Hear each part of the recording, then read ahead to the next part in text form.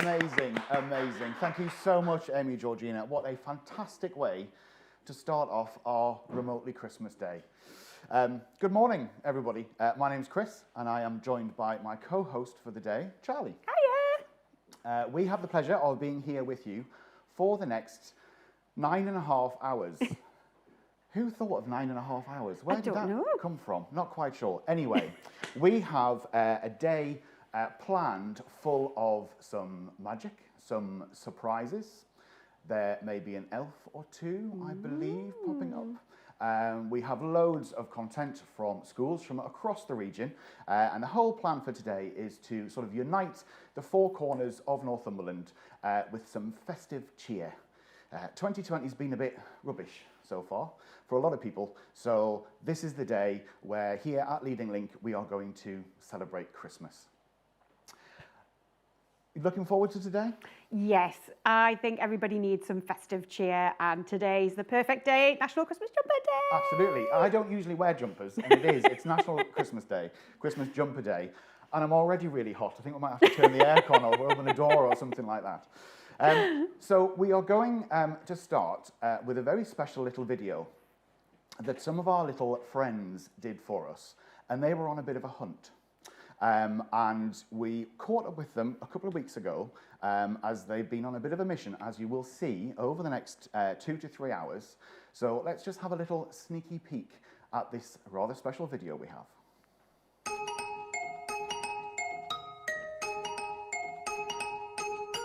Here comes Santa Claus, right down Santa Claus Lane. Vixen and Blitzen and all his reindeer are pulling on the reins. Bells are ringing, children singing, all is merry and bright. Hang your stockings and say your prayers, 'cause Santa Claus comes tonight. Here comes Santa Claus, right down Santa Claus Lane. He's got a bag that is filled with toys for the boys and girls again. Hear those sleigh bells jingle jangle, what a beautiful sight. Jump in bed, cover up your head, 'cause Santa Claus comes tonight, tonight. Santa Claus comes tonight. Happy day, listen to the bells in time as Santa Claus comes your way today. Here comes Santa Claus, right down Santa Claus Lane. He doesn't care if you're rich or poor, though he loves you just the same. Santa knows that we're God's children, and that makes everything right. Fill your hearts with the Christmas cheer, 'cause Santa Claus comes tonight, tonight. Santa Claus comes tonight, stand by.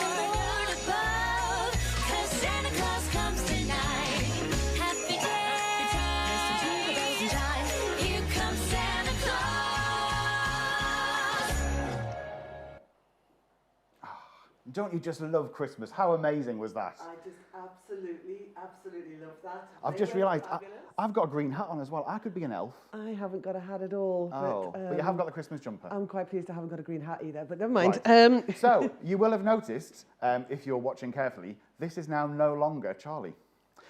This is Lynn Horton. She is the big boss, Leading Lynn, as we call her. It even says so on her mobile phone cover.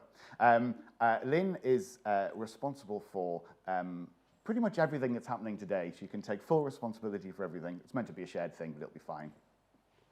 I'm going to butt in there and say, actually, no, it's all Chris's fault. Brilliant. Excited for Christmas? Just a tad, just a tad. It's I really am fantastic. excited, yes. Especially today. It's really, really quite a lovely day today. That was fabulous. That's really put me in the mood now. Those elves at Northumberland Zoo. Northumberland Zoo. Northumberland Zoo have been fantastically supportive of this project and they've helped us all the way. So we shall see a little bit more from them later on. Now then, I think it's time. Oh, it is. It is time. It is. I think there's some children that might be watching this that might be very excited because rumour has it that the elves and Santa are wanting to speak to people, but let's have a look first at St Bede's, and then we're going to Whitley Memorial, then Meadowdale, and then to Choppington. So that's Bedlington and Choppington. Up now. Oh, brace yourself. Oh, I can't wait. I hope you're excited, guys.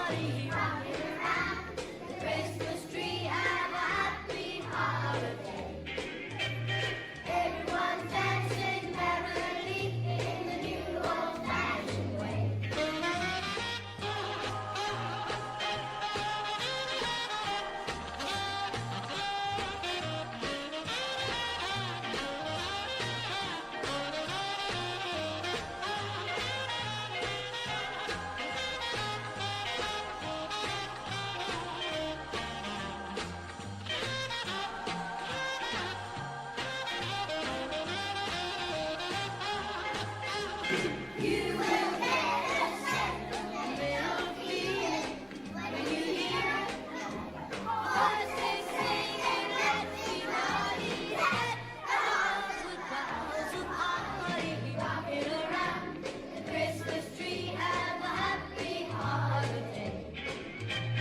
Everyone's dancing merrily in the new old-fashioned way.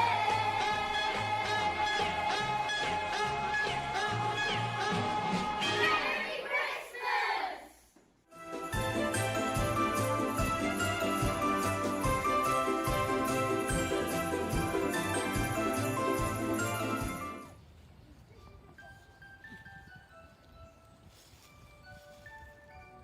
We wish you a Merry Christmas. We wish you a Merry Christmas. We wish you a Merry Christmas and a Happy New Year. Good tidings we bring to you and your King. We wish you a Merry Christmas and a Happy New Year. Oh, bring us some figgy pudding. Oh, bring us some figgy pudding. Oh, bring us some figgy pudding and bring it right here. Good tidings we bring to you and your King. We wish you a Merry Christmas and a Happy New Year. We won't go until we get some. We won't go until we get some. We won't go until we get some. So bring it right here. Good tidings we bring to you and your King. We wish you a Merry Christmas and a Happy New Year. We all like a figgy pudding. We all like a figgy pudding. We all like a figgy pudding with all this good cheer. Good tidings we bring to you and your King. We wish you a Merry Christmas and a Happy New Year. We wish you a Merry Christmas. We wish you a Merry Christmas. We wish you a Merry Christmas and a Happy New Year.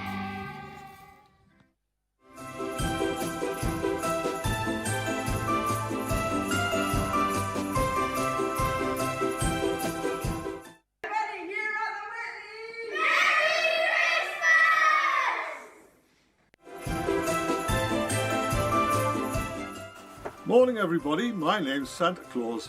I normally sit at the North Pole with all my elves. In fact, we are very busy this year. I'd just like to say we've relocated, because of all the snow, we're in the middle of the snow season up there, to Northumberland Zoo today, and they've done a fantastic job with a lovely little grotto for me. Especially considering they've just had 2 snow leopards delivered. Can't wait to see those later on. I might have to add 2 presents onto the list. So we've just been watching, doing the first part of Remotely Christmas, St Bede's Primary. They were rocking around the Christmas tree. Whitley Memorial, who does a very quick hello in costume, and Choppington Primary School. They got their baubles everywhere. How lovely! You'll have to excuse me referring to notes, but when you get to my age, the memory isn't as good as it used to be. Next we're going to see my naughty elves, who I'm sending into St Bede's Primary School, Whitley Memorial, Meadowdale Academy and Choppington Primary School. Enjoy.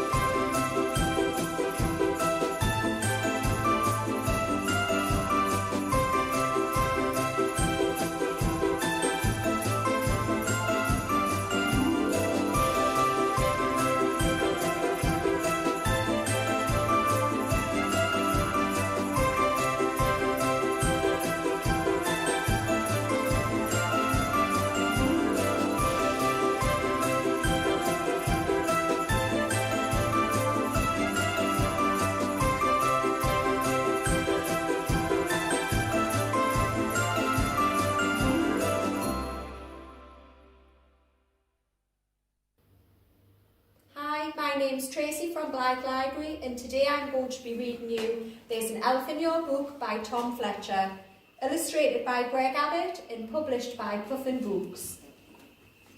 Oh look, there's an elf in your book. Elf's here to do the nice list test with you. You need to be on the nice list if you want Santa to bring you Christmas presents. To pass the test, Elf will ask you to do some nice things.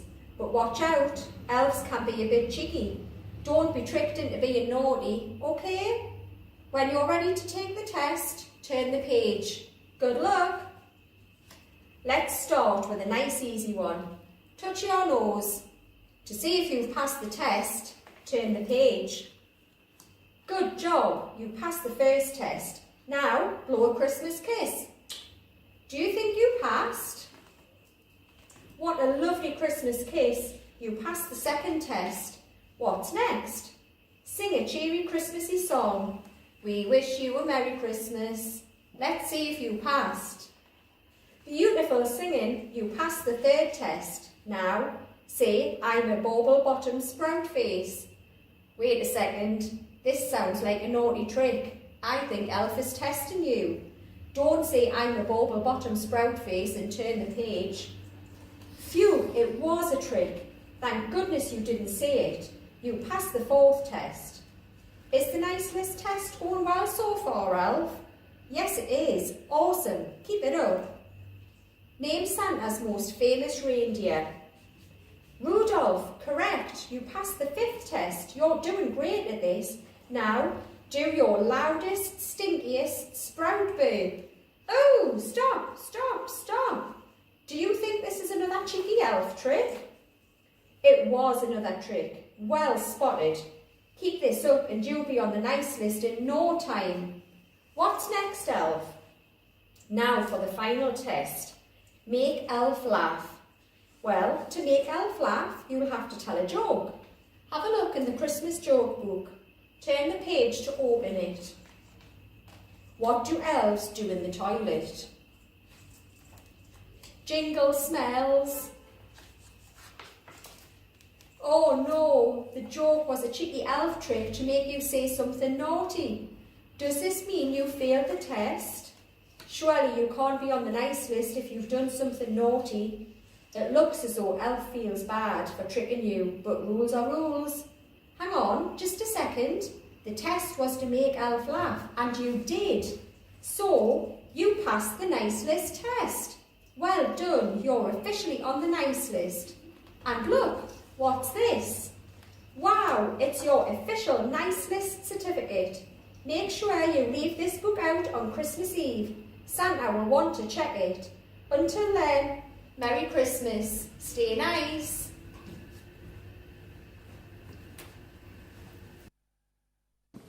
Merry Christmas from Central Northumberland Children's Centres. Christmas pudding, steaming hot, steaming hot. Sprinkle on the sugar, sprinkle on the sugar. Eat the lot, eat the lot.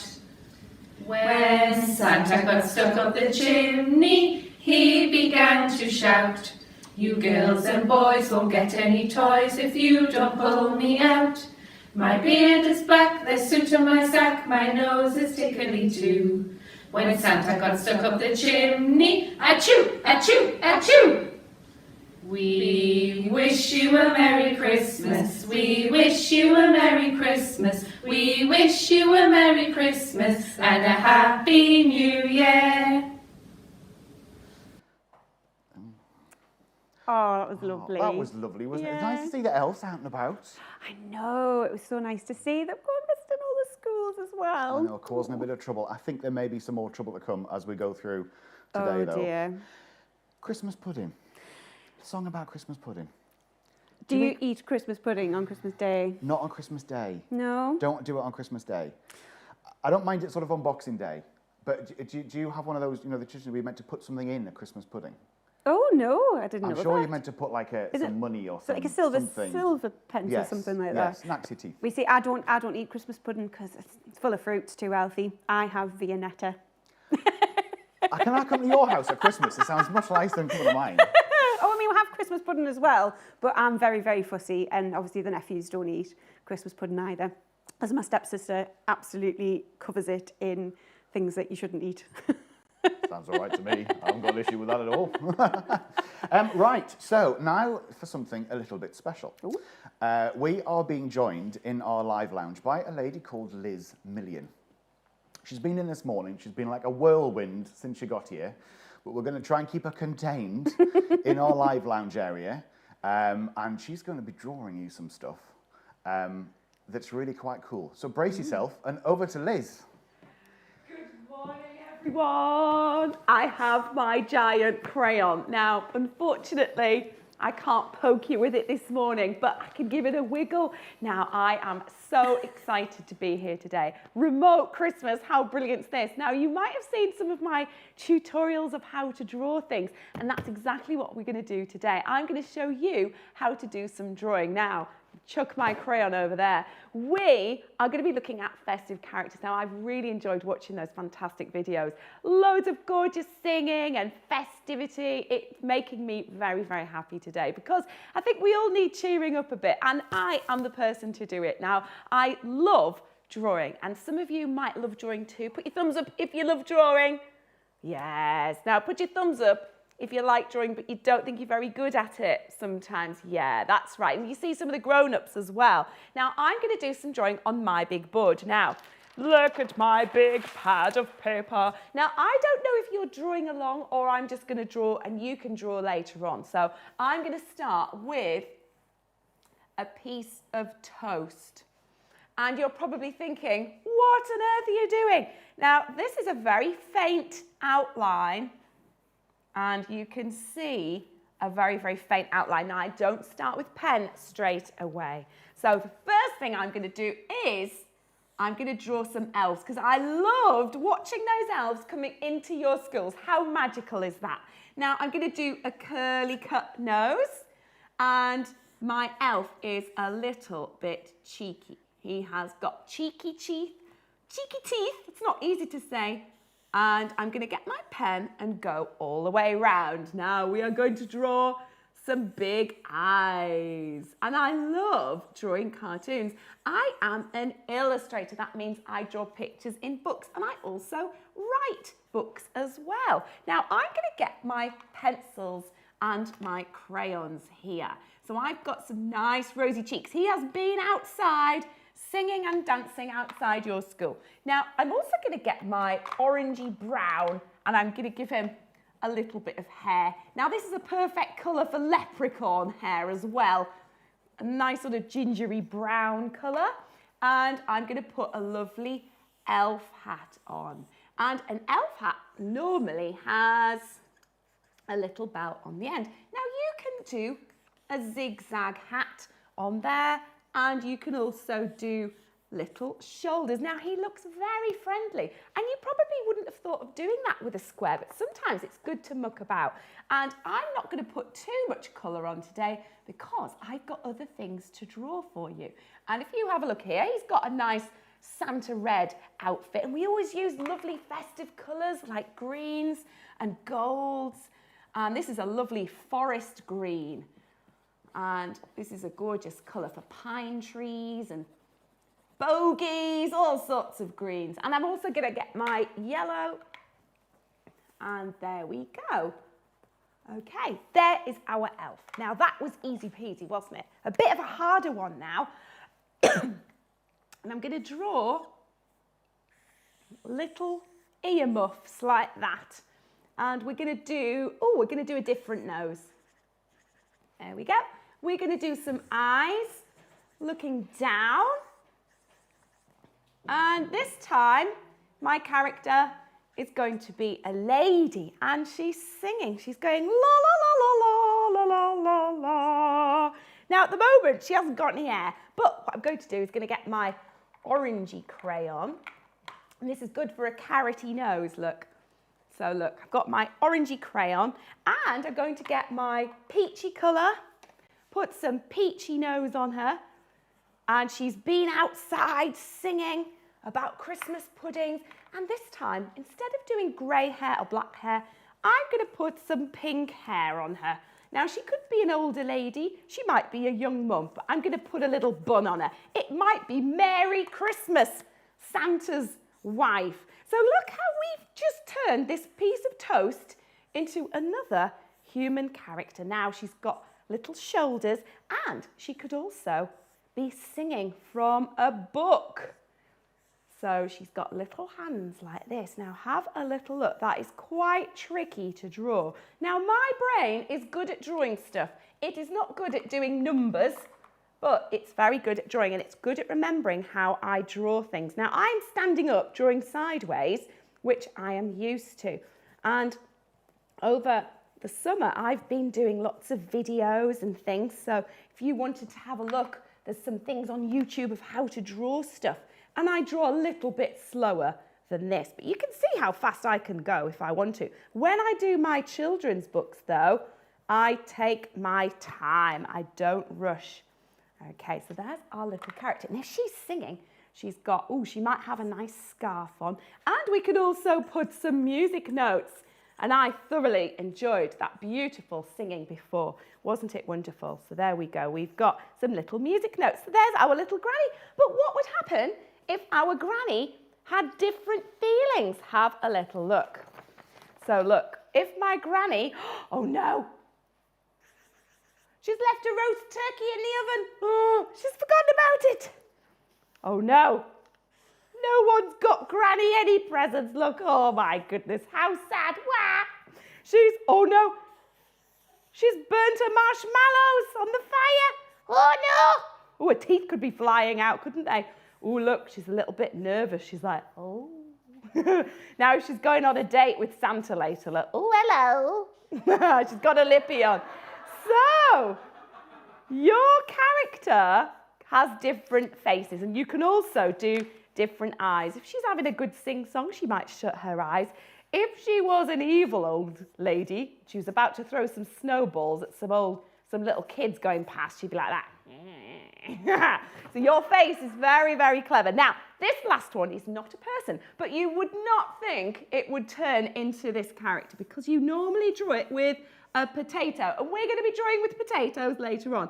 So look, we've got another curly cut, but this time it goes all the way over here. Now we know that that is now a lovely snowman, and instead of doing big goggly eyes, I'm going to do little black dotty eyes.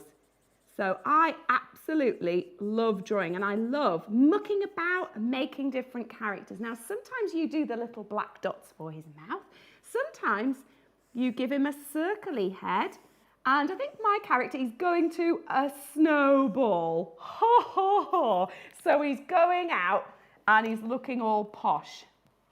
And I'm going to put some red stripes on there. Now, when I did that once in Newcastle, all the kids went crazy because they thought I'd drawn a Sunderland scarf on him, and they all went crazy. So I'm going to make it into like a tartan sort of colour.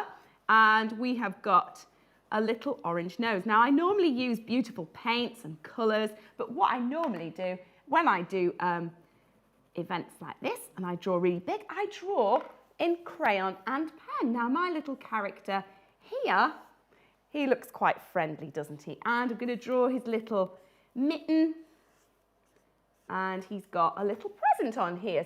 So that was a very, very quick tutorial about how to draw. Okay, so we've got a square, we've got another square, and we've also got another square. So that is how to draw with a square, girls and boys. So why don't you try this in your school today and show someone at home what you've been doing? So good luck. Always remember to put your name on. So I'm writing Liz Million on here, and I know I have been to lots of your schools, so I wish I could be there in person, but we're not. We're doing it here today, which is fantastic. So have a lovely Christmas. I'll see you in a bit. Bye. Well, I've drawn a square, so it looks like a bit of toast, and I've drawn an elf. Both of them now look like a turkey. So I'm not quite sure what's happened there, but I'll leave you to be, as being the expert. I'll lead you to that. Thank you very much to Liz. Now, we are just about to be joined as well by Lynn, who I suspect is sat around the corner practicing her drawing. Oh, there she comes. Has you been drawing? Yes, of course. I loved that, Liz. That was absolutely amazing. And I found a hat as well. have? I'm so happy. This I have your a secret hat. drawer of... Are you going to come out with a different hat every time? Well, you never know. Oh, The day is full of surprises. it certainly is. It certainly is indeed. How's your drawing skills? Do you know what? They've just improved. Really? They've just massively improved. Wow. I'll show you the picture later. Right. Oh, we may have Bring it evidence. in. We may have evidence later on. Sitting there drawing away. It's great. So where are we going now? Oh, these elves, they are moving. They're moving fast. They don't hang about, elves. They don't, do they? I thought that. So now they've gone to Cramlington. Gone to Cramlington. So, are the children in Cramlington excited? I hope you are, because we've seen that the elves are coming your way, especially to Northburn, Hillcrest, Beacon Hill, and Burnside. Exciting. Oh.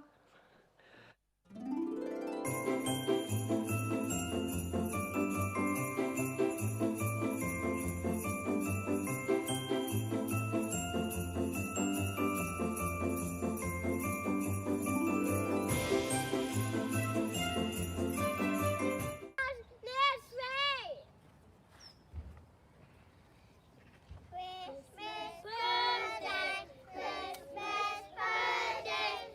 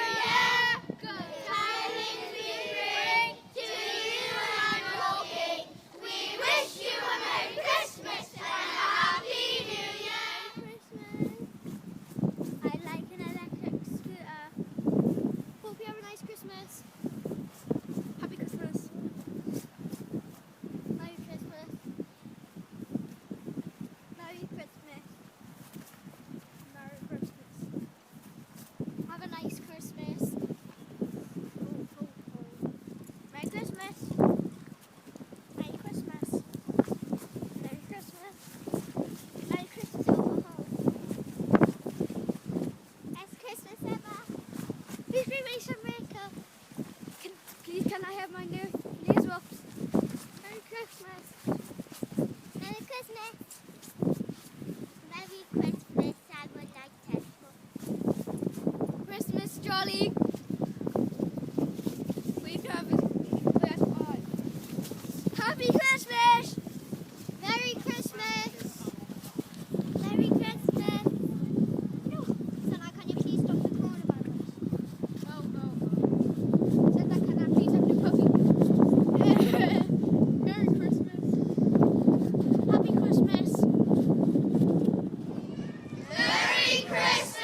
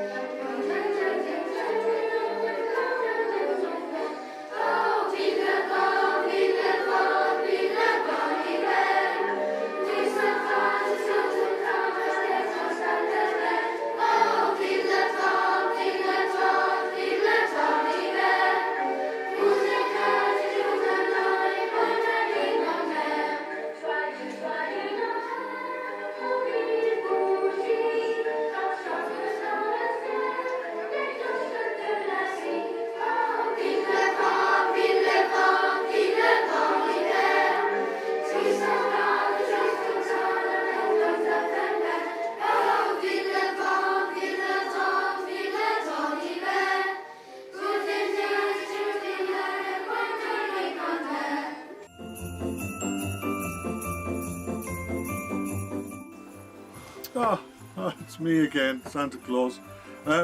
We've just had a lovely look at Northburn Primary School with their mini stage and Twinkle Twinkle. I do like a Twinkle Twinkle. Beacon Hill Community Primary School. They took a Christmas tree down to St Mary's and sang a Merry Christmas song. And then we had Burnside Primary doing Jingle Bells in French. Ooh, le français. Now you're probably wondering where my sleigh is with the reindeer. If you look up, you might be lucky to see it. It's currently at 20,000 feet on a refueling pattern, and it's been looked after by 2 RAF Typhoons and a Voyager refueling tanker.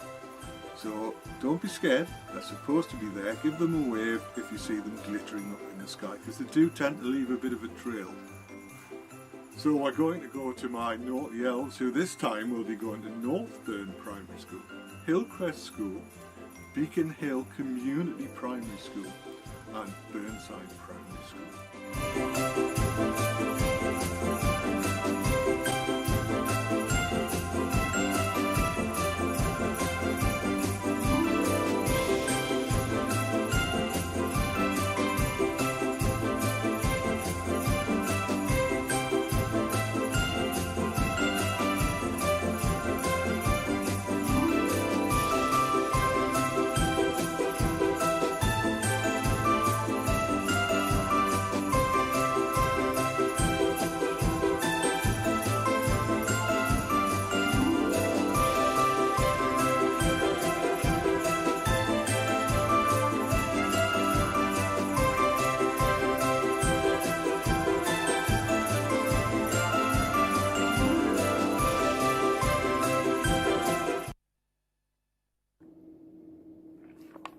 Hi, today we're going to read How Many Sleeps Till Christmas by Mark Sparring and Sebastian Braun, published by Puffin.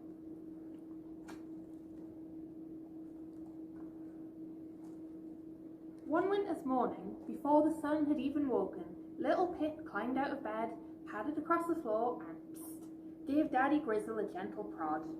Daddy Grizzle yawned and stretched, the way he did every morning. He then plumped his pillow and zzz, right back to sleep. "Wake up," said little Pip. "I think it's Christmas Day." Daddy Grizzle opened one very sleepy eye. "No," he mumbled, "it isn't Christmas Day yet. In fact, there are 4 sleeps till Christmas, 4 whole sleeps to wait." Little Pip gave a disappointed sigh. "But never mind," said Daddy Grizzle. "After all, we still have plenty of things to keep us busy. First they needed to find a tree." So out they went, Daddy Grizzle and Little Pip, and searched until they found the perfect tree, waiting quietly in the frosty woods. And that night they strung the tree up with all sorts of lights and loveliness, then cuddled up in the comfiest of chairs. 4 whole sleeps till Christmas, Daddy Grizzle reminded Little Pip. "Okay, Daddy," murmured Little Pip. 1, 2, 3. But the next morning, a certain someone seemed to have forgotten something very important. "Psst," said Little Pip. "Wake up, I think it's Christmas Day." Daddy Grizzle climbed out of bed with a big bear groan. "No," said Daddy Grizzle, "it isn't Christmas Day yet. There are 3 sleeps till Christmas, 3 whole sleeps to wait." "3, sighed Little Pip, 3.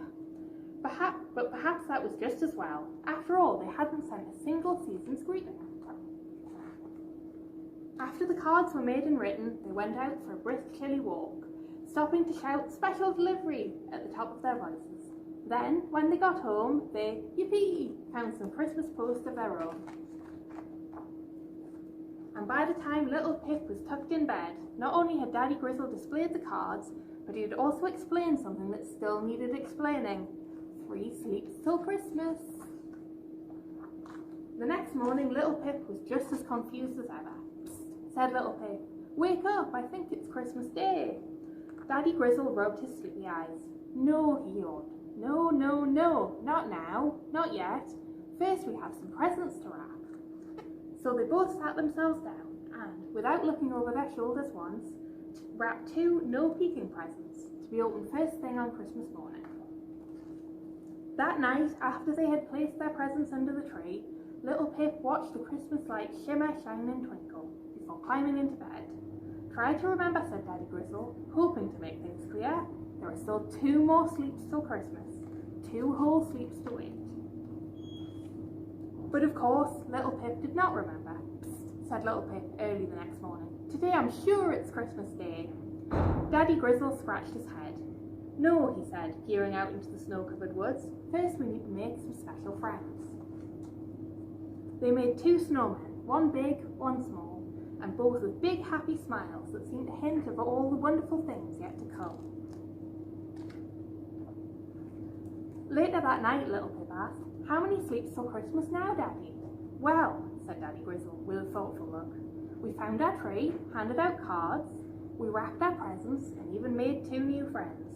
Now there's nothing else to do, so it's only 1 sleep till Christmas, only 1 sleep to go." "1," smiled Little Pip, "just 1." And even Daddy Grizzle felt a shiver of excitement. The next morning, earlier than ever, a certain someone woke and realised that a very special day was finally here. Psst. And when Little Pip opened his tired eyes, there stood Daddy Grizzle, wide awake and beaming. wake up, Little Pip," cried Daddy Grizzle. "It's you-know-what." Little Pip gasped, and Daddy Grizzle let out a huge cheer that rattled the windows and woke the whole wood. "Hooray, hooray, it's really Christmas Day!" Merry Christmas.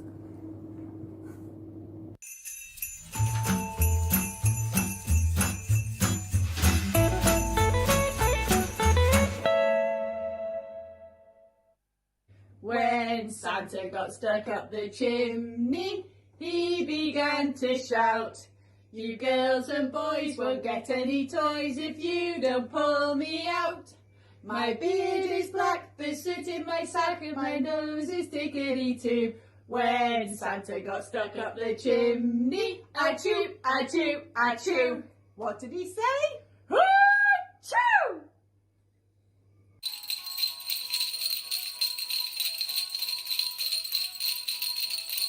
Dashing through the snow in a one-horse open sleigh.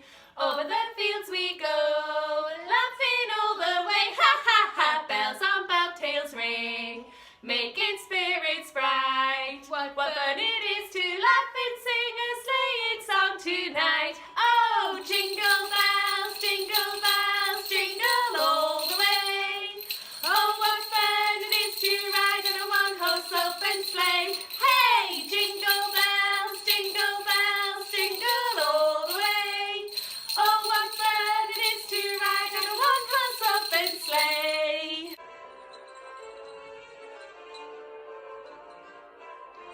We wish you a Merry Christmas, we wish you a Merry Christmas, we wish you a Merry Christmas and a Happy New Year.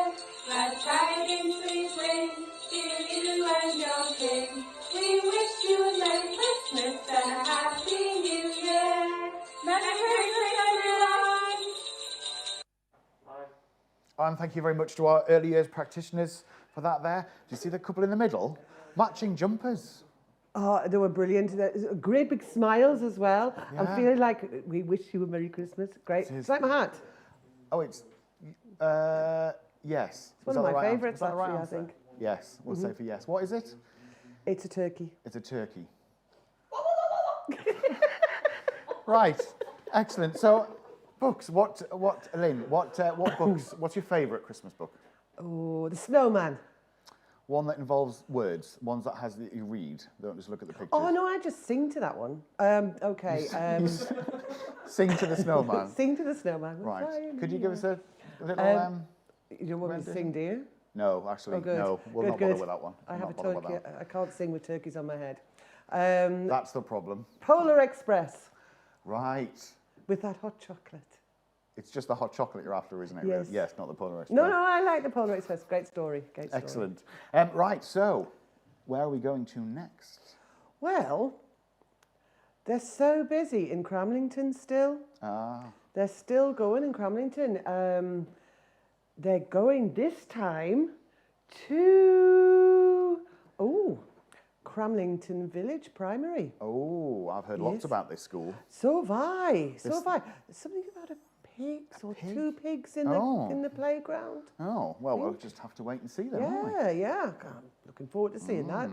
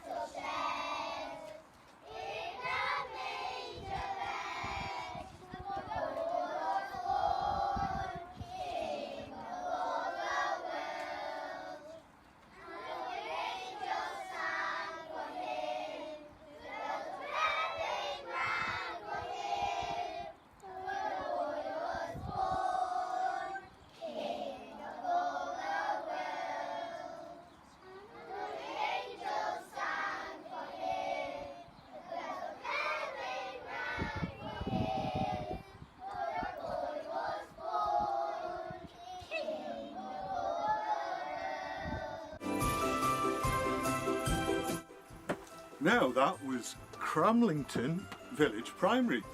where they've had their wonderful winter wonderland. And did you know that this school has pigs? How advanced! Who wouldn't like to have a pig in the school? And now, let's go and see my naughty elves at Cramlington Village Primary.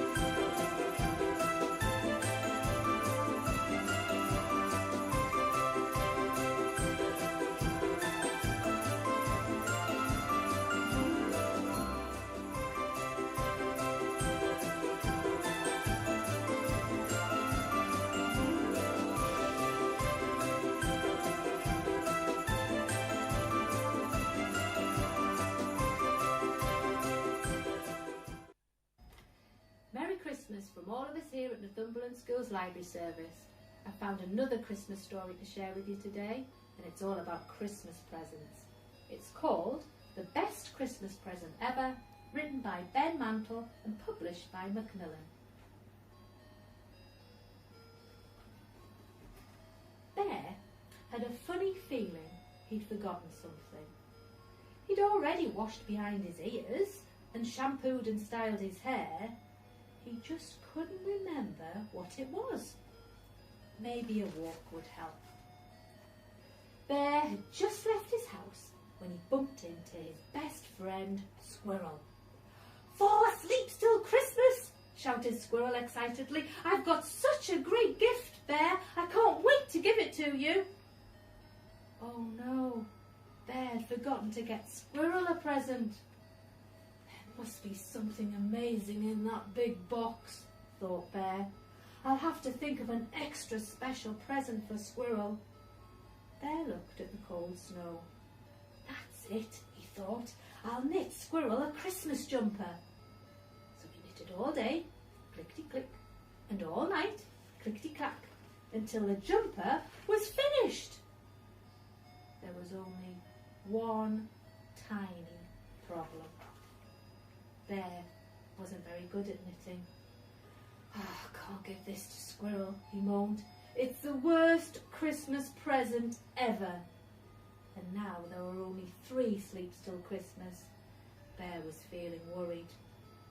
"Owl will know what to give Squirrel," thought Bear. "Why don't you paint Squirrel a picture?" suggested Owl when Bear paid him a visit. "What a brilliant idea," said Bear. "I'll paint him a portrait." So Bear rushed home and got to work. He painted all day, splash, and all night, splat, until the painting was complete. It was absolutely terrible. Now there were only 2 sleeps till Christmas. What was Bear going to do? Maybe Fox would know. "Oh, it's nearly Christmas," Bear groaned to Fox later that day. "I know, exciting," said Fox. "Have a slice of cake." "But I don't know what to give Squirrel," Bear sighed. He sat by the fire and thought.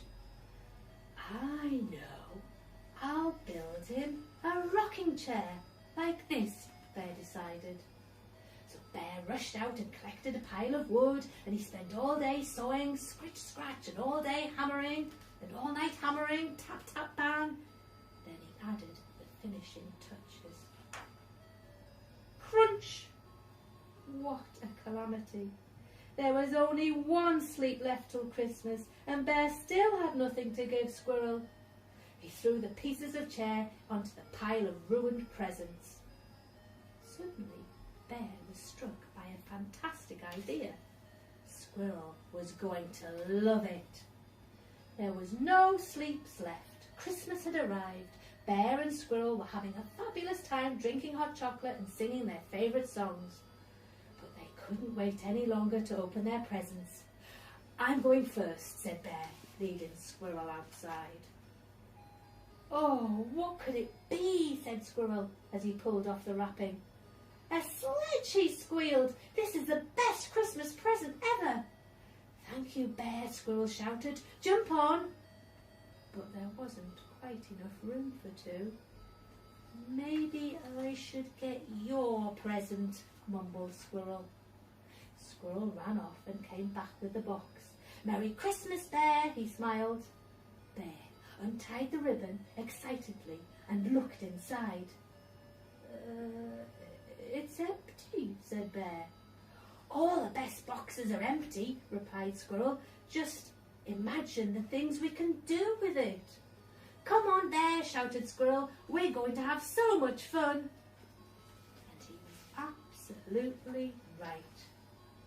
Because now they both had the best Christmas presents ever. Happy Christmas from us all here at Northumberland Schools Library Service. I hope you have a lovely time. Take care. Bye. And a happy Christmas to you too. I love a story time. Oh, do you know, it's lovely to see all the library staff as well. It is, because library, you don't realise what goes on in the libraries and how much the library service actually has to offer. I know. I go to loads and loads of libraries, Chris, and it's just, you know, I haven't been into one for a while, but oh my goodness, they put on so much like stuff for kids to do as well. And Northumberland libraries have been very good to me over my career. Oh, and right. I recognise quite a lot of the schools and the library staff there. Wow. It's really good. But you know, when you go to like all these gorgeous libraries, I always tell the kids, you can actually get 15 books out from your libraries, and kids are like, what? Because normally the mums only let them get 3 because the mums have to like carry them back like that on the bus. So you can actually get quite a lot of books out of the library. Yeah, they're brilliant because well, we've done some work with them, and they get artifact books and put all sorts of stuff together. There's nothing they don't know. They're like their own Google system. You're like, have you got a book about them like that? Yes, probably. and this whole thing about, you know, a librarian will just spend their time going, shh. Yeah. They might do it sometimes. No, well, not as often. well, when I was little, I don't know about you, when we went to libraries, it was all oak, it was quiet. There was always like old men reading newspapers, but it was like, and now it's like a welcoming place for like families to go. I remember when I had little George, he was like 11 now. First thing I did was sign him up with a library card, and in Darlington we did like babies groups and how to read, and then as picture books, as you get older and older, you become a lifelong reader, and that's exactly what we're doing today. We're trying to get kids to read, be creative, enjoy themselves, but also like reading is just such a skill as well. And it's like, you know, whatever you like reading. And some people say to me, I don't really like reading. I think, well, you haven't found the right book, because my son is an avid reader and he always has been, but he loves like horror things like Darren Shan and Michael Grant he's reading at the moment, and he just devours books, even though he loves PlayStation and things like that. He loves reading, and I think it all just stems from when you read at home as well before bed.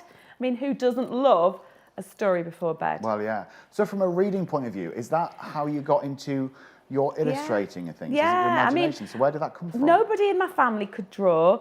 They always like encouraged me with when I wanted new felt tips and pencils, things like that. But I was just like a normal kid drawing when I was little. But then when I sort of got to year 5 and 6, we were drawing things, and the teachers were brilliant. They sort of spotted that I had a bit of a talent for drawing, and the teachers and my parents were very encouraging, and they said you have to do whatever makes you happy in life, and that was drawing.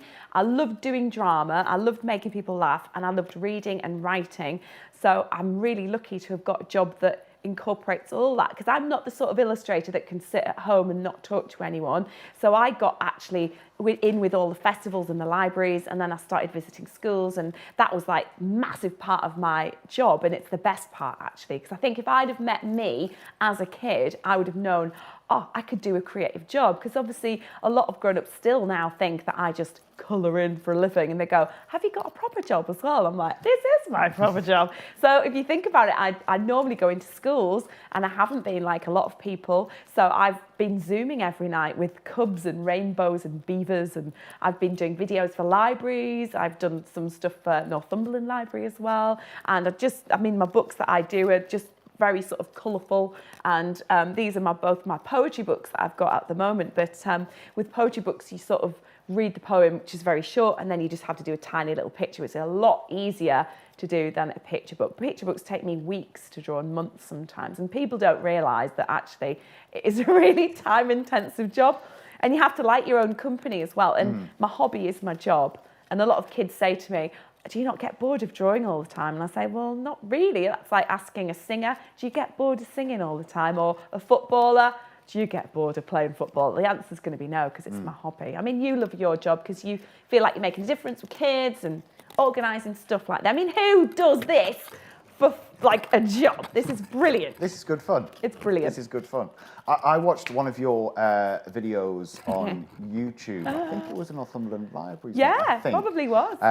And I'm not really a drawer. Was it Silly Squad? Because it was the Silly Squad this summer. Oh, I love doing those and videos. I was absolutely hooked. Lynn and I sat in our office and we watched it. And we did it and we drew. We were so proud. Yeah, so proud. We took pictures and sent it around to people going, look what we've drawn. People forget how much they like drawing. And as a kid, you love drawing. But it probably took a couple of comments for people to go, that's not very good. Or, oh, you realise, oh, I'm not very good at drawing. But you don't have to be good at something to enjoy it. Like, I love netball, but I'm only 5'4". I am pretty rubbish. But you know, you have to enjoy things in life. And I think nowadays with like mental health and having your own time, especially in lockdown, it's really important to get some just your own time and your own space to be creative. And lots of people who can't draw are very good at creating things and, you know, it's great. Speaking of creative, here on the rumour mill that our mischievous elves are out and about again. Oh my goodness. Now they are still in Cramlington. Oh. So, if you are at Cragside Primary School, Eastleigh Primary School, Hareside Primary School, and Shankleigh Primary School, brace yourselves.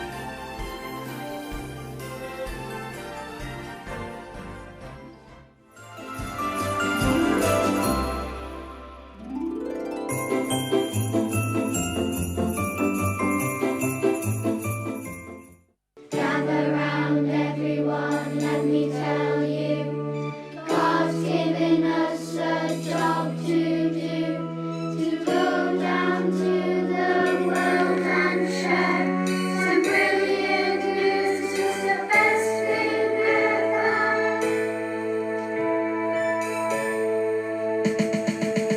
We'll tell the world, we'll let them know, we'll do our best, come hail or snow, have no doubt, we'll blast the trumpets out, we'll tell this good news to all mankind, we'll tell the world, we'll tell the world, we'll tell the world, we'll tell the world. God is going to send His only Son to be born on earth, to become a man, to live, walk and talk with men everywhere. His name will be Jesus, will be their Savior.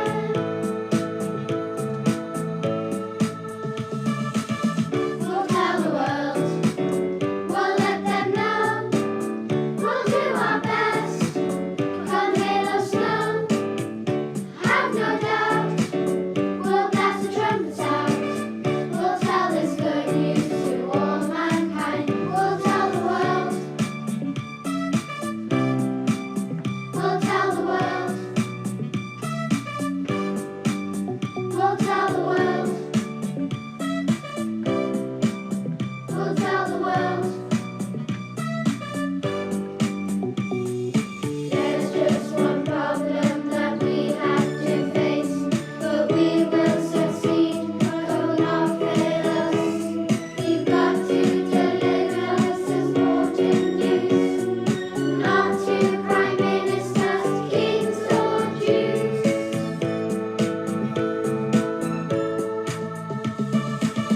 We'll tell the world, we'll let them know, we'll do our best, come hail or snow, have no doubt, we'll blast the trumpets out, we'll tell this good news to all mankind. We'll tell the world, we'll let them know, we'll do our best, come hail or snow, have no doubt, we'll blast the trumpets out, we'll tell this good news to all mankind.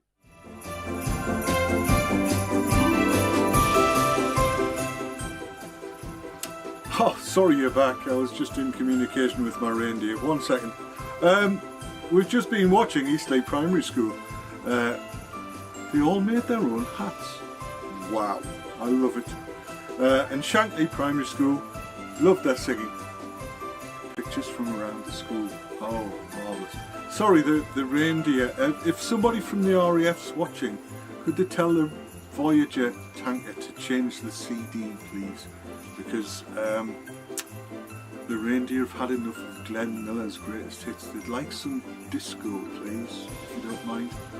The lights are fabulous, but the music is gentle. We're going to go on and see my wonderful elves. This time they're going to Cragside Primary School, Eastleigh Primary School, Hareside Primary School, and Shankly Primary School.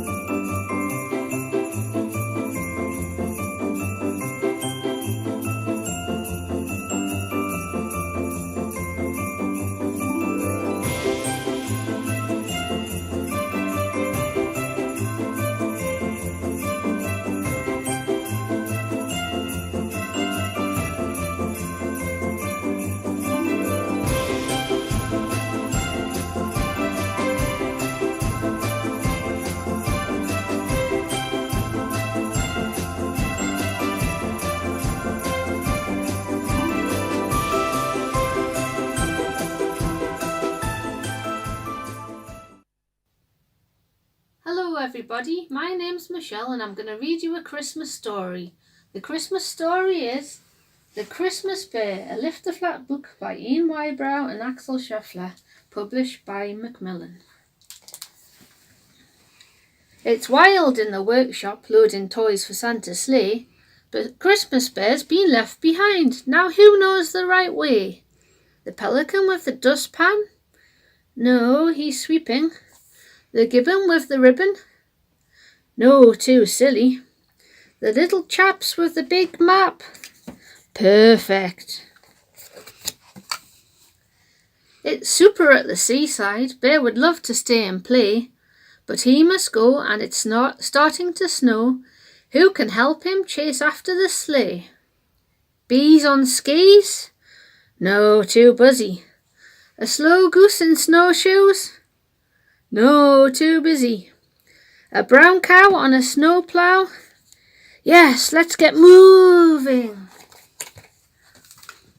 It's gorgeous on the galleon, but sailing's much too slow. Santa's still a long way off, so who can Bear ask for a tow? A canoe in a canoe? No, he's sinking. A sardine in a submarine? No, too tiny. A pug in a tug? Yes, just the job. It's fearsome in the forest, but look, Santa's in the sky. Poor Christmas Bear can't jump up there, so who will help him fly? A spider in the glider? No, too tickly. A duck in a truck? No, I don't think so. A raccoon in a balloon? Yes, up, up and away. Santa smiles, he's done his job, and his reindeer race away. Now which of his gifts will the boy like best when he wakes on Christmas Day? Some hairy fairies, hard to beat. Happy Christmas. A Christmas choir, squeakily sweet. The Christmas Bear, he'll like the rest, but Bear is best. And that's the end of the story. Thank you very much. Oh, I love that story. I love any stories that have got mice in them. Ah, Yeah. I love any stories that have rhymes in them. Like, I would love the fact that we've got a story and then it was the canoe in a canoe. I think that's brilliant. I would read more books if they all like rhymed and things like that. Oh, well, a lot of them do, you know. I'd probably need to read a bit more. I think you do. I never really read that much, and I kind of regret that now. I didn't read that much when I was a lot younger than I am now. It's not just about you personally reading it, though, but like the love of books coming from your parents or your carers or your grandparents reading to you, I think is just such a lovely quality moment. So it's something you don't necessarily have to do on your own. You can do it together as a family or as a group of people. So, I mean, I'm such a huge advocate of reading anyway. Well, yeah, I have a feeling my mum actually enjoyed reading to me more than I actually enjoyed being read to, because I think I preferred like the books with the pictures and you can see what's happening. And do you like the lift the flap books as well? Yes, and the pop-up things in you. Just like that one. Yes, I was fascinated by that last one. I was like, I want to watch that whole one. Oh, that's a lovely book. Right. Yes. Now then, it's time we moved on. Okay. Now, it's all well and good us being sat here talking about reading and eating and reading and more eating. Yep. Liz is sat there having a break with a bag of... Is that meant to be a grape? Yeah. And the rabbit noise introduced that it is a grape. So we now have a special little video, which is a bit of a warm-up video. So if you're watching at home or in your classrooms or whatever, you need to find yourself a little bit of space. And it's time to get a bit active. Oh, we've got to do this. Oh, yes, you've got. That's almost like 2 meters, isn't it? Yeah, we'll do that. Right, so we're just going to sit here and do this. Yeah. And then we'll have a bit of a warm-up video, and we'll see what happens when we come back.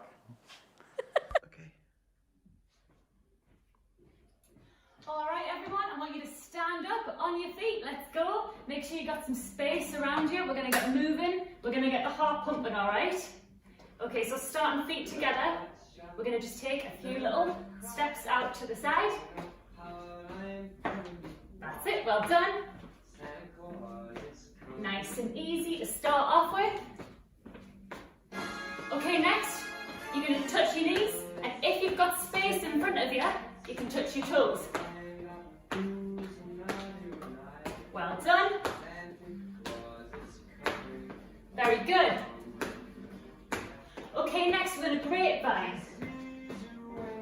So step behind, step together. That's it. And if you like, you can do a little jump on the end. Well done. Okay, we're going to take 2 steps to the side and the other side. And if you look, I'm stretching my arms all the way up to the top. Okay, I think we need to step it up a notch. All right, so big twist. Elbow to knee. That's it. Well done. Should feel your heart racing now. Okay, we're going to do little mini versions of jumping jacks. That's it. And if you can, let's do full jumping jacks. Well done. All right, back to that grapevine. With a little jump on the end. Step behind, step together. You're doing really well. Well done, everyone. Okay, next, we're going to go back to that little step out like this. Okay? Nice and gentle. That's it, well done. You've got it. Okay, next we're going to go back to those toe touches, if you can, if you've got room. Remember, if you're a bit squashed, just do the knees. That's it. Well done. And to finish, we're going to do those double steps to the side. Are you ready? Reaching up. Well done.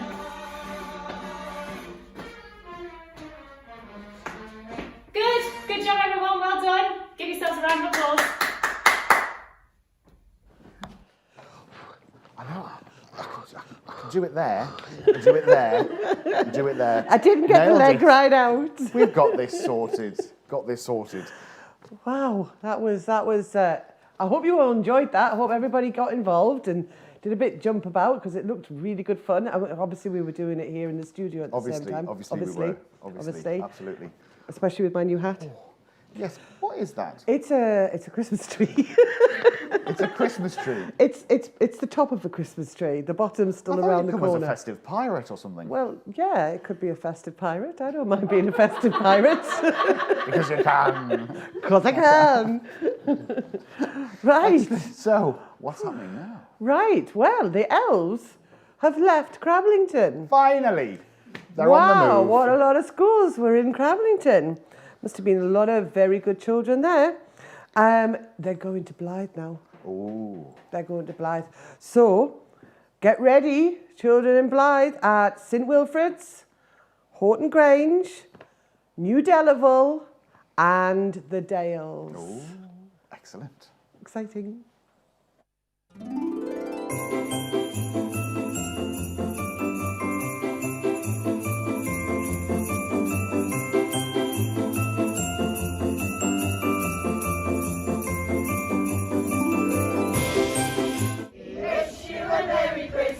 We wish you a Merry Christmas. We wish you a Merry Christmas and a Happy New Year. Good tidings we bring to you and your King. We wish you a Merry Christmas and a Happy New Year. Oh, bring us a figgy pudding. Oh, bring us a figgy pudding. Oh, bring us a figgy pudding and a cup of good cheer. We won't go until we get some. We won't go until we get some. We won't go until we get some. So bring some out here. We wish you a Merry Christmas. We wish you a Merry Christmas. We wish you a Merry Christmas and a Happy New Year.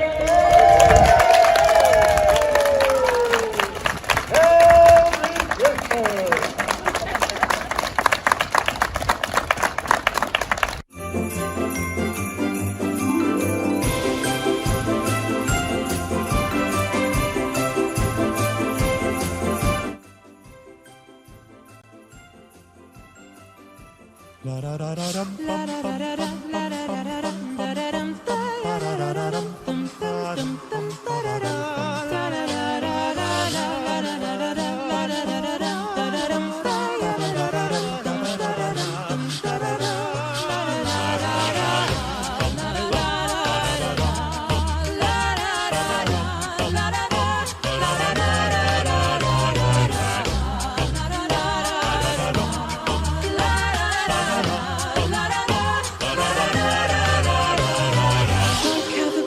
sweet silver bells all seem to say, throw cares away, Christmas is here, bringing good cheer to young and old, meek and the bold. Ding dong, that is the song with joyful ring, all caroling. One seems to hear words of good cheer from everywhere, filling the air. Oh, how they pound, raising their sound, o'er hill and dale, telling their tales. While people sing songs of good cheer, Christmas is here. Merry, merry, merry, merry Christmas. Merry, merry, merry, merry Christmas. On they send on without end their joyful tone to everyone. Ha, ha, ha.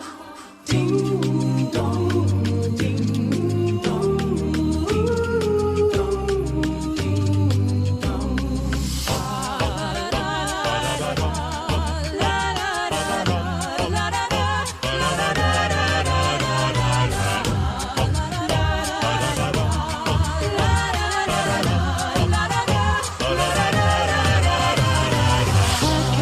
Sweet silver bells all seem to say, throw cares away.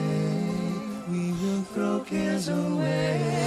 Christmas is here, bringing good cheer to young and old, meek and bold. Bringing cheer. Oh,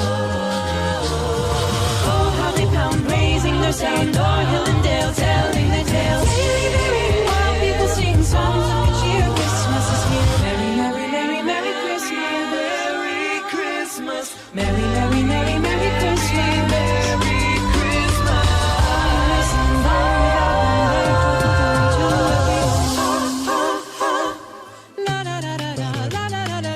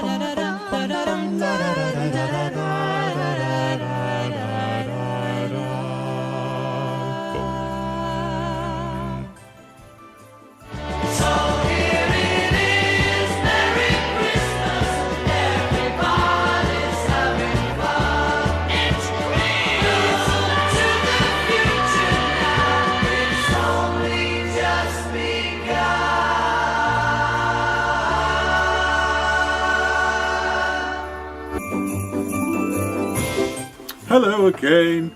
We've just been watching St Wilfrid's Primary School. Lovely pictures around the school. I did like that, and the staff really have got into this, getting all dressed up. And then we had New Delville Primary School with the staff singing songs. Well done everybody, a big wave to you. Let's move on to see my naughty elves. This time they're going to be in St Wilfrid's Primary School, Horton Grange Primary School, New Delville Primary School and the Dales Primary School.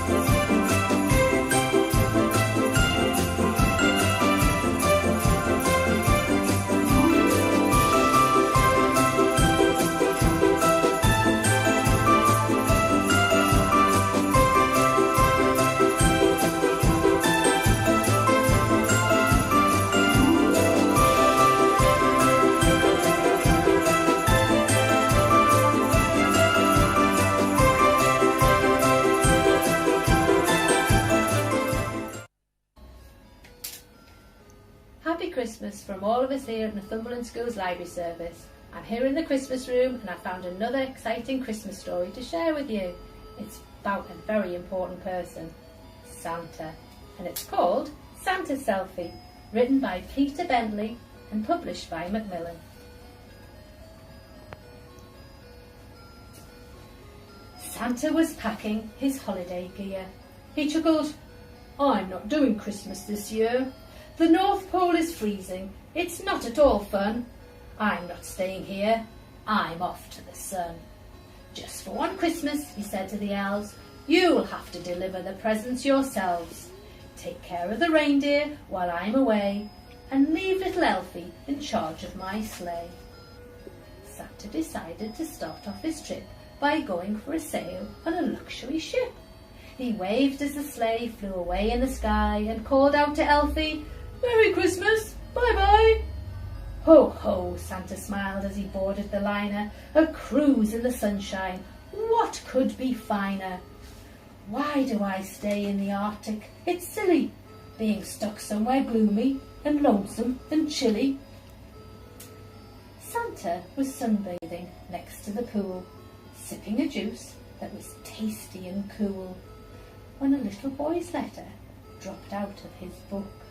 A girl picked it up and took a quick look. It said, "Dear Santa, for Christmas I'd like a new pair of football boots, sweets and a bike." "You're Santa! That's awesome!" she gasped in delight. "Can I take a quick photo?" said Santa. "All right." Click. "Thanks," said the girl. "I must tell the others." And she ran off to fetch all her sisters and brothers. "Santa's aboard!" soon everyone knew, including the captain and all of the crew. Wherever he went, he heard people say, "I must get a photo with Santa today." Click, click, click. Folks wanted snaps when he went to the gym, and when he jumped in the pool for a swim. When Santa tried yoga, he liked to keep healthy. He even got asked for an upside-down selfie. And after, when Santa was eating his lunch, he was stopped for a photo between every munch. Click, click, click. "I must leave this liner," sighed Santa. "I'm trapped. I can't move a muscle without being snapped." The liner arrived at a port the next day. Said Santa, "This looks like a nice place to stay." He crept to the gangway and chuckled with glee. "I did it! Ho, ho! No more photos for me!" But then his heart sank as he heard a loud cheer. "There he is!" cried the people. "Santa is here!" It looked like the whole of the city was there. "Hey, Santa," said Senior Gonzales, the mayor. "We heard you were coming, and now, if you please, can we take a few photos? Santa, say cheese." "Oh, bother," thought Santa. "They knew me here too. I'll go somewhere far from this hullabaloo."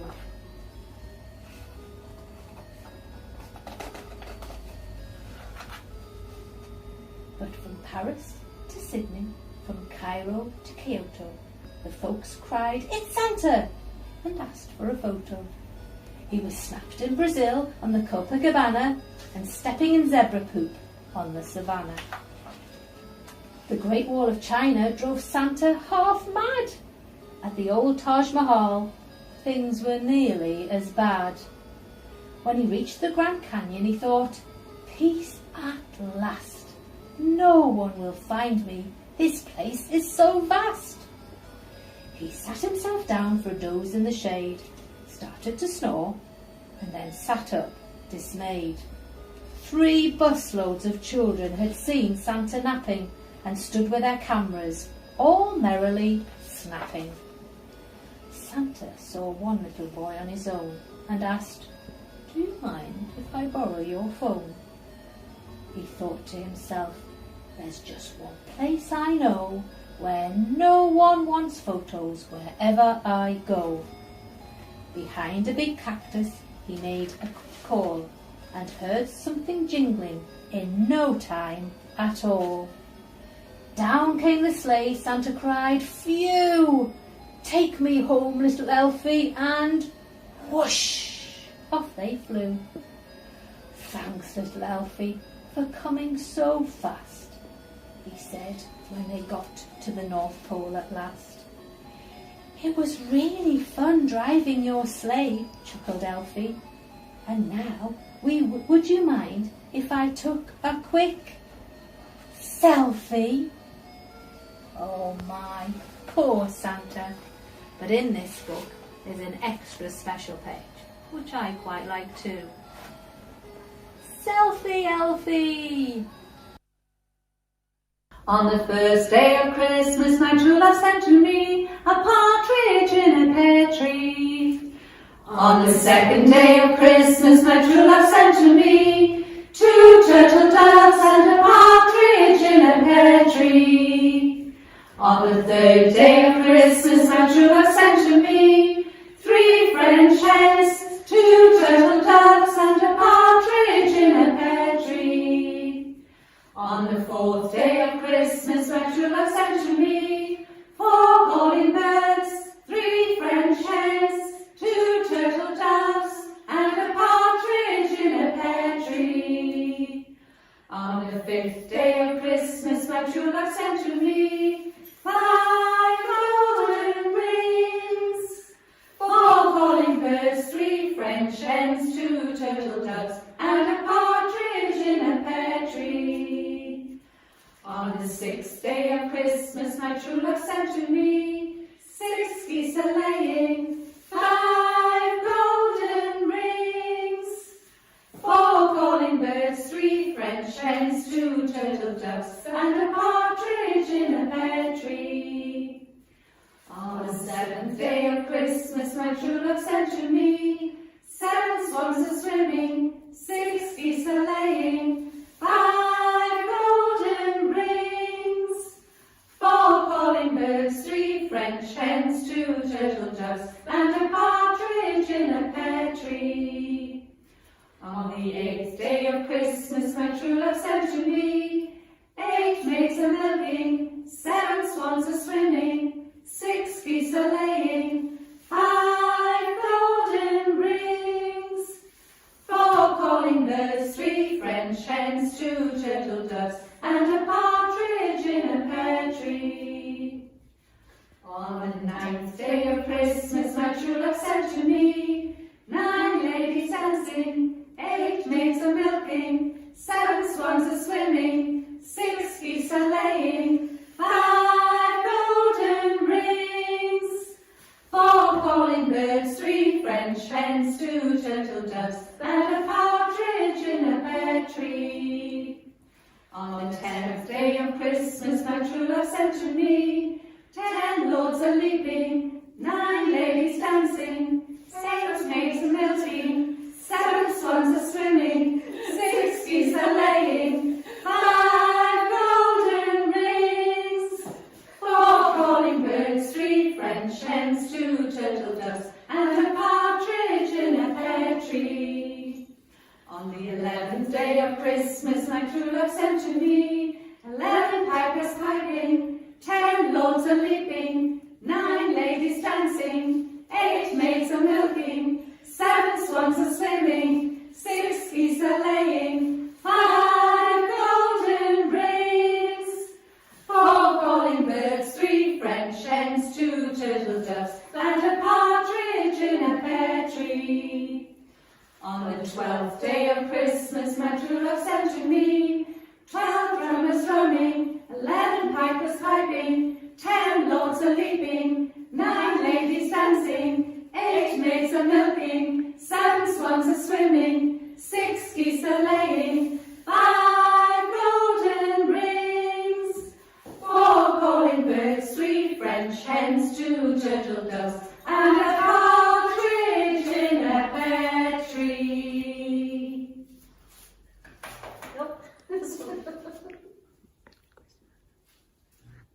Thank you for watching. Stay safe. Merry Christmas from everybody in Blind Valley Children's Centres. We nearly cut you off then.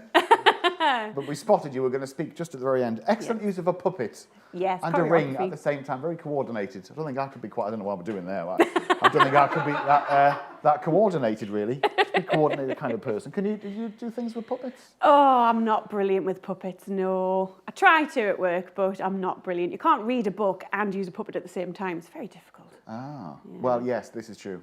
Yeah. Now, we are coming up. Now, this will be interesting. Let's see how she does this. So we're coming up to going back to Liz Million. Now, the problem is, Liz Million is now sat on my right. And she should be over there in the other side. So let's just see. There we go. Seamless. Nobody would have spotted that. Nobody would have spotted that at all. I think what we'll do is we might edit that out when it actually goes out. Yeah. We'll see how that goes. So, right, and calm. Back to normal. So, we're now going to go back over to Liz, who's now in the right place, and she's going to do some more illustrating for us. Thank you, everyone. It's great to be back on this side of the studio. Now, I was just having a lovely cup of coffee. I was so enthralled with that video, the 5 gold. I was singing away, and then I thought, I'm sure I'm meant to be doing something. So here I am, I'm back drawing. Now, I know you saw my big crayon before, which I normally whack kids with. I've got my giant pencil. I can't whack anyone with this. And I think what we're going to do this time, we're going to do a beautiful snowy character. Now, I know you saw last time that I was doing squares. I love drawing with potatoes, baked beans, squares, but I really love a new shape which I call my doorway. It looks a bit like those lovely fairy doors you get, or a lolly without the lolly stick. And this is going to be a little penguin, but really it's a good shape for polar bears, it's a good shape for all sorts of things. So I'm going to chop it in half, and I'm going to do another little line on here, and that's going to be our penguin's little scarf. And again, I'm going to get my colours. And you can do zigzags, you could do holly berries, candy canes, you could do all sorts of things. So I'm just doing a wiggly scarf this time. Now, what sort of a hat your character might have on? Well, I've got some paper here and I'm going to have a little practice. So he could have a little pom-pom hat. He could have a little sort of Victorian top hat. They're quite cute. He could also have a little Santa hat, or he could have a French beret, ooh la la. And he could also have one of those funky jester hats with little bells on. So it's up to you what sort of hat your penguin has. But my little character, I think I'm going to do a little pom-pom hat, just because I like pom-pom hats. And then I'm going to do my zigzag. It's like someone in his house, like his nana or someone, has very cleverly knitted him a little matching ensemble. Okay, now beaks are hard to do. I'm going to draw a beak like that. Now, if you have a look at that, you'll see, I know lots of you do beaks like that, and that is fine, but I like to make mine look a bit smiley, okay? And I'm going to show you how to do gorgeous eyes. I know we were looking at cartoony ones. So look, if we do a big circle there and a big circle underneath, and look, I am colouring it in like that. Now, if you want to do a cute one, you can put eyelashes on, you can put friendly eyebrows on, like that. And I think I'm going to do a girl character, just because it looks cute. Yeah! So, I'm going to get my earwax yellow, which is not an official colour, but I have lots of different colours. I've got bogey green, I've got Donald Trump orange, and this is my orange here. There we go. So that's quite nice. You can see I'm using my crayons to blend it in. Now, this is a trick. So I'm going to get a turquoisey blue. Now you can do purple, you can do black, grey, dark blue, up to you. Now, this is why I use crayons when I do big drawings like this. There's nothing worse than starting a beautiful picture and running out when your felt tip runs out. It's horrible. So I'm going to come round here like that. And you can see I'm using the corner of my crayon. Now, when you come to colour it in, you could always put a lovely Christmas jumper on, like we're all got on today, because it's Christmas jumper day. I've got about 4 different jumpers. And I'm going to draw little, it's got little mittens on, I think. So draw those little flippers under the scarf. Now, if you're trying to keep up at school, I apologise, it is going quite fast. But I only get a very short time to draw. So I'm going to come round here with my pen.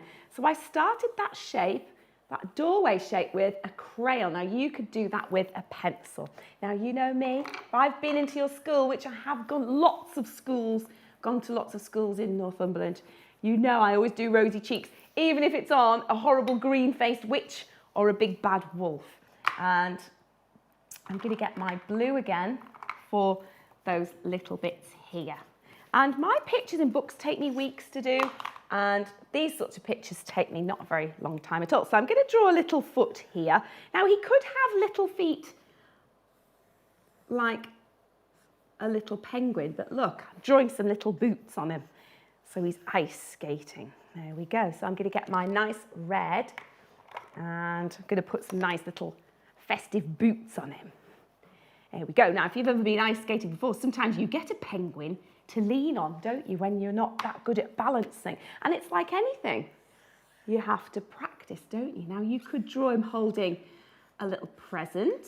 You could do him with a little snowball. But what we're going to do is get my black crayon. I'm going to put a bit of shadow under here like that. Now, we're going to do an action line. And it's got a little whoosh line here and a little whoosh line there. Now, when you do whoosh lines, girls and boys, you can do 3 lines and a cloud. Don't put it near the penguin's bottom. Now, I did lots of drawings of penguins at London Zoo, and their poos smell of fish. That was horrible. So we do not want a smelly penguin poo on our lovely picture here. So there we go. So we're going to put a bit of a background on, and you can see a lovely Christmassy tree here, and we might also draw a little sort of log cabin or somewhere. Maybe he lives in here with his family. So have a look. We can draw a really nice background as well. So this is telling a story already, isn't it? And when I'm writing a story, because I'm an illustrator as well, everything I draw in a picture tells something about that character. So we know he's nice and friendly. We know he has got a present. Has he just come away from that house with that present? Who's he been visiting? And that sort of thing. And sometimes they get into trouble. So we might have some ice cracking or a big leopard seal about to gobble him up or something exciting, okay? So the last thing I'm going to do on here, I'm going to put my name on. You always have to put your name on, because if you don't put your name on, your grown-ups at school have to go round going, does anyone know who's done this? And all the girls are like that. No. And it's the same boy. It's mine. It's always a boy. Now, if I was there, I'd get my big pink crayon or my green crayon and give you a whack. So there we go. Action lines, nice character, lots of lovely colour. And down here, if you wanted to, you could do a little bumpy road like that. And you could also write, Merry Christmas. Now, I'm not doing my best writing there, but I'm just writing Merry Christmas like that. You can put a little love heart on. Oh, I'm getting carried away. Oh, Chris, I'm getting carried away. Okay, right. How did you do? Have a go at drawing that. That is really hard, but it's easy with a doorway. Oh, you're back to me now. I think you should do another one, Liz. Do you want me to? Yes. Yes. We're all kind of enthralled by what you're doing here. Start watching. Yes. How long? How long? Oh, you've got 5 minutes. Oh, right. Yes. Right then. We'll do another doorway then. I've no idea how long my pictures take me. So look, we've got another doorway here. And if you wanted to, we could draw a little snowman. So look, I'm going to do a curly cuff. And it's going to come along here like that. There we go. Now this time, he's got big boggly eyes. And he's going to have a hairy fish finger like that. And he's also got a lovely Santa hat. And he's got a little smiley mouth. Now, he looks really strange, but look, I'm going to put that scarf on like we did with that penguin. And look, his scarf is moving in the distance. Da, da, da, da. I'm going to put a bit of colour on. So I've got my rosy cheek. And I've got my Donald Trump orange. And it's going to come round like this. Now, instead of doing a red one, I think I'm going to do a nice green one like Chris has got on. There we go. And this makes him look more like a sort of elfy helper than a Santa. So there we go. He's got a lovely hat on. Now, some of you like drawing little sticks for hands, like that, which is very nice. I quite like drawing sticks for hair. So look, he's got like a little bit of fur on the side of his head. Might be like some of your baldy dads at home. A bit of stubble on. Okay, now his arms, we're going to draw his little hand here. And again, he's just a very simple cartoony character. And this time I'm going to put some little bendy legs on him, like this. Now you're going to see what he's going to be doing in a minute. So I'm going to put some wintry boots on him. And I'm going to come round here, like that. And he's going to be skiing. Now, skiing is quite tricky to do, and I know this because I went skiing down a hill backwards and I snapped my knee and I had to have metal plates put in them. But apart from that, I really used to enjoy it. There we go. So he's got his little sticks, and I'm going to put the other ski here like that. Now, that is quite a tricky thing to do. If I was doing this for a book, I would have just done a lot of research into what these bindings look like, what his little ski boots look like, and I would get it right. So I'm just using my imagination. And to be an illustrator, you have to have a very, very good imagination. No clouds near his bum, like that. So he's whooshing down, and I'm also going to put a bit of background on. I'm going to put a hill coming down here like that. And then, oh, actually, I've got a lovely yellow here. So I'm going to do a lovely yellow. You could do spots or stripes. Look how bright that is. And when you do children's books, you have to use really lovely bright colours. And we could also put a Christmas jumper on him. So I've got a lovely dark blue here. And I could do a star, but I'm going to show you how to do a snowflake. So look, we've got a plus and a kiss, which is a star.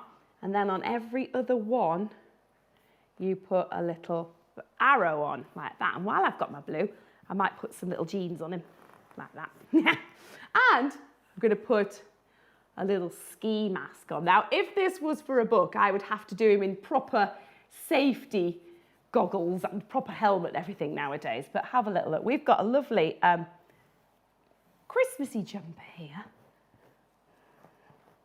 like that, and coming down like that. And while I've got my blue, I might put a bit of sky on.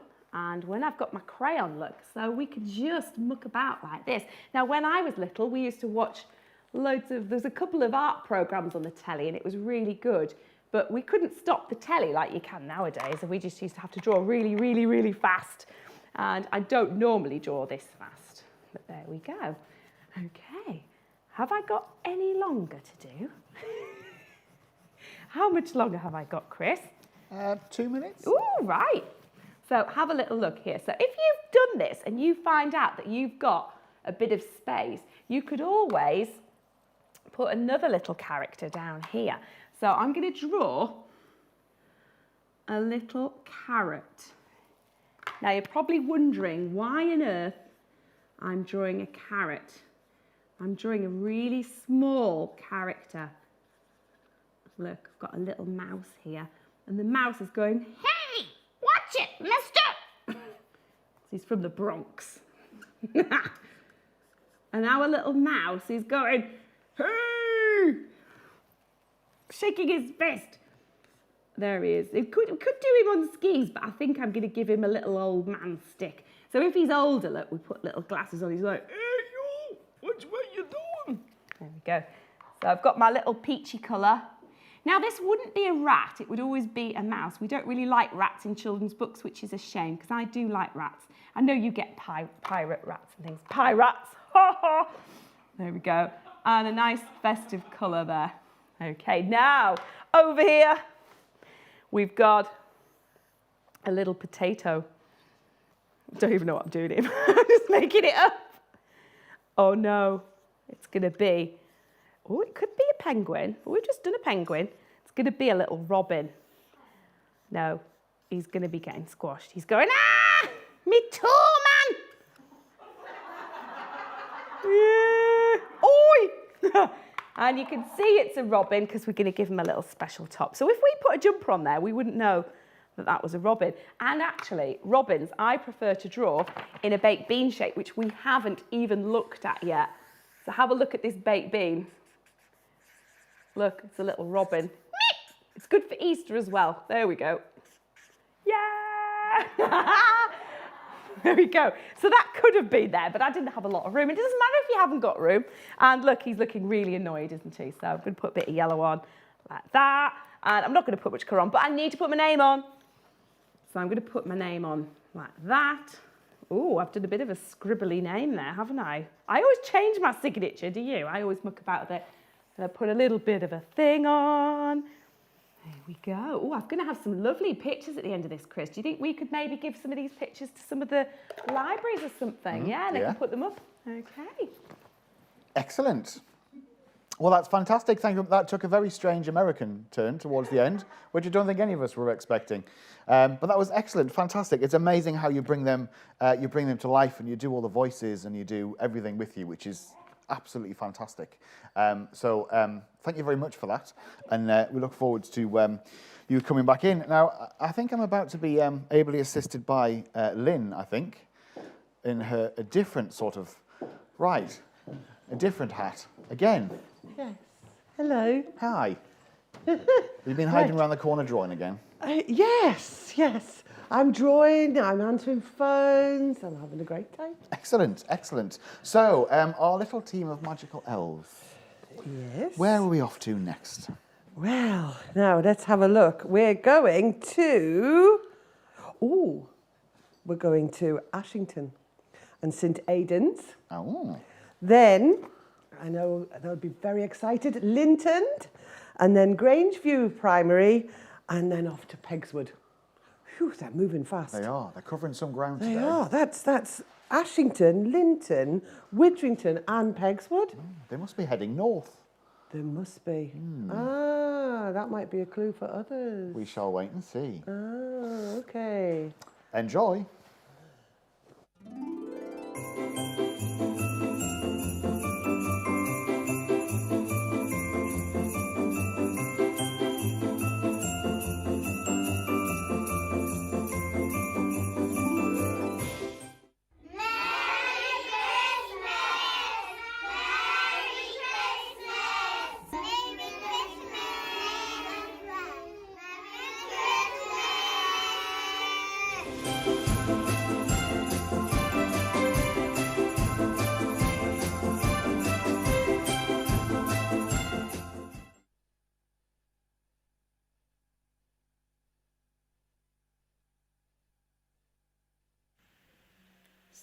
It started with a baby.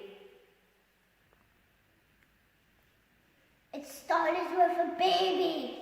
And I made a soft with her. It started with 3 kings who came from far away. It started with some shepherds who saw angels tall and bright.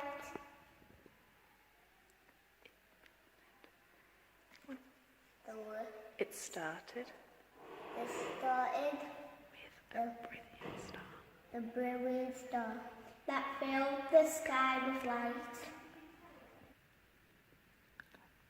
Now Christmas trees are sparkling and shops are filled with toys, which will shortly be delivered to happy girls and boys. Children wait for Christmas for a while with his reindeers and a sleigh.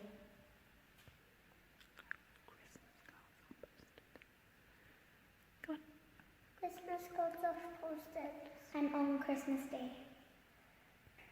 There's the open of the presents and the Christmas games and fun. And later on at bedtime, when Christmas Day is done, remember how it started. With the baby in the hay. A major in the stable. 2,000 years away.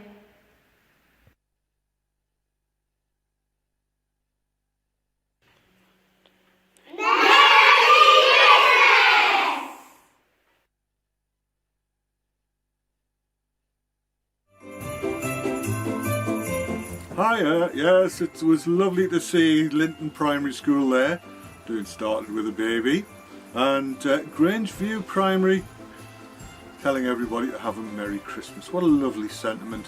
Another little message for the Voyager crew up there with my reindeer. It's nice to see the Eurofighters getting involved and the typhoons there waggling their wings along to the music. But whoever's in charge of feeding the reindeer, will you stop putting carrots into the reindeer dust? It's very difficult to dodge carrots at 400 miles an hour. It's not funny. Please stop it. So, let's move on. My naughty elves have been to St Aidan's, Linton Primary School, Grangeview Primary and Pegswood Primary.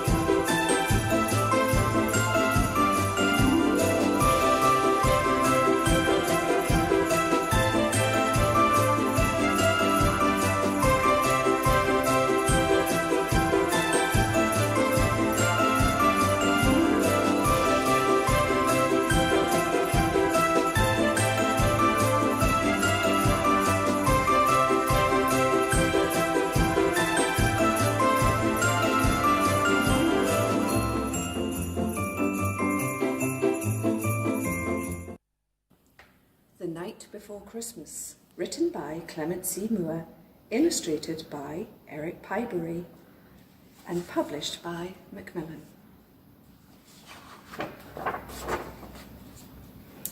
'Twas the night before Christmas when all through the house not a creature was stirring, not even a mouse. The stockings were hung by the chimney with care, in hopes that St. Nicholas soon would be there. The children were nestled all snug in their beds, while visions of sugar plums danced in their heads.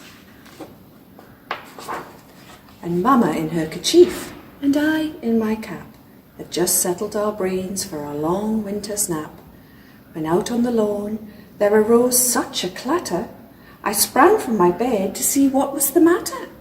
Away to the window I flew like a flash, tore open the shutters and threw up the sash. The moon on the breast of the new-fallen snow gave the lustre of midday to objects below, when what to my wondering eye should appear but a miniature sleigh and 8 tiny reindeer. With a little old driver so lively and quick, I knew in a moment it must be St. Nick.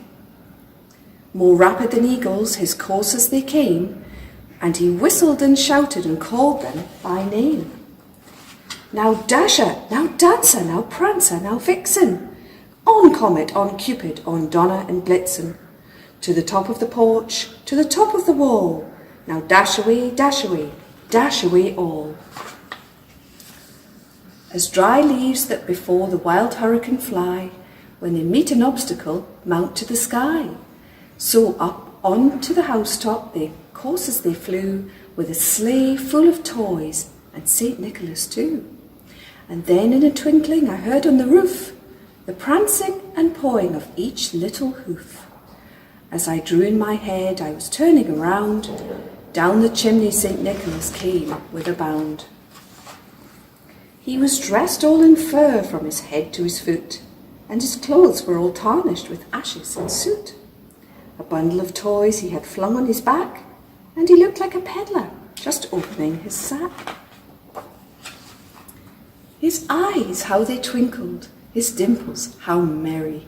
His cheeks were like roses, his nose like a cherry. His droll little mouth was drawn up like a bow, and the beard on his chin was as white as the snow. The stump of a pipe he held tight in his teeth, and the smoke it encircled his head like a wreath. And he had a broad face and a round little belly that shook when he laughed like a bowl full of jelly. He was chubby and plump, a right jolly old elf, and I laughed when I saw him in spite of myself. A wink of his eye and a twist of his head soon gave me to know I had nothing to dread. He spoke not a word, but went straight to his work, and filled all the stockings, then turned with a jerk. And laying his finger aside of his nose, and giving a nod up the chimney, he rose. He sprang to his sleigh, to his team gave a whistle, and away they all flew like the down of a thistle. But I heard him exclaim, ere he drove out of sight, "Merry Christmas to all, and to all a good night."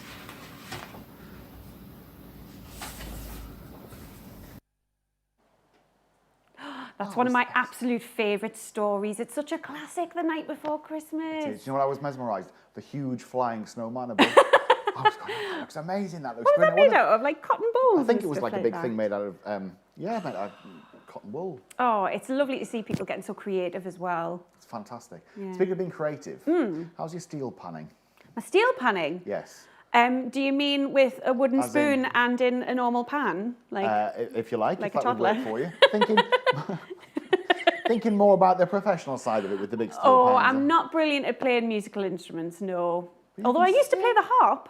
The harp? Yes. And why did you stop playing the harp? Because it's very expensive and very big to carry around, so I stopped playing after 3 sessions. Yeah, it's not really sort of handbag friendly, is it? No, it's really, really Drag on not. me And at the harp. age of 9, and the harp is like so much bigger than you, it is very, very difficult. Right. That's a fact you didn't know about me. No, interesting. Today's been a learning day. On several levels, a learning day. But steel drumming. Steel drumming, steel panning. So, there is a group not so far from here called the Cromlington Caribbean Crew. And they are props. They are a group of steel panners that are based in Cromlington, hence their name. Who would have thought that? Now, obviously, this year has been a little bit difficult for people to get together and practice and rehearse and all the rest of it. However, they have sent us in a little clip of a performance that they did last year. I think it was a Christmas concert thing that they did last year. They've sent it in, and we thought, you know what it is? It's really good. It shows exactly what they're doing, and it would have been really nice to have had them in live today, but just the way we are today, that's just not possible. So here is a little clip from their concert, the Cromlington Caribbean Crew.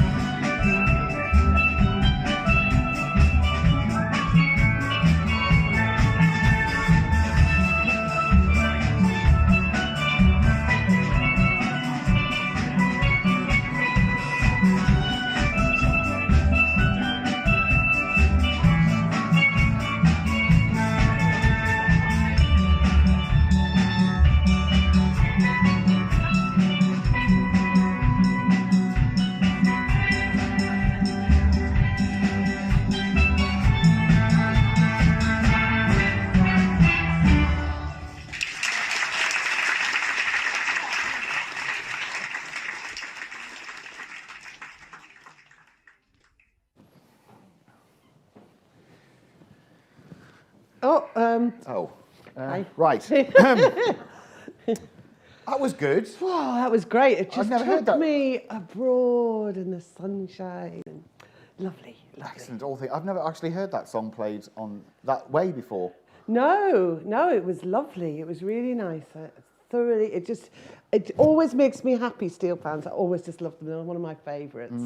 Well, the Cromlech and Caribbean are on Facebook and website, so if you do want a bit more information, do check them out online, because I'm sure that when the world starts spinning again and things get a little bit back to normal, they will be back up and stealing, I was going to say, but panning or steel panning or crewing. They'll be crewing. They will be Caribbean crewing very shortly. But then we're doing something else as well, because I'm going to try and join, I think. All right. I think this next year, 2021, my New Year's resolution is I'm going to learn how to do steel pans. I love them that much, and I can't play them.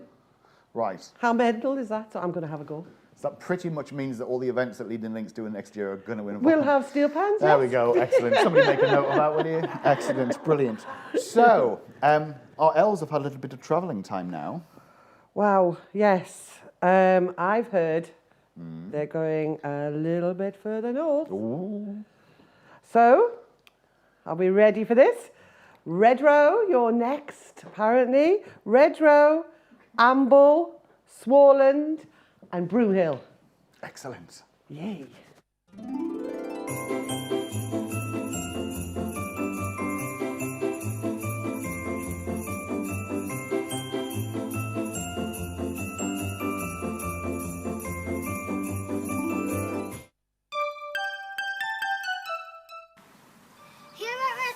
Some of the children were worried that Emma's help could not visit because of coronavirus. So we thought we would record this video to show everybody how our camping's working. Please stay safe and accept by washing our hands.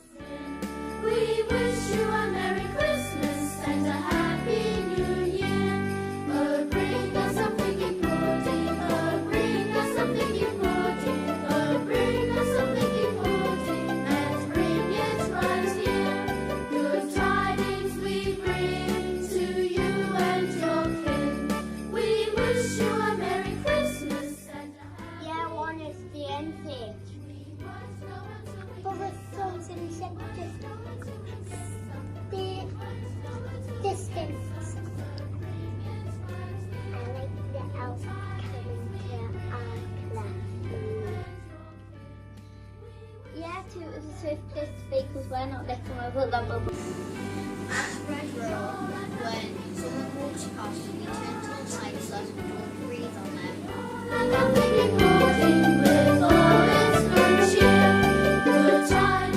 We have had separate playtimes. We have been making sure that we've got the right ventilation.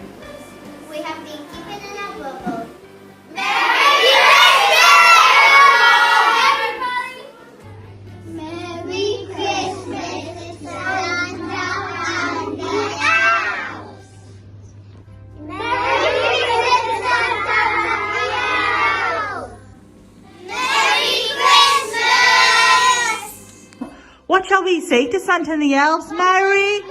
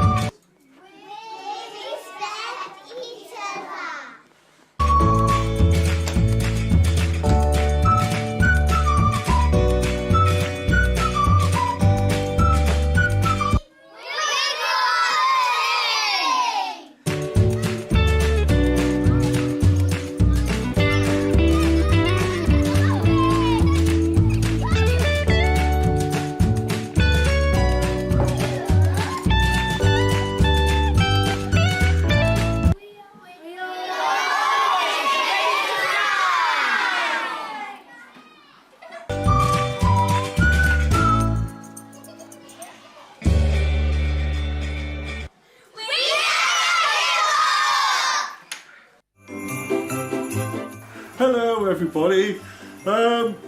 We've just been watching Red Row First School, where that was lovely to see how to keep your elves safe. We love a bit of elf and safety.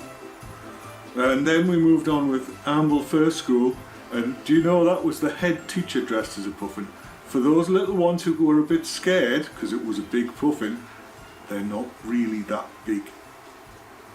Now, my naughty elves this time have been to Red Row First School, Amble First School, Swarland Primary School and Broomhill First School.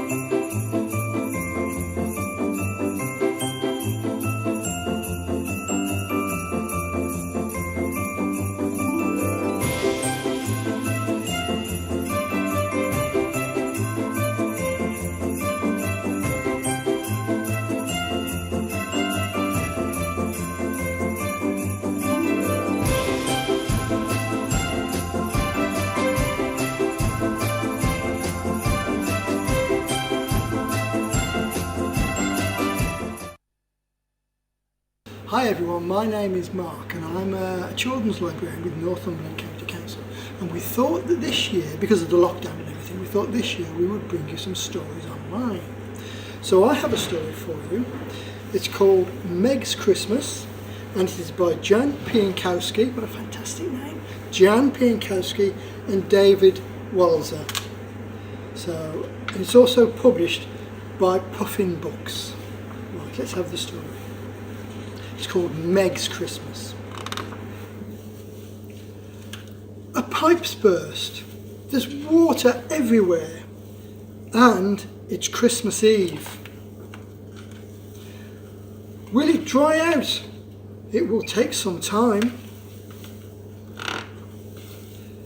Meg made a spell. Find us somewhere dry to stay, but bring us home for Christmas Day. Not quite what I had in mind. Wow, the spell took them to a great big castle. Hello, Sir Knight. Welcome, said the knight. Dinner was served in the great hall. There we are, lots and lots of food. Here's your room. Let's hang up our stockings. It was time for bed. That night, nobody slept. Ho, ho. I can hear a ghost. There's no such thing as ghosts. Perhaps it's Father Christmas. Do you think it's Father Christmas? We'll find out. It was Christmas Day at last. Can't we go home? It must be dry by now. And we've invited lots of friends. Farewell, said the knight. Thank you. Happy Christmas to you. Meg, Mog and Owl flew home. We've got lots to do. They decorated the tree for their Christmas party just in time because all their friends started to arrive. Happy Christmas, everyone. They all sang carols together, like a famous one called Silent Night. Goodbye, Happy Christmas, and Happy New Year. So there you are. That is Meg's Christmas, Jan Pienkowski, David Walzer, and published by, who did I say, Puffin Books. Okay, thank you very much. Hope you enjoyed that. Aww. I like Meg's Christmas. I know. Oh, there's so many Meg stories as well. That's what I like about certain books, that you can have a certain character that you can read throughout the year as well. There's Meg's Eggs, and obviously the original Meg story. Meg's Castle, which is a spooky Halloween one as well. Some great ones by Meg and Mog. Excellent. Oh, excellent. So, time for something a little bit different. Earlier on in the year, we put a shout out to any keen photographers that are out across in Northumberland. And we asked them if they would like to submit into us and send into us some of their work featuring the best places in Northumberland. They might be covered in snow, they might be covered in ice, it might just be a windy day, or some nice bits that makes them think about Northumberland and how it's presented in the winter. We had loads, absolutely loads of submissions, which is fantastic. So much so, so much so, that was even still a struggle. And I slowed that put down. your teeth back in. Yeah, we'll go.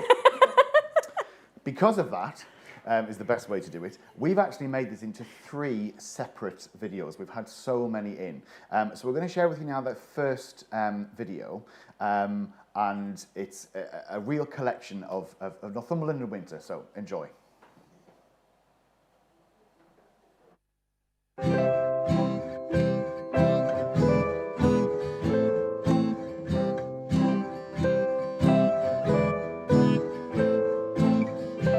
Come on, baby, curl up on the sofa. It's winter now, so come a little closer. Hear the crackle of the fire. We can sit here for an hour, or maybe 2. Oh, me and you. I wanna spend my evening here with you.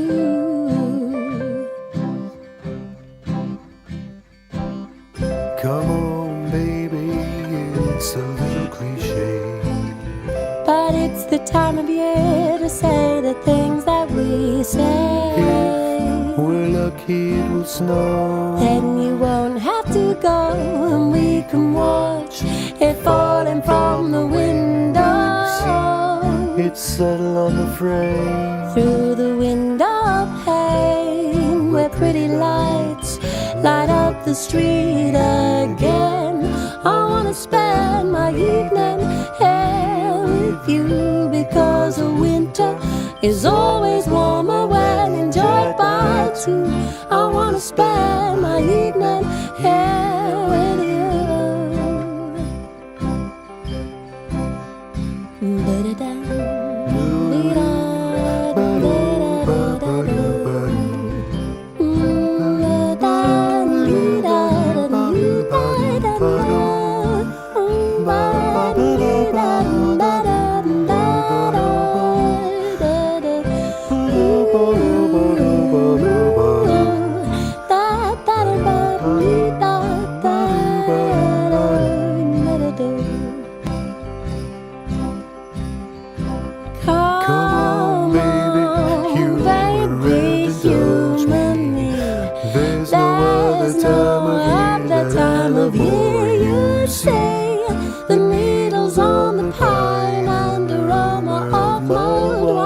Rosemary and thyme. I wanna spend my evening here with you, because I love you. My time is better spent when I'm with you. I wanna spend my evening here with you. Yes, I do. Oh, oh, oh. I wanna spend my evening here with you.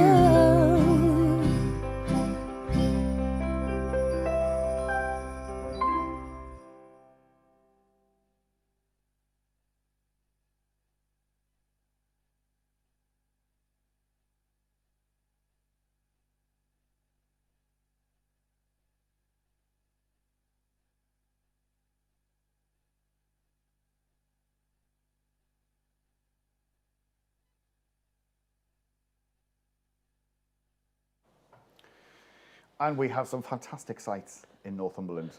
Don't we just? We do. I tell you what, another fantastic site. Lynn's having a hat issue. I can't move in this one though. The head has a tendency to fall off. You know, you have to keep it very straight, very straight. We're there. Right, I'm wearing this because I've had to sort of tap into cyberspace and try and find a missing video. And we found it. Hurrah! Hurrah! Hurrah! Isn't technology marvellous? Wonderful stuff. So, Hairside, here is your lovely, lovely video. Enjoy.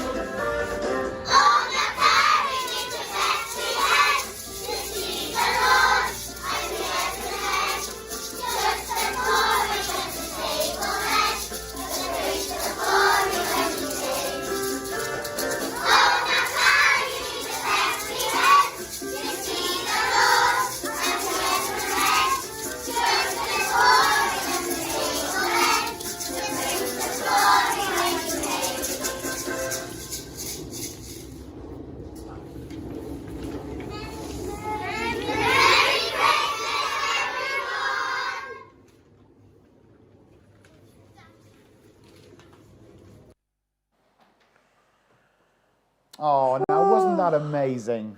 That was brilliant, Hairside. Well done. Merry Christmas to you too. I knew I'd lost my maracas. Now I know where they'd all gone. Where? Oh. They're all in Cramlington. Oh, but that was excellent. Well done. Well done. It was brilliant. I'm so pleased we managed to find it. Somebody said frozen in cyberspace. Boom, boom. Right. You did. That's another cue for a song again, isn't it? No, I'm not singing anymore. Oh, right, okay. I've got a different hat on today. Right. So. I hadn't even noticed that. just so normal that you're going to come on looking different. But can I just say, I'm running out of hats. If anyone's got any outside, can you get them over here quick? Okay, so wow. Now this is incredible. The elves have actually got up the year one to Berwick. Ooh. They've got to Berwick. So, children in Berwick, it's your turn. So we've got Berwick St Mary's, Norham, Scremiston and Holy Trinity. So have fun, and it's here. I can't wait to see all of these as well. Fantastic.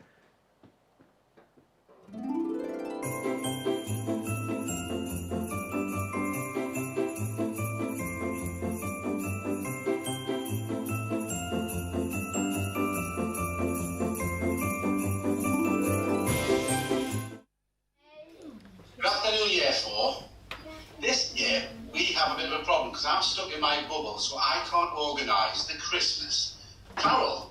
So, will you do it for me this year in your bubble? Brilliant. Thank you very much. Right. Only condition is it's got to be traditional. No wizardry or anything like that. Understood? Thumbs up if you understand. Okay. Thanks, Chair, for... Traditional? I don't think so.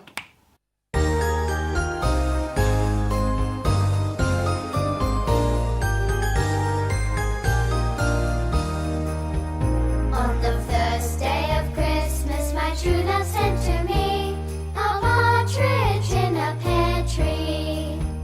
On the second day of Christmas, my true love sent to me 2 turtle doves and a partridge in a pear tree. On the third day of Christmas, my true love sent to me 3 French hens, 2 turtle doves, and a partridge in a pear tree. On the fourth day of Christmas, my true love sent to me 4 calling birds, 3 French hens, 2 turtle doves, and a partridge in a pear tree. On the fifth day of Christmas, my true love sent to me 5 golden rings, 4 calling birds, 3 French hens, 2 turtle doves, and a partridge in a pear tree. On the sixth day of Christmas, my true love sent to me 6 geese a laying, 5 golden rings, 4 calling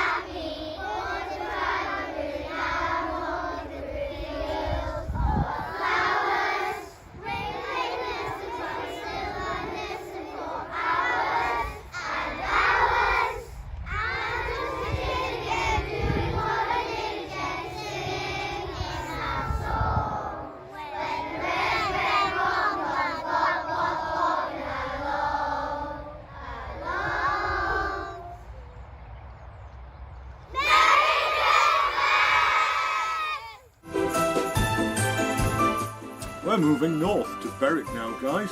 Berwick St Mary's. Oh, 12 days of Christmas. Loved it, thank you. Scrumiston First School. Yes, that's very, very cute. And Holy Trinity First School. I'm quite impressed by your shepherd's hut. I might have to get one myself. Let's have a look at my elves now. They're naughty things. They're in Berwick St Mary's First School, Norham St Cyrill's First School, Scrumiston First School, and Holy Trinity First School.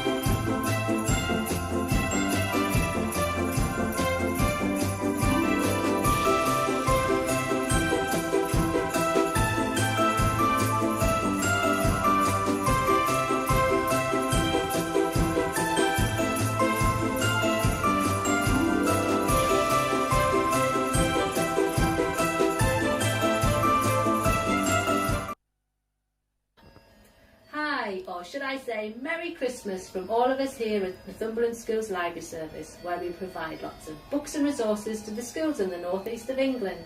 We've even got our very own Christmas room, and here it is, full of lots of lovely Christmas stories. Oh, I'm Liz, by the way, one of the library assistants, and I'm going to read you one of our Christmas stories today. Here it is. It's called The Christmas Show, written by Rebecca Patterson and published by Macmillan. It's one of my favourites, so I hope you enjoy it. We're putting on a Christmas show. I wasn't listening when Miss Bright gave out the parts, so I don't know what I am.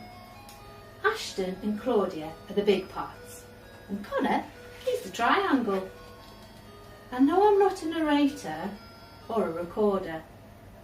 I'm meant to sing a bit. But when did we all learn this song? I'm not the important angel or a king. I'm not even in the donkey dance. So in this show, I think I'm almost nothing. But then Miss Bright gives me a tea towel for my head and tells me I'm a shepherd. We practice all afternoon. It takes a long time. And now, Thursday, the big day. We miss show and tell so we can get ready. It's almost time for our show. The baby Jesus is ready, the angel has brushed her hair, and one of the recorders has a tummy ache. Everyone is here. We all go on the stage, quietly, with no pushing please, and the show begins. I think it's going well until sing in the wrong bit.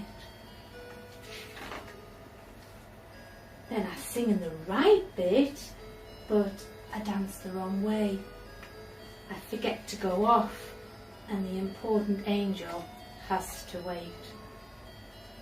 After the show, the angel says, some people should not be in the show at all.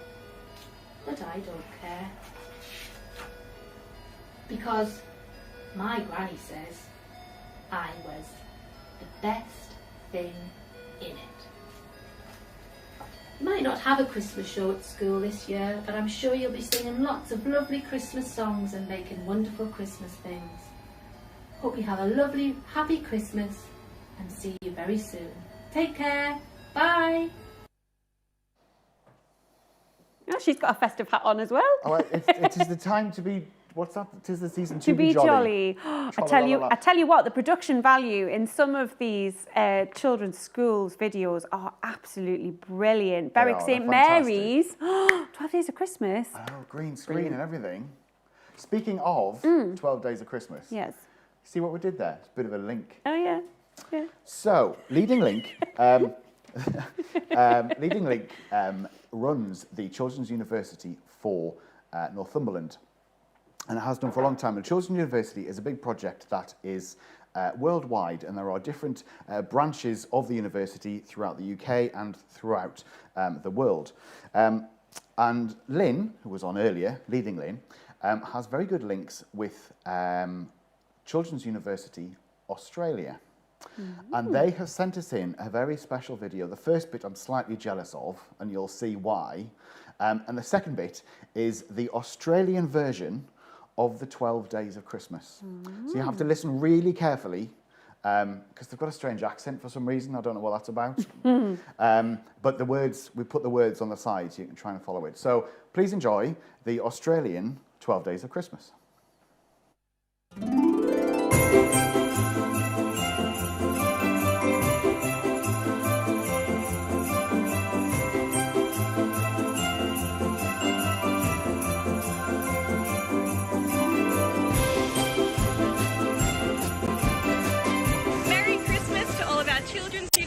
Kids in the UK. We're wishing you a very Merry Christmas all the way from the east coast of Australia. Hello all the kids in the UK, this is a special message from the Children's University here in Newcastle, Australia. Are you ready to sing along with us? This song is called The 12 Days of Aussie Christmas. Are you ready?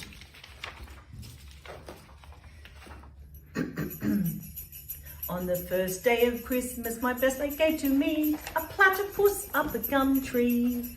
On the second day of Christmas, my best mate gave to me 2 jackaroos and a platypus up a gum tree. On the third day of Christmas, my best mate gave to me 3 mini trains, 2 jackaroos and a platypus up a gum tree.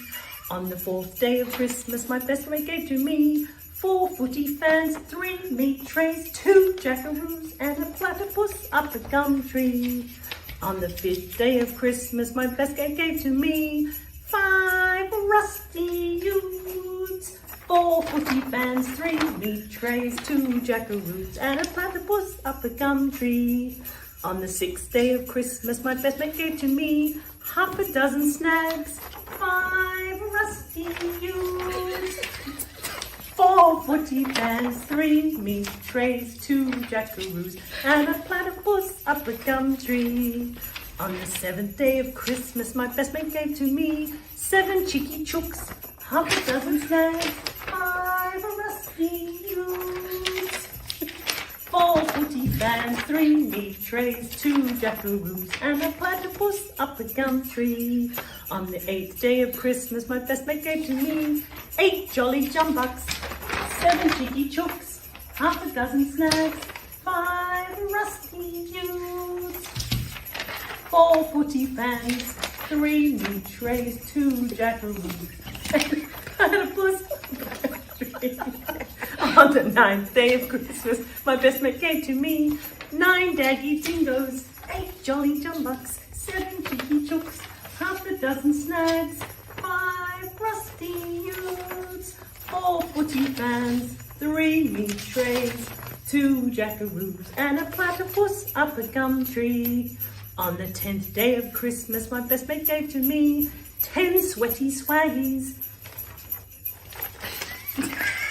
9 daggy dingoes, 8 jolly jumbucks, 7 cheeky chooks, half a dozen snags, 5 rusty utes, 4 footy fans, 3 meat trays, 2 jackaroos and a platypus up a gum tree. On the 11th day of Christmas, my best mate gave to me 11 cricket legends, 10 sweaty swaggies, 9 daggy dingoes, 8 jolly jumbucks, 7 cheeky chooks, half a dozen snags, 5 rusty utes, 4 footy fans, 3 meat trays, 2 jackaroos and a platypus up a gum tree. On the 12th day of Christmas, my best mate gave to me 12 surfing Santas, 11 cricket legends, 10 sweaty swaggies, 9 daggy dingoes, 8 jolly jumbucks, 7 cheeky chooks, half a dozen snags, 5 rusty utes, 4 4 footy fans, 3 meat trays, 2 decorations, and a platypus up a gum tree.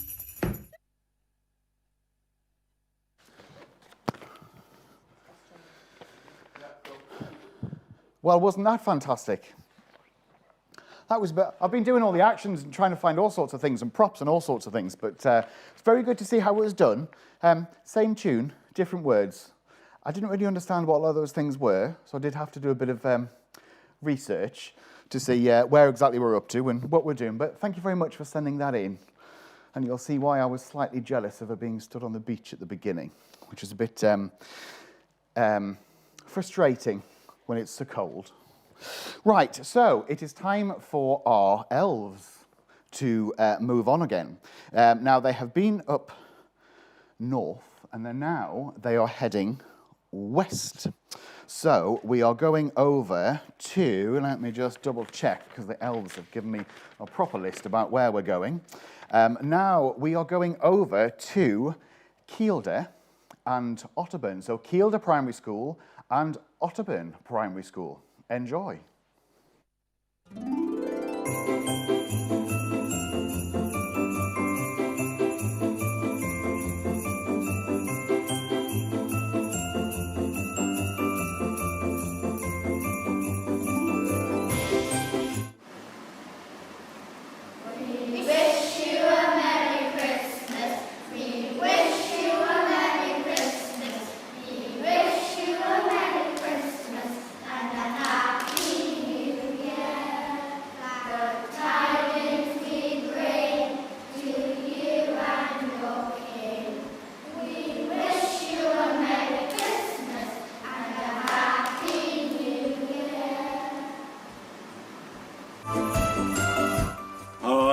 Back again. That was lovely. Kielder Primary School. What skills do you have with a bit of signing going on? Thank you very much. Let's see my elves now at Kielder Primary School and Otterburn Primary School.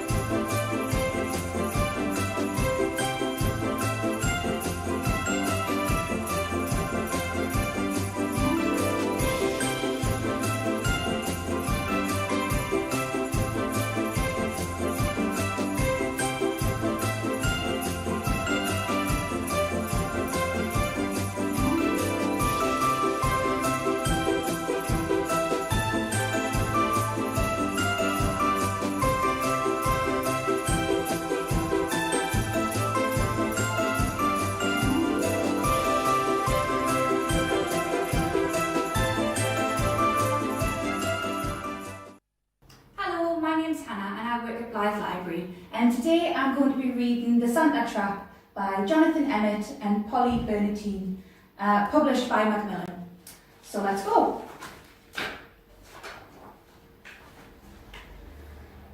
Bradley Bartleby was bad. He had been born bad. Before baby Bradley even left the hospital, he had bitten the midwife on the bottom, stolen the doctor's stethoscope, and emptied his nappy into his grandmother's handbag. And the older Bradley got, the badder he became. Bradley's parents were immensely rich. They had a huge house with a garden that was big enough to lose an elephant in. They knew that the garden was big enough to lose an elephant in because they'd done exactly that. Bradley had demanded an elephant as a house pet, but treated it so badly that it escaped into the garden and was never seen again. Bradley's parents always gave him whatever he demanded, not because they thought he deserved it, but because they were terrified of him. Every Christmas, Mr. Bartleby hired a team of secretaries to type up a huge list of presents that his greedy son demanded from Santa Claus. Of course, Santa knew what a beastly brat Bradley was, so he never looked at the list. But that didn't mean that he forgot about Bradley completely. Santa is such a kind-hearted old fellow that he believes no child, even one as bad as Bradley, should go without a Christmas present. So every Christmas morning, Bradley would discover that Santa had left him the same small gift. Socks, howled Bradley. Another pair of socks. Never mind, Bradley dear, cried Mr. and Mrs. Bartleby as they rushed in with the trolley load of presents. Look, Mummy and Daddy have got everything that you wanted. But I don't want presents from you, roared Bradley. I want presents from Santa Claus like everybody else. And he stormed back into the room. The next morning, Mr. and Mrs. Bartleby were alarmed to discover that their son had climbed up inside the living room chimney. They were even more alarmed to discover that Bradley had nailed several sticks of dynamite around the chimney walls. "What are you doing, dear?" asked Mrs. Bartleby nervously. "What does it look like?" scowled Bradley. "I'm building a trap." "A trap?" said Mr. Bartleby. "A trap for what?" "For Santa Claus," snarled Bradley. "I'm going to catch that fat fool and take every present he's got." Mr. and Mrs. Bartleby were speechless. In a lifetime of badness, this was quite the baddest thing that Bradley had ever tried to do. Mr. Bartleby was the first to come to his senses. "Isn't a little early be setting a trap?" he gasped. "It will be a whole year before Santa comes again." "Oh, this is only the beginning," scoffed Bradley. "It'll take a whole year to finish it all." And he was right. Bradley spent the rest of the winter fixing dynamite inside all the other chimneys. In the spring, training tigers, which he stole from the local zoo. He spent the summer fitting guillotines over the doors and windows. And in the autumn, cutting trapdoors into all of the floors. By the time December came around again, Bradley had turned the entire house into one stupendous Santa trap. By Christmas Eve, their home was so dangerous that Mr. and Mrs. Bartleby had moved out into a hotel, leaving Bradley all alone in the house. "One last thing," said Bradley as he hung the stocking beside the fireplace. He was certain that Santa wouldn't make it that far, but just to make sure, he tied an invisible tripwire around the stocking. The moment anyone touched it, a large metal cage would drop down from above. "No more stupid socks," thought Bradley. "This Christmas I'll get exactly what I want. This Christmas I'll get the whole lot." But as the evening drew darker, Bradley's eyelids grew heavier. His evil efforts had left him quite exhausted, and he soon fell fast asleep. It was almost midnight when Bradley was awoken by the sound of a roar and of an angry tiger whose tail had just been stepped on by an elephant. The house had grown chilly, and when he looked outside, Bradley was surprised to find the garden covered in a thick blanket of snow. Shivering with cold, Bradley decided to light the fire. It was only when the flames began to lick up the chimney Bradley remembered the dynamite. Boom! Yow! The explosion blew Bradley right through the living room window and out into the rose bushes below. Cursing loudly, Bradley struggled to free the thorny stems. He had barely caught his breath when 6 sleek, stripy shapes came bounding towards him out of the snow. "Nice pussies," squealed Bradley as he fled back through the rose bushes with the tiger snapping at his heels. The tigers chased Bradley around the garden twice before he was able to lose them by diving into a heap of fresh elephant dung and creep back into the house. Determined not to be caught by any more of his own traps, Bradley took a deep breath and prepared himself before opening the front door. "Ah!" he cried. miserably as he leapt clear of the falling guillotine. "Ah!" he cried miserably as he fell through a trapdoor. Some time later, as the sun rose on Christmas morning, a scratched, scraped and badly bruised Bradley limped back into the living room. Oh, there wasn't much of the fireplace left, but amazingly his stocking was still hanging up, and even more amazingly Bradley could see that there was something inside. Bradley hobbled over, tore down the stocking, and clang! A metal cage dropped right over him. Bradley let out a long sigh. He knew he was beaten, so he slumped down inside the cage and emptied his stocking onto the floor.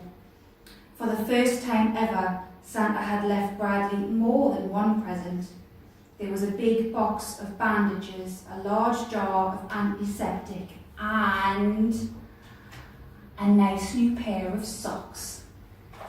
I hope you enjoyed that story. Have a Merry Christmas. There we go. Wasn't that lovely? Sorry, there's strange noises happening in here. I think it's coming from Liz Million. Although anything's possible. She's run away now, so it's possible. Can I just say, it's really nice to see on our social media platforms your comments coming in. We hope that you are enjoying your day. We're having a blast here. It's been absolutely brilliant. But it's really nice your emails are coming in saying that you guys, you kids are enjoying it, and your parents are at home watching it, and the teachers. So it's really good. So do keep your feedback and your comments coming in, which would be fantastic. So before you all get comfy, it's time for another one of our little warm-up sessions. Okay, kids, so what you need to do, find a little bit of space, make sure if you're not flailing an arm, you're going to put somebody's eye out, because it'll all end in tears. And that's my job tonight. So if you can all find yourself a little bit of space, and we're going to have another one of our warm-up videos. Okay. All right, everyone, I want you to stand up on your feet. Let's go. Make sure you got some space around you. We're going to get moving. We're going to get the heart pumping, all right?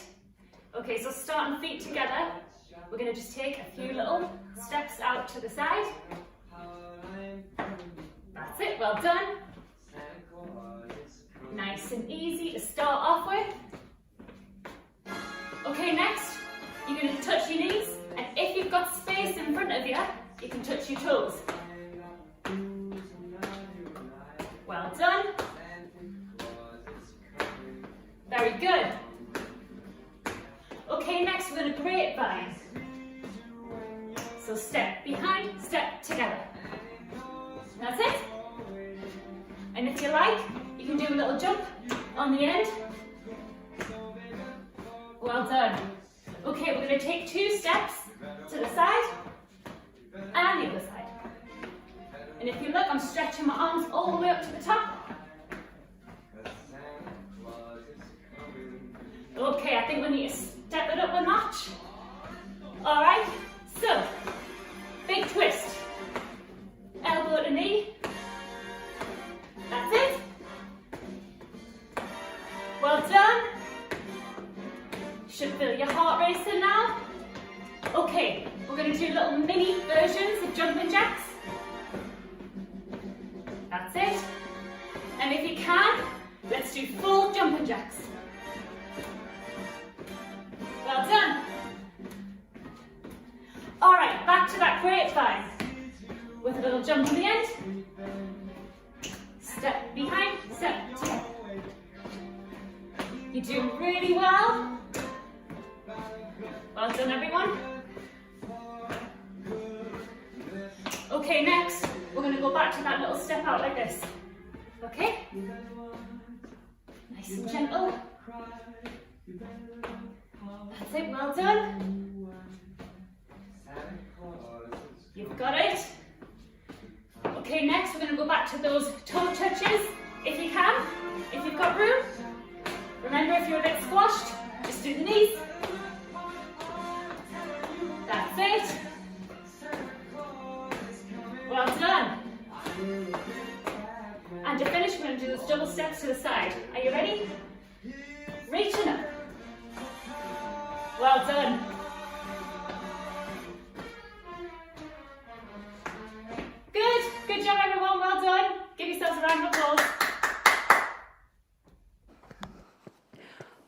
Oh, that was a good workout, wasn't I it? am so tired after all of that. I think I might need to lie down. Definitely. Would you mind if I'll just be You here? just have a lie down. I'll just be fine. Actually, I've got a joke for you. Oh, right. Okay. Festive joke. Brace for impact. What do elves cook with in the kitchen? What do elves cook with in a kitchen? I don't know. Utensils. Right, moving on. So some of you... Really? Yeah? Right, I'm going to find some Christmas jokes for next time. I'm not having this. Oh, I've got a list, so see if you can do any better. Right, brace yourself. This could get messy this afternoon on the joke front. So anyway, thank you for watching. Some of you may not have been watching from the very beginning and might have missed out on a little treat. So we thought we'd show it again for you. So for those that weren't here at the very start, you will be aware that we have had our magical elves going around Northumberland doing their thing and doing it rather well. Well, we caught up with them as they were doing their preparations because they had to find a certain man in a certain place. So we caught up with them up at Northumberland Zoo, and this is what we saw them doing.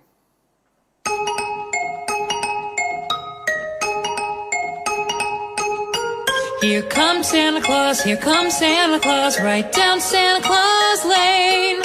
Vixen and Blitzen and all his reindeer are pulling on the reins. Bells are ringing, children singing, all is merry and bright. Hang your stockings and say your prayers, 'cause Santa Claus comes tonight.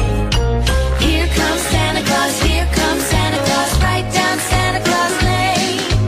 He's got a bag that is filled with toys for the boys and girls again. Hear those sleigh bells jingle jangle, what a beautiful sight. Jump in bed, cover up your head, 'cause Santa Claus comes tonight, tonight. Santa Claus comes tonight. Happy day, listen to the bells and chime as Santa Claus comes your way today.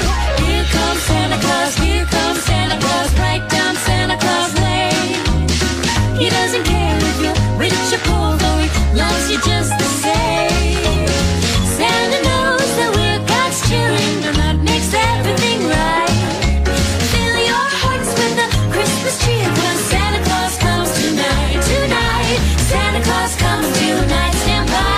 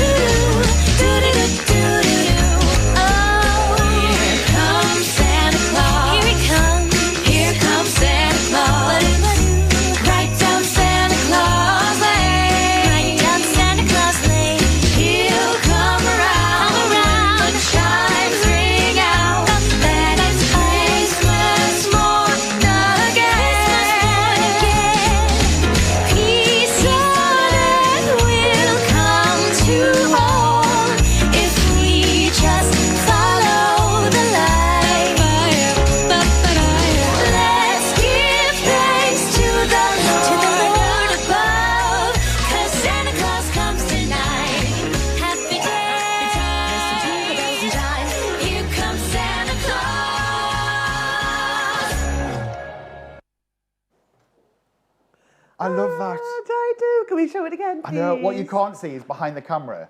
If we've got the crew, we've got people, we've got Liz, and as soon as that comes on, everybody's doing the dance and they're doing the thing. Oh, it's excellent. Definitely need to turn that one up next time. Excellent. So I believe we have news. Sorry? News? We have news. Yes, we've had a couple of photographs in from Berwick. So we just want to show you these. These are a group of children that play, doing the workshop books that we've done. Now, these were designed by our wonderful Chris, but they are... Wonderful Chris? But they have also been printed, 7,000 of them. 7,000 have been printed courtesy of Draeger UK. So thanks very much, Draeger, for that. That's really generous. Absolutely fantastic. And then I the think next there's another one. picture. Oh, look, all the children sitting in their bubbles. They're watching. What are they watching? Well, they're watching us. Oh, they're watching us. They're watching us. Oh, they're watching us. If they weren't watching us, why were we showing the picture? That's really good. They're watching us. Right. Excellent. And I believe our elves have been travelling. Again? Again. Again? Where have they travelled to now? Just a minute. They're way over there somewhere. Oh, they are. Way They over are. Wow, they've gone west. Now, there's another. There's so many song They've prompts gone in this, west. isn't it? No, that's go west. All right. Then. Gone west, go west. Okay, so here we go. Hunshoff, Bellingham, and Chorlton. It's your turn now. Can't wait to see these.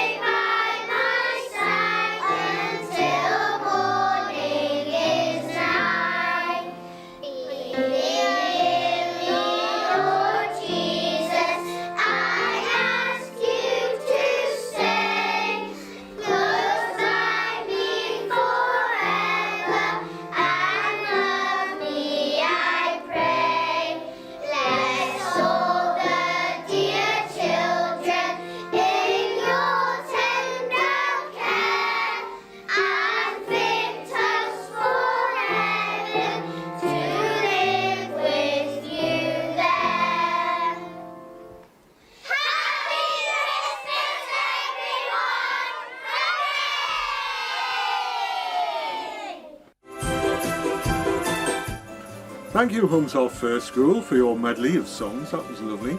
We'll move on and have My Naughty Elms at Hunshoff First School, Bellingham Primary School, and Chorlton First School.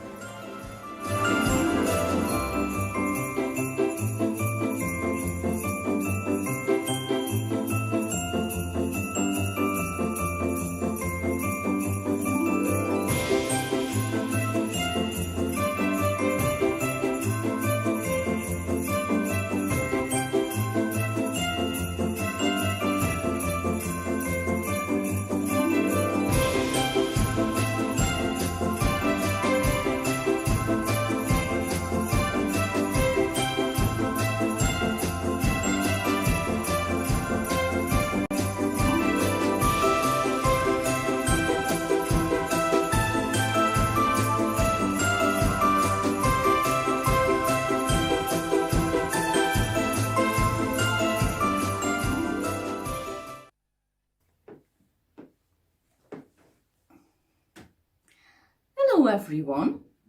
I bet you wonder why I'm sitting on the bottom of the stairs today. Well, I'm actually sitting on the naughty step. Woo-hoo! And I'm going to tell you a story today about someone else who sat on the naughty step. And today's story is called Father Christmas on the Naughty Step. And it's by Mark Sperring and Tom McLaughlin. And it's published by Puffin. Let's see why Father Christmas ended up there. Today was Christmas Eve, and Sam could have been doing any number of lovely things. Where is he? Oh. He could have been making something yummy with his big sister Nellie, or helping Rover with a last-minute letter to Santa, or just daydreaming with Dad about all the wonderful Christmassy things to come. But Sam wasn't doing any of these lovely things. Sam was sitting all by himself on the naughty step, until the naughty step gave a familiar creak, and shiver me timbers, down sat someone who'd sat there a zillion times before. Have you been naughty again? Sighed Sam. Captain Buckleboots gave a woeful nod. Oh, Sam, he said. Oh, I told the most terrible lie. Arr! Then he held up a letter for Sam to see. Dear Santa, even though it might sound odd, my shipmates definitely do not want any Christmas presents this year. So can I please have theirs? Arr! Many thanks, Captain Buckleboots. Arr! Oh dear, said Sam, I can't imagine anything naughtier. But just then, high above their heads, came the jingle-jangle of bells and a flurry of snow. And, shiver me tinsels, down sat Father Christmas. Santa, gasped Sam, it's Christmas Eve. Shouldn't you be getting ready to deliver lots of lovely presents? Father Christmas gave a shameful sigh and shuffled nervously on the naughty step. Yes, he said, but I've been bad when I should have been good. Then they saw it. Dear, oh dear, Santa's name right at the top of the naughty list. Father Christmas, Sir Fight-a-Lot, Badberry Broad, Miss Pesky Peacock, Big Paws Macraw, and Little Miss Temper Tantrum. Do you know anybody like that? It all began this morning, explained Santa. I took something that clearly did not belong to me, and even though I knew I shouldn't, well, I did. Whee! Stop, cried the elves, as I hurtled out of the workshop. Stop, neighed the reindeer, as I sped down the hill. But, blistering baubles, I couldn't stop. Crash, bang, wallop. Oh my goodness. And suddenly everything was everywhere. To make matters worse, I started to laugh. Ho, ho, ho, ho. But ho, ho, hum, not everyone found it quite so funny. Now, said Santa, all I really want for Christmas is to be forgiven, but I don't know how. For a moment, a sorrowful hush fell over the naughty step. Then Sam had a wonderful idea. If you really want to be forgiven, said Sam, you'll have to show you're really sorry. First, you'll need to pick up all the presents for the reindeer. Then you'll have to help the elves reload the sleigh. And last but not least, You must promise never to do it again. Shivering snowflakes, said Father Christmas. That's exactly what I'll do. Just then, Sam's mum called from the kitchen. You can get off the naughty step now. And they all went to say a heartfelt and a very seasonal sorry. Sorry, me hearties, arr, said Captain Buckleboots.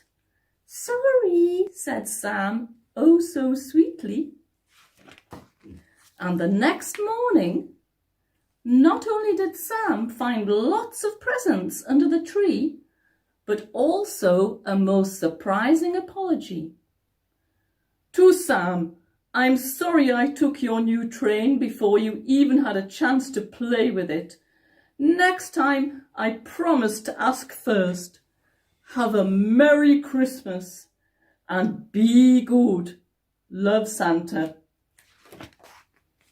So despite Christmas getting off to a bad start, in the end, everyone had a very happy Christmas.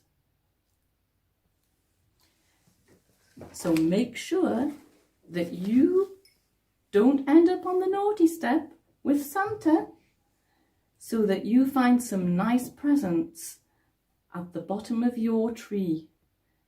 And if you have done anything naughty, go and say sorry. I'm sure it'll make a difference. Bye for now. Well, I'm not saying sorry, but I'm always sat on the naughty step, especially in here.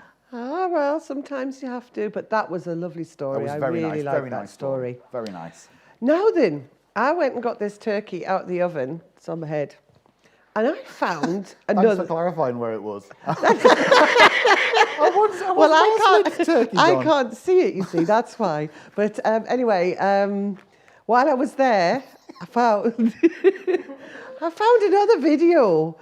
Who'd have thought? Who'd have thought? This one is Broom Hill. So, if you're sitting there, Broom Hill, here's your video.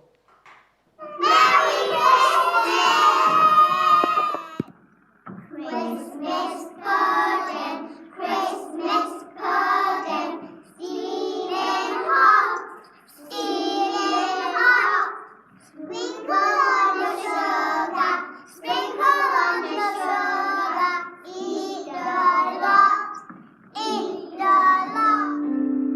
Jesus the Savior, Lord of the ages, here within the stable tonight, and God in the heavens above looks down with a heart full of love.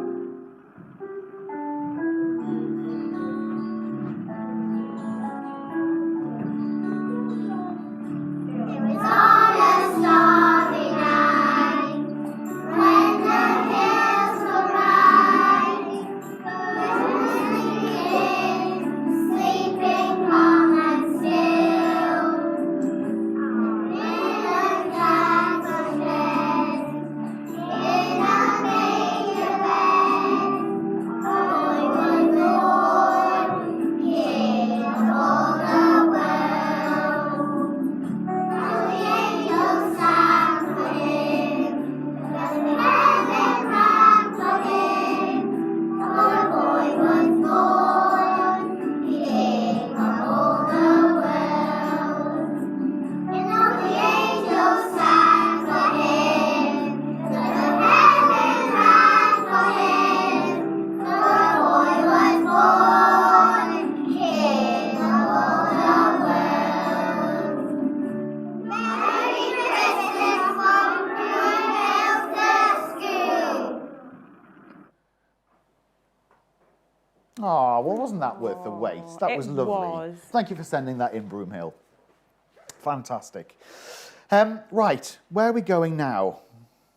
I know where we're going. Where We're going over to that lady over there. That would be Liz Million, who, as we speak, is standing there brandishing a huge crayon. And why not? Thank you. Liz, over to you. We'll see you. Thank you, Chris. Now we're going to have to call Chrissy Christmas, I think that's your new name. And look, here is my big pink crayon, my green crayon. Now, the reason why I'm calling it pink is because my pink one popped this week and I picked it up and it went, pfft. So I've got a new green one, which isn't my favourite colour, but you know what, it's very festive for today. And look at what we have been drawing today. We've been drawing elves. We've got Mrs. Claus, or Merry Christmas, ho, ho, ho. And look, that little snowman there. Now, if he wasn't very well, he might have tinselitis. Ho, ho, ho, ho. Now, we've also been drawing with a square. We've also been drawing with a doorway as well. So we did a lovely little penguin there, and we did a little snowman. Now, all these different shapes are fantastic. Beans are my favourite shape, but I'm going to show you how to draw with a potato. So have a look. Now, I have really enjoyed watching all the videos, and one of my favourite looking videos was all the elves at the zoo.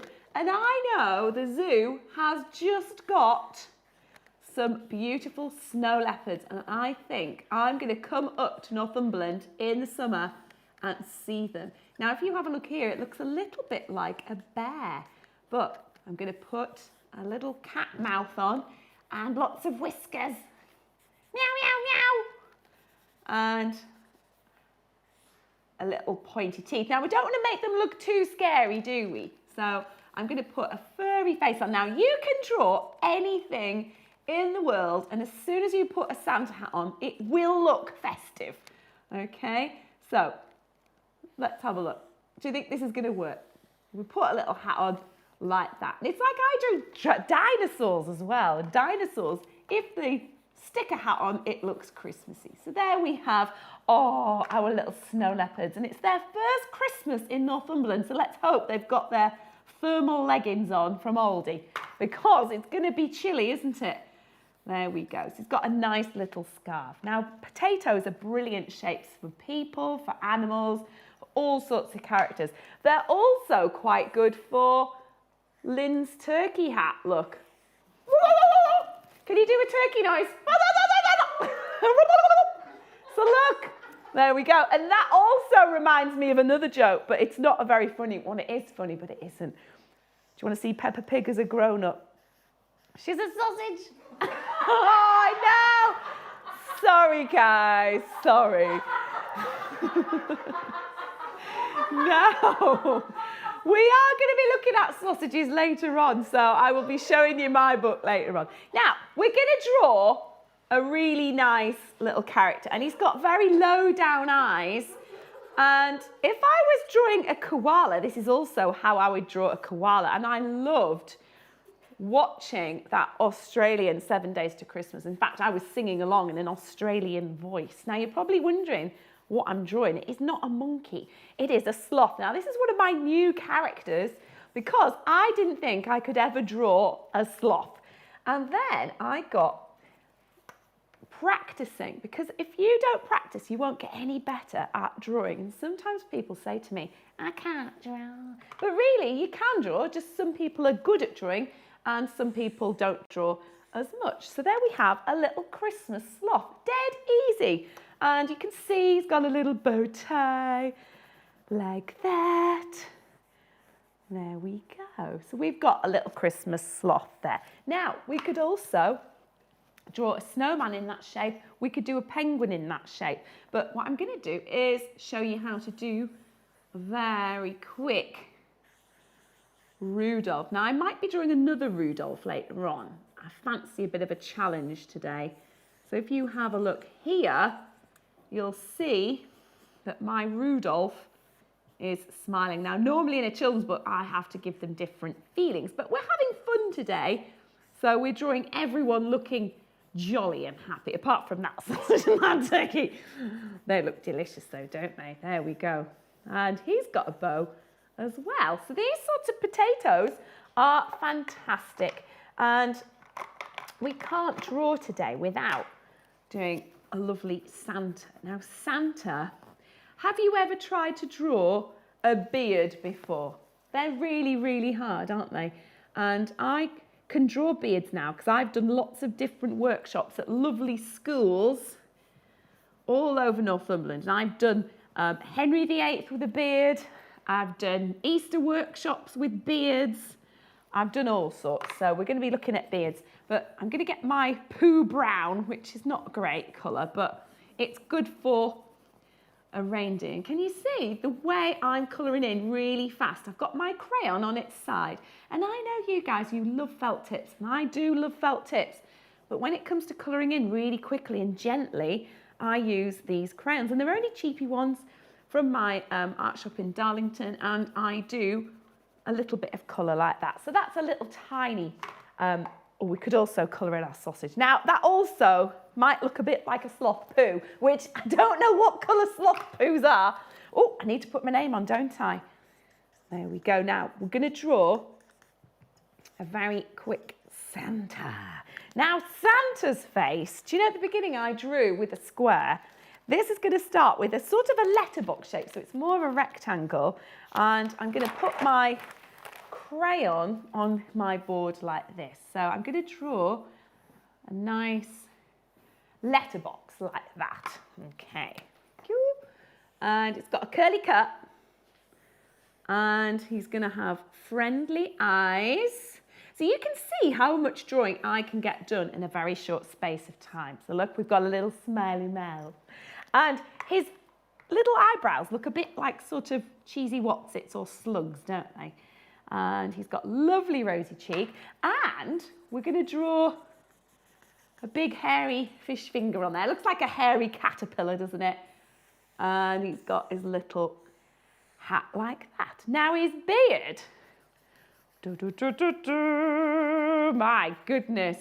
We've been looking at lovely videos with Santa today, and he's always got a lovely clean white beard. He must go in the shower quite a lot and soak his beard. There we go. And he's got big shoulders.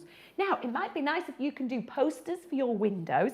You might want to draw some cards and some pictures for your grown-ups. There might be an older person that you might not be seeing this year.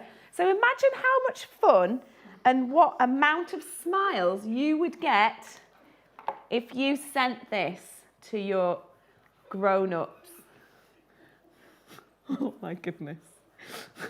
I've just seen something out the corner of my eye. The things you see when you haven't got your gun. Now, I'm going to put this on here like that. And there we go. So he's looking very cheeky. You can always turn that into a present as well.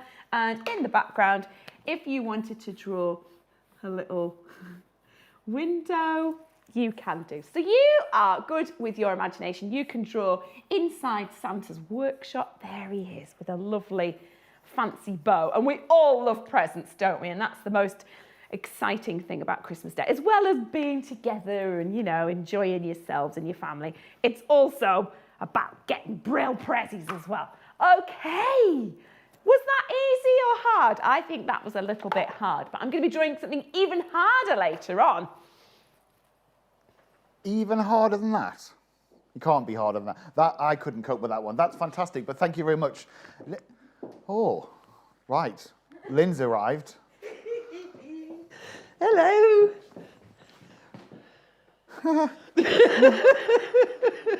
I thought I looked daft. Oh, I'm not saying a word. Right, well done, Liz. That was brilliant. Right. Do you think these elves must be tired by now? I think they must be. They must be. They're very nearly done. They're very nearly done. Very nearly done. So, we're still over in the west, but in a different part of the west, and they've gone to Adder Lane Academy, St Matthews, Mickley, and Ovingham. Fantastic. Wow.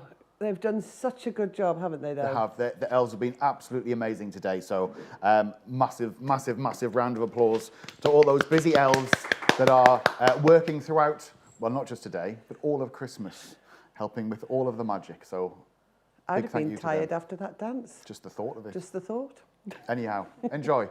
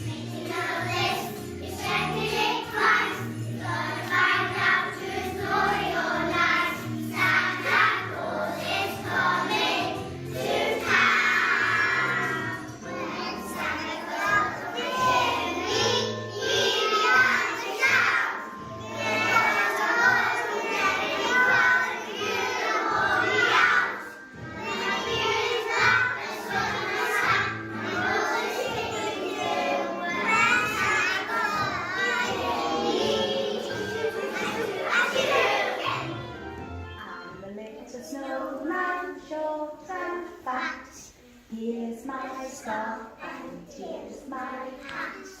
When the north is falling, hear me say, build a snowman every day.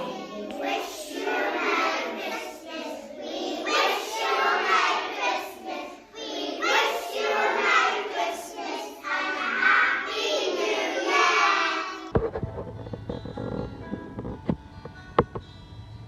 It was on a starry night when the hills were bright.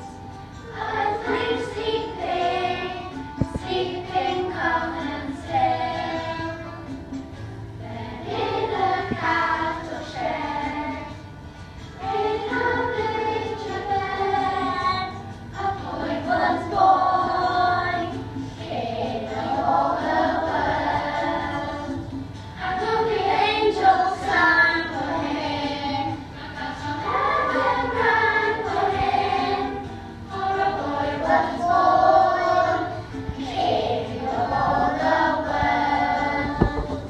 And all the angels sang for him, heaven rang for him, for a boy was born, king of all the world. To the shepherds came the rain, when the baby lay, and was kneeling by his side.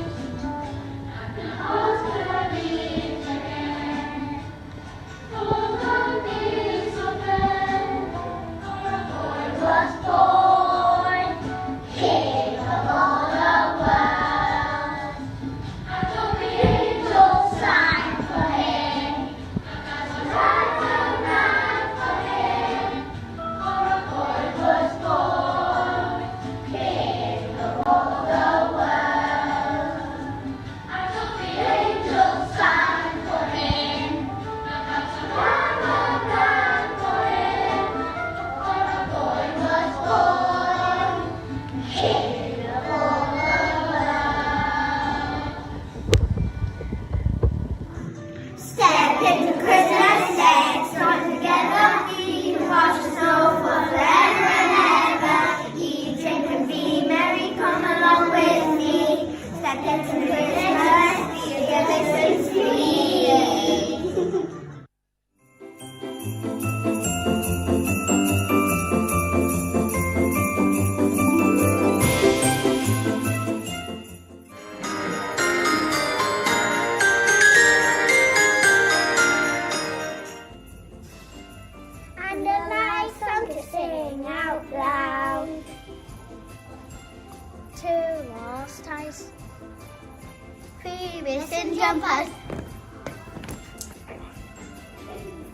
quiz to say. I dojo point. 6 is at home time. 7 class is learning. 8 is laughing. 9 school down. 10 write my pencil. 11 bunkers bingo. 12 tucked up Thursdays. On the 12th day of Christmas, and Matthew came to me. 10 write my pencil. 9 school dinners. 8 teachers laughing. 7 classes learning. 6 is at home time. 5 dojo points. 4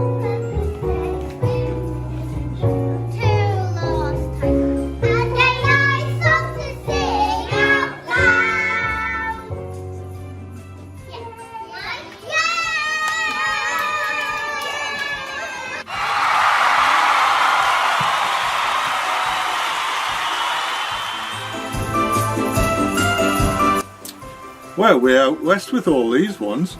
Adelaide Academy, thank you very much. The whole school was involved there, weren't they? And I had a little bit of Step Into Christmas. And then we had St Matthew's Primary School and their cut down version of the 12 Days of Christmas. How lovely. I've had a lovely time here at Northumberland Zoo. They've been very nice to us and given us this wonderful set to be working with. My reindeer are quite happy with the RAF now. Thank you everybody in the RAF for organising the support. They did appreciate it, the reindeers, they say. I think my favourite Christmas song is I Believe in Father Christmas. I think that's got to be my favourite. Anyway, have a lovely Christmas. It's been a very strange year. Have a lovely time and hopefully we'll all get the presents that we deserve. Now let's see one last look at my naughty elves at Adelaide Academy, St Matthew's Primary School, Mickley First School and Ovingham First School.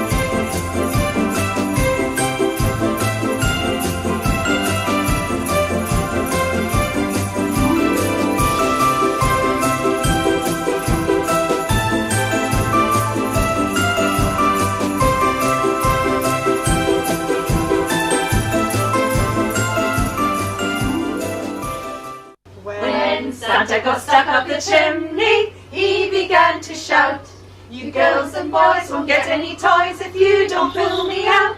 My beard is black, I sit in my sack, my nose is tickly too." When Santa got stuck up the chimney, achoo, achoo, achoo!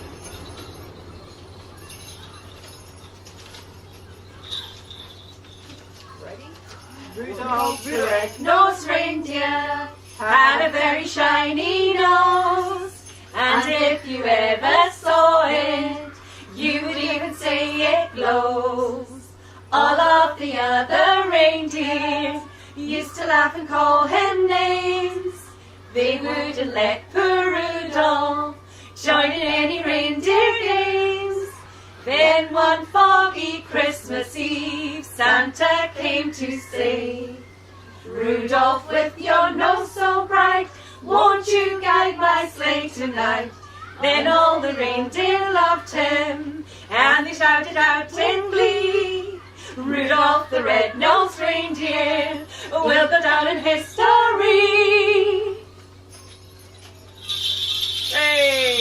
jingle bell era. Jingle bells, jingle all the way. Oh, what fun it is to ride in a one-horse open sleigh. Hey, jingle bells, jingle all the way. Oh, what fun it is to ride in a one-horse open sleigh. Dashing through the snow on a one-horse open sleigh. O'er the fields we go, laughing all the way. Oh, bells on bobtail ring, making spirits bright. Oh, what fun it is to ride in a sleighing song tonight. Hey, jingle bells, jingle all the way.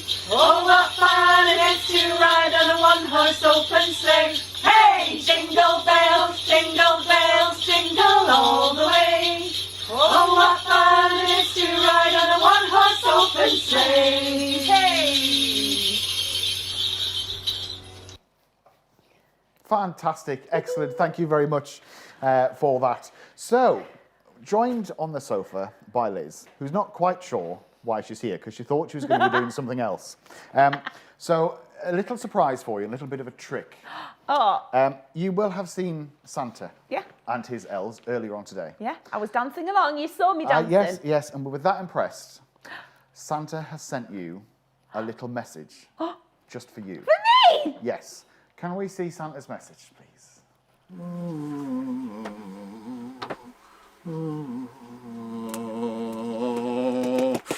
Oh, I wish I could draw.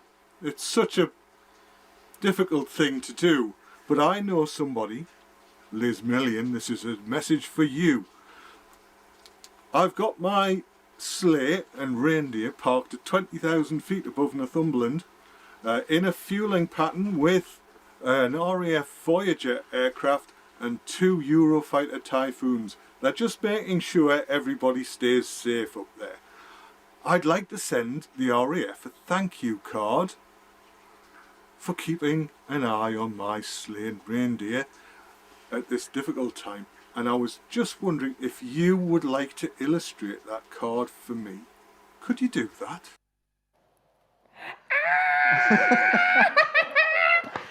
So, Santa's talking to me. just for you. So, do you accept the challenge? Yes, but I'm so relieved. I thought he was reading and writing his naughty list, and I suddenly thought, oh no, I'm not going to get any new pens for Christmas. He's not found out about that yet. So to stay in his good books, accept his challenge. Yes, definitely. And go. Go. Go. Right. She's going. Look at her go. I thought I was going to be in the naughty list there for drawing Peppa Pig as a sausage, so I'm quite relieved. Now, I wonder if he was trying to do a self-portrait of himself. Now, this is him, obviously, after Christmas, after all those mince pies that he has scoffed. Now, an RAF kind of picture. Now, I am thinking of a baked bean. Now, you're all thinking, why is Liz Million drawing a baked bean? Now, first of all, shall I show you how brilliant a baked bean can be? Okay, if I drew lots of baked beans. Now, you saw me drawing a robin earlier with a baked bean. Baked beans are epic, okay? Now, if I get my pen here, I can show you some of my characters that I've done in past books. So here we have Louis the Rhino from Noisy Neighbours. Hello. There he is. He always has a nice shirt on. He's very fancy. And I've also done 4 books with big bad wolves in. So he looks nice and friendly at the moment until we put those eyebrows on him. We could also do Digger the dinosaur. Hello. So, very handy shape to have. Let's have a look at this one. Oh, I tell you what we could do. We could do a little pumpkin, but we're a little out of season for a pumpkin. We could also do, just for those Australian singers that we had before. We've got a little koala. Not a koala, what am I about? A kangaroo. And she was called Harriet, and she rode a motorbike. Yes, I had to draw a motorbike being ridden around by that character. Now, we've also got, this is one of my favourites to do in this shape, a little owl. And it could be a snowy owl, couldn't it? Ooh, ooh, ooh, ooh. So, this baked bean shape could also just be a baked bean, but that would be rubbish, wouldn't it? So, that's a little bit about the baked bean. But I love baked beans because it's one of my favourite shapes to draw Rudolph. Now, Santa's challenge, what? We're going to draw Rudolph parachuting down into Santa's sleigh. Now, funnily enough, I've never drawn this before, but I have to trust my talent sometimes, and I have to think about what he would be doing. Now, do you think he'd be going, ah, or do you think he'd be going, ah? Now, I think he's used to heights, so I think he'd be all right, actually. Now, look, because I did that with my crayon, I can't quite rub that out, but what I'm going to do is I'm going to just colour over it and pretend it's all right. Okay, so I think I'm going to make him look like he's having the time of his life. Because do you know what? Reindeers, the only bit of excitement they really get is on Christmas Eve, where they're travelling at 1 billion miles an hour across the skies delivering. So I'm going to put a little neck on. And then, do you know what I'm going to do? With my giant pencil, I'm going to sketch out. Ooh, oh, look what I've done! Do you know what? It's because I've had an egg sandwich for my lunch. It's pure protein for all my muscles. Look at that. Now, you can't see this, and that's because I'm doing it really, really lightly. Okay, now, is he going to have like a little sort of paratrooper outfit on? Or I think he's going to have a Christmas jumper on. Now, he's going to have a lovely Christmas jumper on. Now, look at that. Now, if I wanted to, I could get my sellotape and put it behind, and it's magically fixed, so it's not the end of the world. Now, his little leggies are going to be coming up here, and I could either do, you know what, if I'm not sure about something, get my bit of paper. So he could either have a boot like that, or he could have a little foot like that. And I think I might put his little feet on, because I think they're quite nice, little sort of hooves. Now, I'm used to drawing crazy things like this, so I'm quite glad Santa asked me and not someone else to do it, because I can't imagine Lynn doing this. Can you imagine Lynn doing this? I think she'd have a go, though. She's good fun, isn't she? Now, I'm going to come round here, and they haven't got very exciting tails. There is his little tail, and there we go. Now, we could put trousers on him, but I don't think so. Now, if I'm trying to draw his paw or hand holding onto the string of the parachute, okay, now they've got hooves, and if I wanted to draw that character's arm again, have you ever drawn a fat arm and a thin arm? This is exactly what publishers get you to do. They get you to do the same character doing lots of crazy different things in different books. So if I wanted that hand again, I would draw that with pencil, then I would pop it here, scribble around it, so really all I can see here is the top of his thumb like that. If I wanted to draw it here, I could always redraw it, and what I normally do is pop it behind here. So you can just about see through there. And it also works with legs as well sometimes, if you wanted to get them with the right leg as well. Okay, so that's a good idea. So he would also have a parachute. And again, if I was doing this for a book, I would get all the right equipment. I would look at what the ones the RAF use, and I would also then think about the strings. Now, I can't fit a whole parachute on here, but what I'm going to do is just give a hint at one. So with my big pen here, I can put another string coming on here and some more here. Now, I'm not an expert at drawing parachutes, so I'm quite glad that is just going off there because it looks a little bit dodgy. Action lines, whooshing. He is swooping down. Don't put clouds near his bum. And he is whooshing. Now, it's going to be over Northumberland. Now we could draw a lovely Alnwick Castle or something, or Berwick or something, but I haven't got any pictures of it. And I'm from Darlington, I'm afraid. So I'm just going to put some buildings here. There. It could be, well, I've been to Berwick and Alnwick Library, so that's there. Okay, now, what if he's landing in a field? Oh no, there's going to be another baked bean. Oh look, this is another good baked bean. And these are good for nativities as well. Maybe you've been one of these creatures when you were at school. Oh no, look, he's going, bear. You've got some lovely looking sheep in Northumberland. So I'm going to put a little bit of black on his little face. Bear.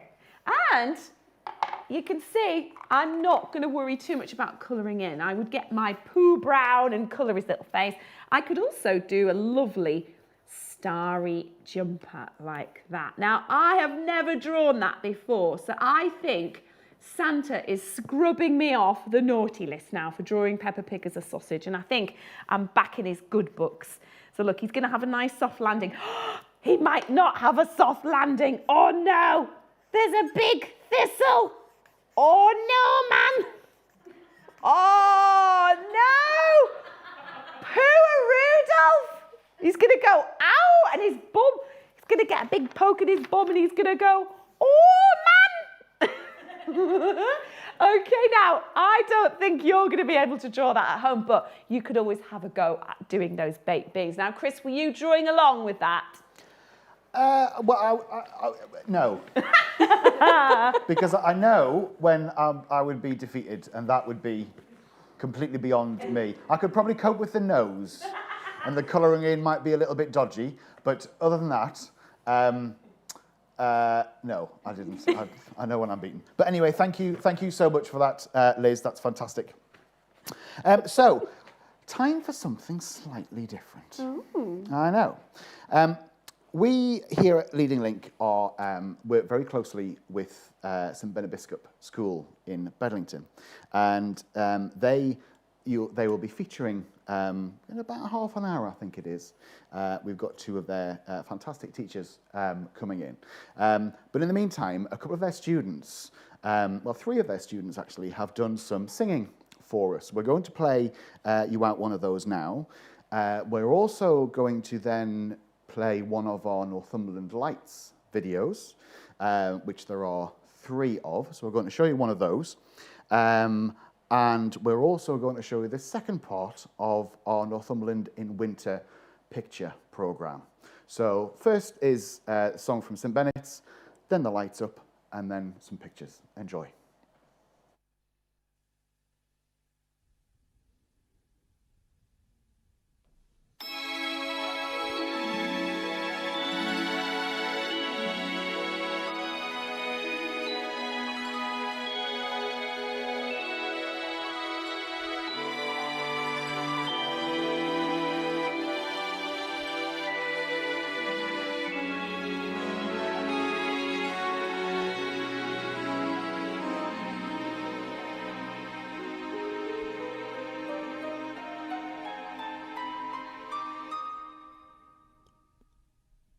It's beginning to look a lot like Christmas everywhere you go.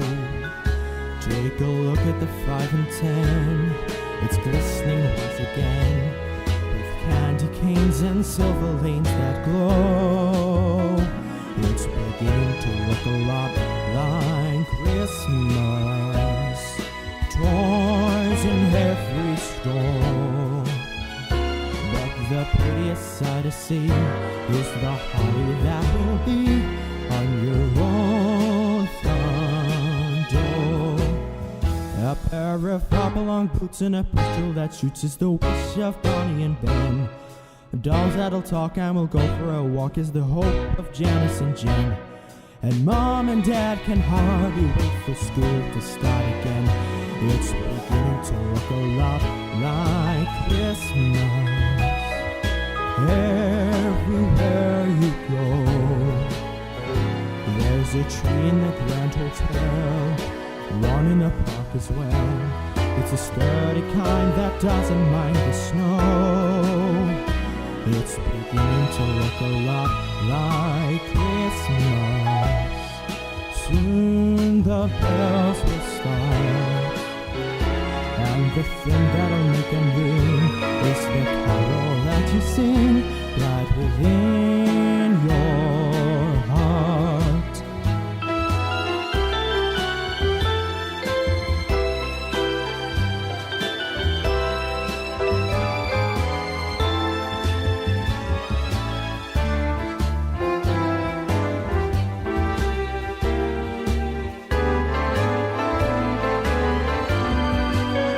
It's beginning to look a lot like Christmas.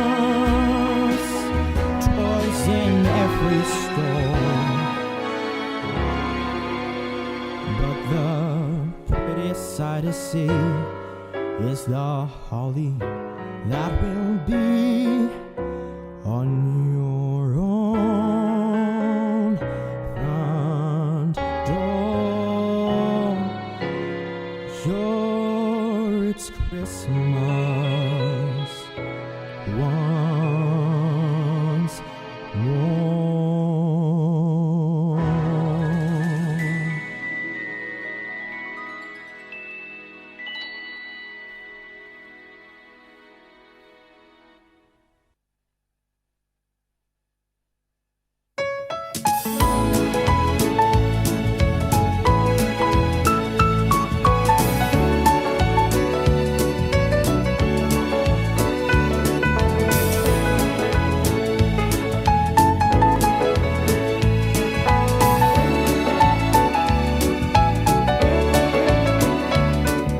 I'm driving home for Christmas.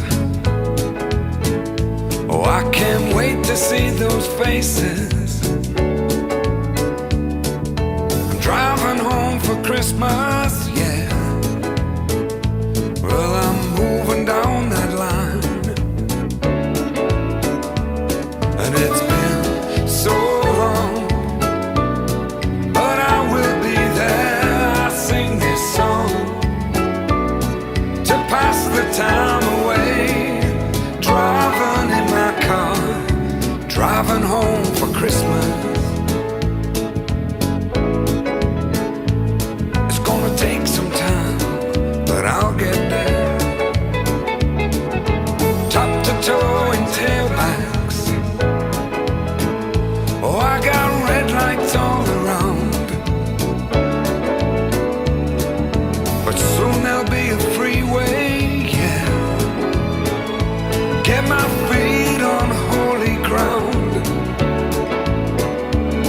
So I sing for you, though you can't hear me when I get through, and feel you near me.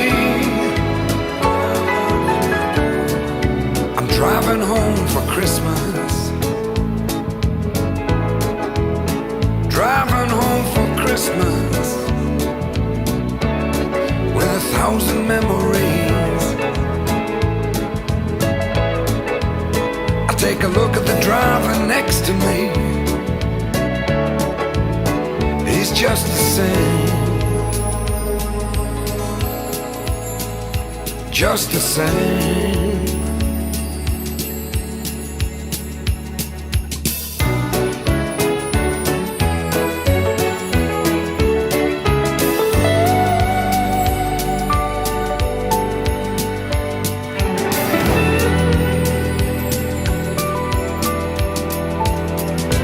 Top to toe in tailbacks. Oh, I got red lights all around. I'm driving home for Christmas, yeah. Get my feet on holy ground. So I sing for you, though you can't hear me when I get through. Go and feel you near me, driving in my car, driving home for Christmas. Driving home for Christmas fond memories. I take a look at the driver next to me. He's just the same. He's driving home, driving home, driving home for Christmas. I'll take you on a sleigh ride. I'll keep you warm by my side. The snow has started falling, and I want to be with you.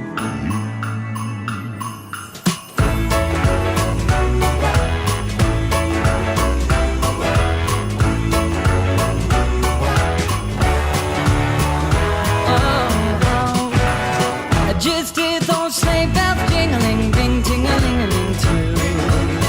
Come on, it's lovely weather for a sleigh ride together with you. Outside the snow is falling and friends are calling you.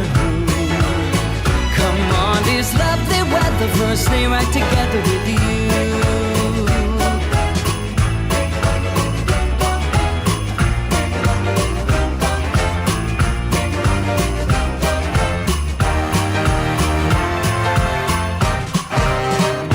Cheeks are nice and rosy and comfy and cozy, I'll be. We're snuggled up together like two birds of a feather would be. Let's take the road before us and sing a chorus or two. Come on, it's lovely weather for a sleigh ride together with you.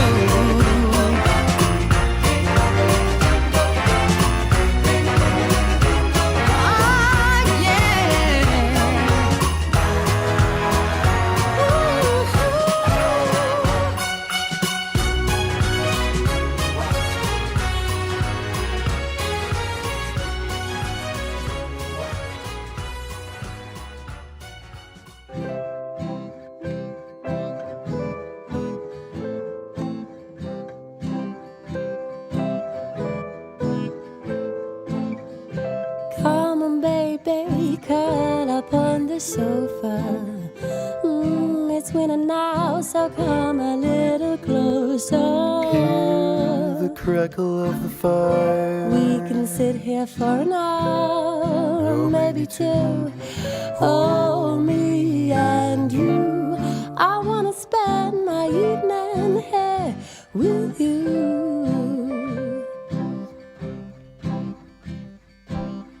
Come on, baby, it's a little cliche, but it's the time of year to say the things that we say. If we're lucky, it will snow. Then you won't have to go, and we can watch it falling from the window. It's settled on the frame. Through the window pane, where pretty lights light up the street again. I wanna spend my evening here with you, because the winter is always warmer when enjoyed by two. I wanna spend my evening here with you.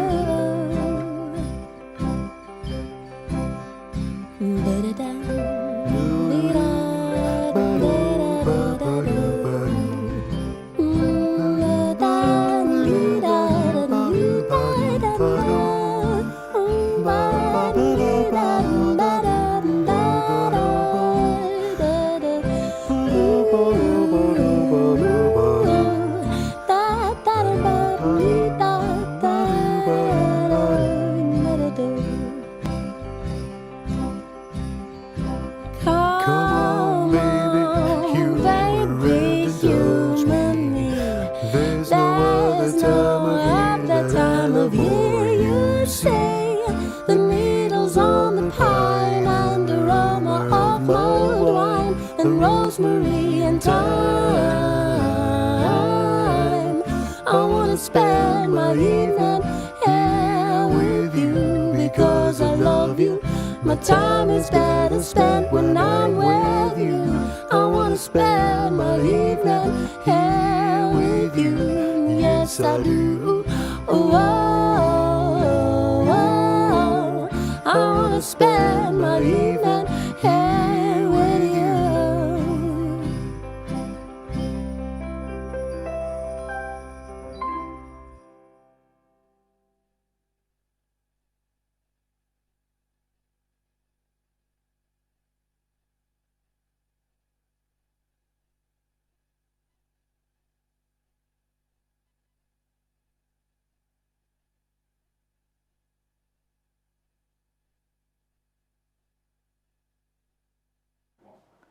Oh, that was lovely seeing so many white, snowy scenes. Yes, it was lovely. Yeah. It was lovely. I've got another joke for you. Oh, right, brace yourself. Oh, brace yourself. Paula. Here we go. Yeah. What is white and minty?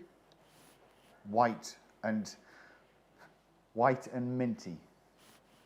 Is it going to be a mint? No. I'm all out of answers. Yes! Yes! Rubbish. You haven't got your funny bone in today. No, I haven't. There's enough funny bone going over there with Liz, who's just screamed out the answer at any given point. So, without further introduction, let's go over to the funny one over there, Liz. Hello, everyone. We have had the brilliantest, that's not a very good word, is it? The best day ever here today. We have been so busy learning about squares, how to draw with squares, how to draw with a doorway shape, got a little penguin there, how to draw with another doorway and a carrot and a potato, how to draw with a potato shape, and we did Peppa Pig as a sausage, I'm sorry about that. And then Santa set me, oh, there's an invisible polar bear in the snow. Santa set me a challenge to draw Rudolph getting rescued by the RAF. So instead of having to draw a very difficult plane, I decided to draw a little parachute. Look, he's about to land on a thistle and the chute's going, bah! So I was thinking I was going to draw another baked bean shake because baked bean shakes are terrific. And we're going to do a snowy character. So I've got a little ear here and a little ear here. Now, I love that polo bear shape joke, so I'm going to go and draw. We've had a long day, haven't we, today? Now, what we've been doing today, we've been having a right chuckle between watching your beautiful videos, and we've had such a good time together today. And the good thing is, we hope that some of you will have been drawing along today, and you can always go back and watch this all over again if you're not sure about it. Now, this could be a bear.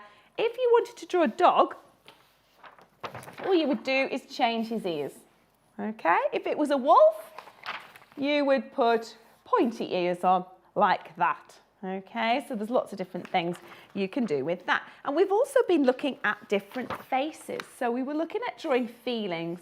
Oh, that's me when I don't get any presents for Santa. But I think I'm on the good girl list now. I've done that Rudolph. So there he is, really excited. He could also maybe be feeling a bit sick. He's had too many chockies. Ugh, that is definitely me after my Christmas dinner. And my character, I'm going to get my coloured crayon and he's going to be snowboarding. Now, I know I've drawn a little penguin ice skating. We've done another character skiing. And what we're going to do, all those snowy photographs made me think, oh, do you know, I'll do a snowboarding bear. And he's got lovely rosy cheeks. Now, because they're white characters like a snowman, they're not very exciting. So we have to put lovely bright colours on elsewhere. So look, there we go. So he's got a little elf hat on and he's going down the slopes. And I'm going to get my pencil. It's actually a crayon because my pencil went through the paper last time. And I'm going to draw him balancing. So you can see I'm doing a very, very quick sketch. Now, I've been zooming every night with loads of scouts and rainbows and lots of different children's groups. So I'm quite used to drawing these sorts of characters. And then I've been practicing quite a lot as well. So when you're an illustrator, you have to be good at practicing as well. Now, funnily enough, I've never drawn a Rudolph parachuting, but I've drawn lots of weird things in my time, so I'm not worried about stuff. And if you asked me to draw an actual aeroplane in that, I'd have to get research. I wouldn't just be allowed to just pretend I knew what it was like. It's like if I do trains or anything. And I'm used to go down to my local library and get loads of books out. So if you're not sure about how to draw something, they've normally got loads of like how to draw books, or they've got information books about the certain types of planes there are and this sort of thing. So you can always get a good idea. And while I've got my red, I know we did a green hat before, but I'm going to do a lovely red hat there. Okay, and then you could do whatever pattern you like on your polar bear. I'm going to do some spots because I normally draw spots. I haven't drawn spots all day. I'm going to get my green on here like this. Now, do you know what? We haven't drawn many girl characters today, so I'm going to turn this into a girl polar bear. So there, because girls are better than boys. And I'm going to put a little rosy cheek and a little nice cute mouth on there. So we've got a little bear. Now, I've got a Bedlington Terrier called Peggy at home, and she looks a little bit like this. I've just thought she's got little ear tassels, like the proper Bedlington, and her little ear tassels would be like that. And she's also got little crimply hair like that. So that's what Peggy would look like. She'd have really skinny legs.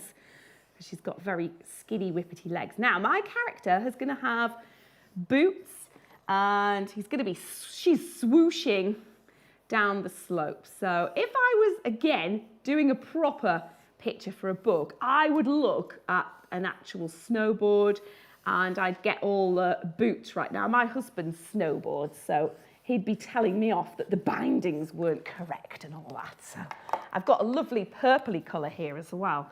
And you can see I'm not colouring in my best colouring. And when I draw like this and colour in front of reception children at school, the little ones, they go, "Miss Million, you're scribbling," and they tell me off. And I say, "Shut up, you horrible kids," and I give them a whack with my crayon because I'm allowed to scribble when I'm drawing really, really fast like this. Now, some kids would draw lipstick on there.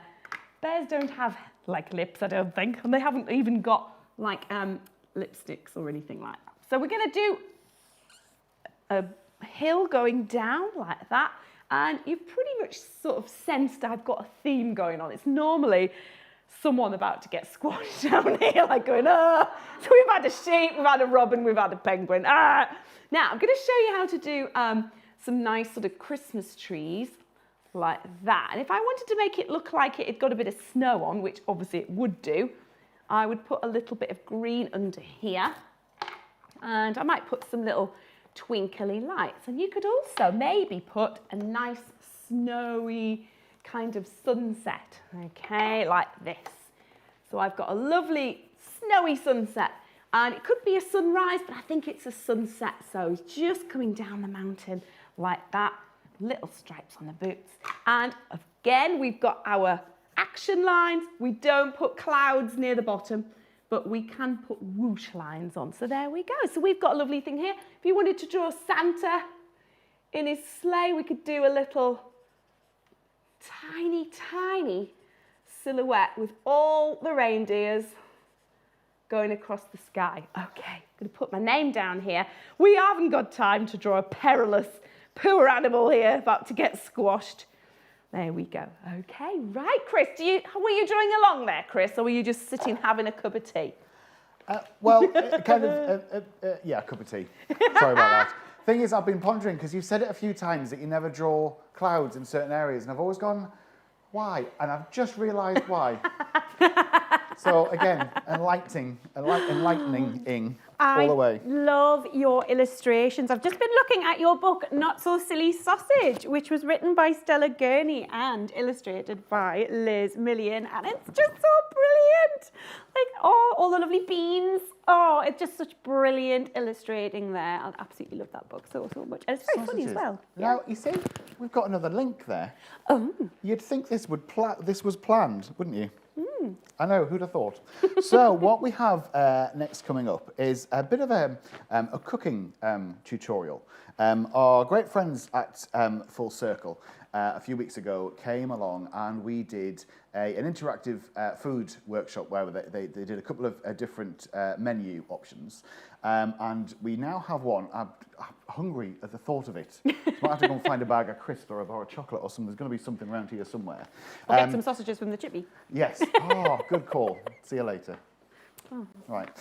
So yes, so we're now going to watch Full Circle's food workshop, and this one is the making of a very intricate sausage plat. Enjoy. Okay, hi everybody. Welcome to the Full Circle Food Project. My name is Clara, and I'm here with Georgia. Hi. And Esther. Hiya.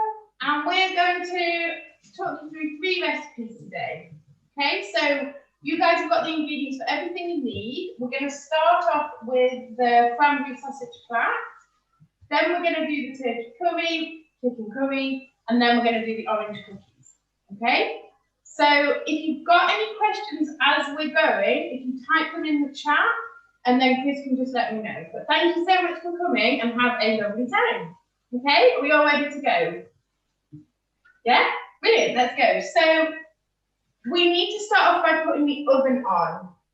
So we've got a fan-assisted oven, but if you haven't, it needs to be at 220 degrees, which is probably a 5, 6. Okay? So everybody pop their ovens on first of all.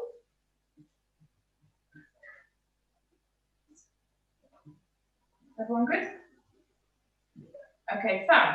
And then we're going to get our onion.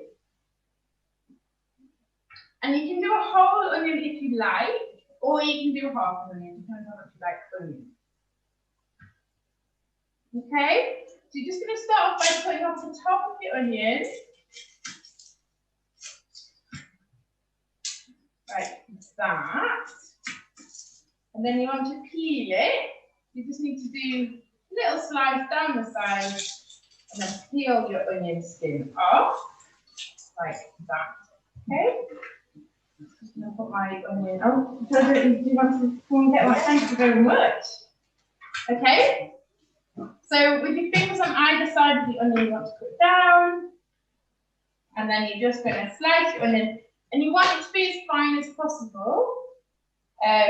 Because you will be able to taste the onion. So you're going to chop your onion up like so. Everyone happy? Everyone okay with that? Okay, lovely. So, everyone okay? Great. Brilliant. Once your onion is chopped, everyone, and if you've got someone else there with you, they can do this while you continue to chop the onion. You're going to get your sausage meat, and I've already put mine in the bowl, and I've kind of smooshed it up a little bit with a fork. Okay? So you've got your onion nice and fine, you've chopped your sausage meat in a bowl. And then the next thing you need is your cranberry sauce. Okay? Thank you very much. So give it a bit of a smoosh like that. And then you're going to take your cranberry sauce and you're going to put 2 tablespoons of cranberry sauce. Okay, thank you very much. Right, I'm going to just check the recipe for a minute. Okay. So once you've got your sausage meat and you've got your cranberry sauce, you're going to add your onions now into the sausage mix. Okay, is that all right? Everyone happy with that? And I'll just get my sausage into the bowl. Yeah. Okay, fab. I'm just going to mush mine up for a little bit whilst you guys are going to get to this stage, okay? So at this point, I've just got my sausage meat, I've got my onion, and I've got my cranberry sauce. The next thing you need, guys, is you need to get your mixed herbs. And we're going to take 2 teaspoons. 2 teaspoons. Okay, I'm just going to add them in there like that. Thank you very much. Okay, fab. And now what you can do is now you can get your hands in and you're going to just give it a real good slush around. Okay, and now what you can do is you can take some salt and pepper. It's nice and prepared. I'm going to just take a pinch of salt. I'm going to take a pinch of pepper. Okay, and then I'm going to give it another smoosh like this.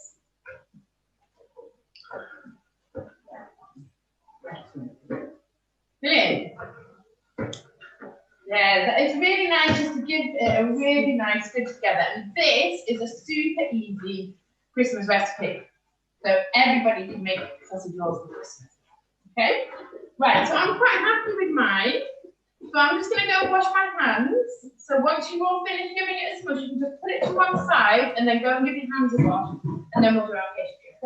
So just pop that to one side for a minute. And what you want to do now is what we've got here is we've got pre-rolled pastry. You can also do this, like it's the George's recipe, and when she does it with a block of pastry that she rolls out, but these are nice and easy, okay? So just take your pre-rolled pastry out of your packet now, guys. And we'll put a little bit of flour on the surface, because we might just roll it out a little bit, okay? Everyone okay?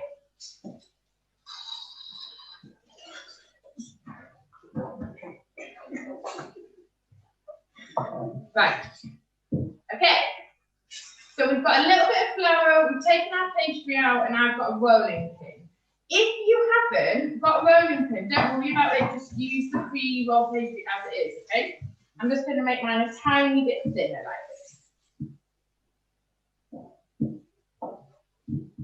Okay, so I'm going to make mine nice and thin, because then it'll be a bit crispier when we put it in the oven. And you do need quite a nice big tray. Make sure your tray's going to fit in the oven, okay? Right, now what you can do is you can use scissors if you like.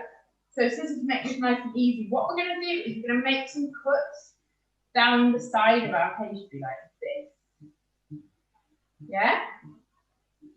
So I'll lift that up so you guys can see. So we're going to make about 10 or 11 cuts down each side, and I'm going to do the ends first. And like I said, this is George's recipe, so Georgia is fabulous. Okay, so off we go. So obviously, most important thing, don't cut all the way across. We're just going to wrap these bits across, but we need this space not cut in the middle. So you want it to be about that wide in the middle, okay? We're just going to cut down each side. So you're making little ribbons of pastry, and these are going to be our plats. So just make sure you haven't cut across the whole thing. Okay? Fabulous, well done. So I've got 1, 2, 3, 4, 5, 6, 7, 8, 9. I've got 10. So I'm going to try and do the same amount on the other side so they match up. It doesn't matter if you have extra for folding across, don't worry about it. That's okay because you're just going to crisscross them across. Okay, all right, fabulous, thank you. So, it should look now a bit like it's got kind of ribs on either side, okay? So I'll give you an idea of what we're aiming for. So this is our beautiful, this is the one that Georgia made, so I'm trying to make mine as beautiful as hers. So can you see how it's crisscrossed across? That's what we're going to do. It's quite simple, but it's good to have. Thank you, Georgia. Okay.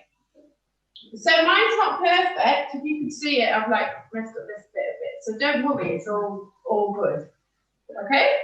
So what we're going to do now is we're going to take our sausage meat and we're going to kind of squish it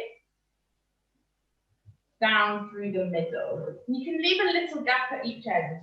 Yeah, because we're going to fold those bits up. Yeah? It's not going to be like a sausage roll where you can see through the middle. It's going to be closed at both sides. I'll show you again on that one in a minute. Okay? So, can you see what I'm doing? Thank you. I've squished it down like that. Yeah? Fabulous. Right, I'm going to give my hands one more wash and then I'm going to do some egg wash, which I'll talk you through in a minute. So everybody just put the sausage meat down the middle, give it a good squish and leave maybe an inch either side. So you need to crack, and this is obviously good practice, you need to crack an egg into a bowl and just whisk it up to make this egg wash. And add a drop of milk. And add a little drop of milk in there as well, okay? So ours is already done, but I'll just give it a quick whisk to show you what I mean. Oh yeah. So you just need to crack your egg into the bowl and then just whisk it up and put a drop of milk in. Ours has already got milk in it, so just like that. Okay? Well done everyone, that's fab. Okay, now because we work at a food project, we do have some little pastry brushes, but when I do this kind of thing at home, I don't have a pastry brush. So you can just put it on with your fingers. That should be absolutely fine, okay? If you do have a paper brush, amazing. If you don't, it's totally fine. Just make sure it doesn't go on too thick. Okay, so you want it to be reasonably thin, and you're going to brush it all the way down these ribs that we've made. A bit like glue, yeah? That's what we're using it as at this point. Just a bit of glue to stick our pastry together. Okay, so this is the fun bit, because this is obviously where you get to. Okay, so we've got Georgia, whose recipe it is, and she's just going to show us how to fold the edges. So could you do that for us, please? What Sarah said there was, if you've got a, not a cream square of pastry, but a pack of pastry that you've rolled out, you can sometimes cut the edges. It does say it on your recipe, so you can always check this. And you can make some little shapes, because it's a Christmas sausage pack. So you can either make those with little cutters, or you can use a knife to make those. All right, and then make it nice and pretty for the top. So what I'm just going to show you now is how we're going to fold this across. So you take your two ends and bring them slightly across like that, just towards the end. Can you see? So what you're doing, effectively, you're sealing the pastry so that when it's cooked, when the sausage meat cooks, it's not going to burst out. All right? So we'll do that at both ends, slightly over, just to really seal it up like that. All right, and then what we can do, guys, thank you, I've cut a few little stars out. If you did want to make some stars at this point, you could always just trim some edges up and cut some stars, okay? And I'm going to take a fork, and I'm just going to push that in. Oops. Mine doesn't look like yours look good. I look so sweet. Yours might look.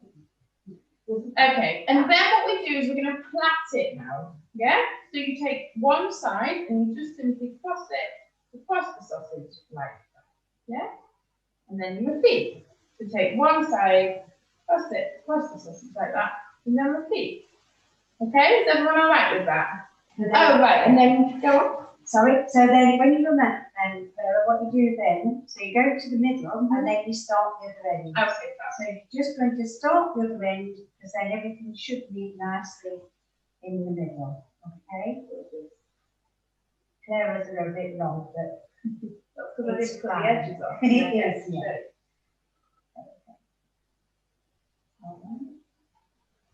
You want to finish off there? Just take it a little bit. You can always trim it if there's too much, Clara.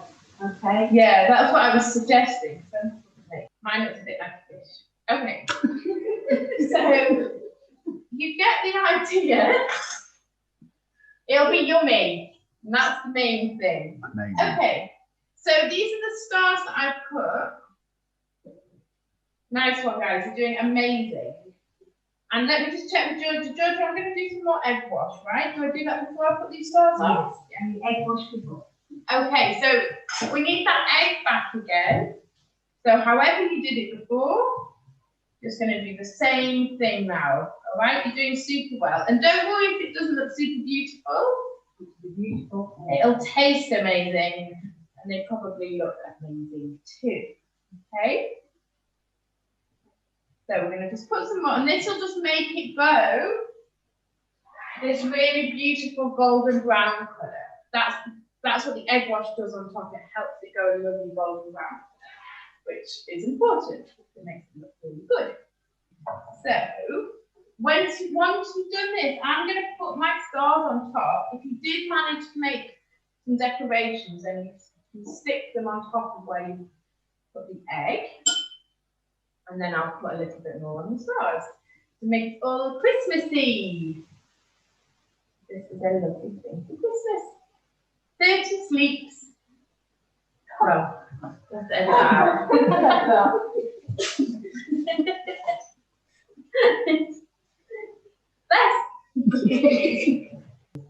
Okay. So this is my nice big tray. Because as you can see, they are quite big. So I'm going to oil my tray so it doesn't stick. So there we go, I've got my tray nice and oiled. And then I'm just going to lift it onto my tray best I can. You want to be reasonably gentle because of course you put egg wash on the pastry, so that's going to make it soft. And we're going to do a little sprinkle of mixed herbs just over the top as well. Make it really Christmassy. To make it super Christmassy and sweety. There we go, gorgeous. All right, well done everyone. This needs to be in the oven for between 20 to 30 minutes, so probably around 25 minutes. So you need to set your timer at this point before you put it in the oven. Set it for 20 and then you can check it at 20, you can leave another 5, set it for another 5 or another 10. Okay, everybody? So I'm going to put mine in the oven now and we'll see where we're at in about 25 minutes. Okay? We're going to have a little break. Yeah? I hope you enjoyed making your sausage chat. It's a really simple and delicious recipe. Well, if I wasn't hungry before we started, I'm even hungrier now after watching that. I mean, they made it look very easy, but to be honest, I'll probably try that and then I'll get really stuck, so I'll have to watch that back. Yes, watch it again. It looked so brilliant. So when we did that, it was about, I think it was about 2 weeks ago, and the full team at Full Circle, and they're based at the YMCA in Ashington in their kitchen. So we went and we filmed it, and we had a couple of families that were doing it at the same time. And obviously the whole process took probably, I think probably about 15, 20 minutes longer. But obviously we edited it down ever so slightly just to make it a bit more user-friendly when we're watching it back. But they did fantastic. Now they are back later with another video with a turkey curry. Oh. So I'll be literally eating my own leg by that point. We have to have something to eat by then, but we shall see. So now we have something slightly different. You've said that a few times I know, today, we have. Well, today haven't has you? been a day of... It's an eclectic day. Yes, it's been a day of differences. So we now have a section entitled Lulu and Rachel's Entertainment Slot.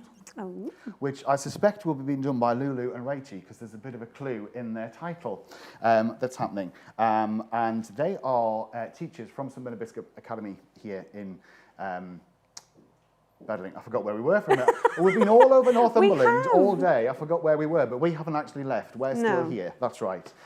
So if you guys are ready, we shall go over to you and set yourselves away. Okay, thank you. Thanks, guys. Hello. Hi, my name is Louise Morn. I'm Rachel Anderson, aka Rachie. Rachie and Lulu. So we've been asked today just to put a little bit of a slot together for you.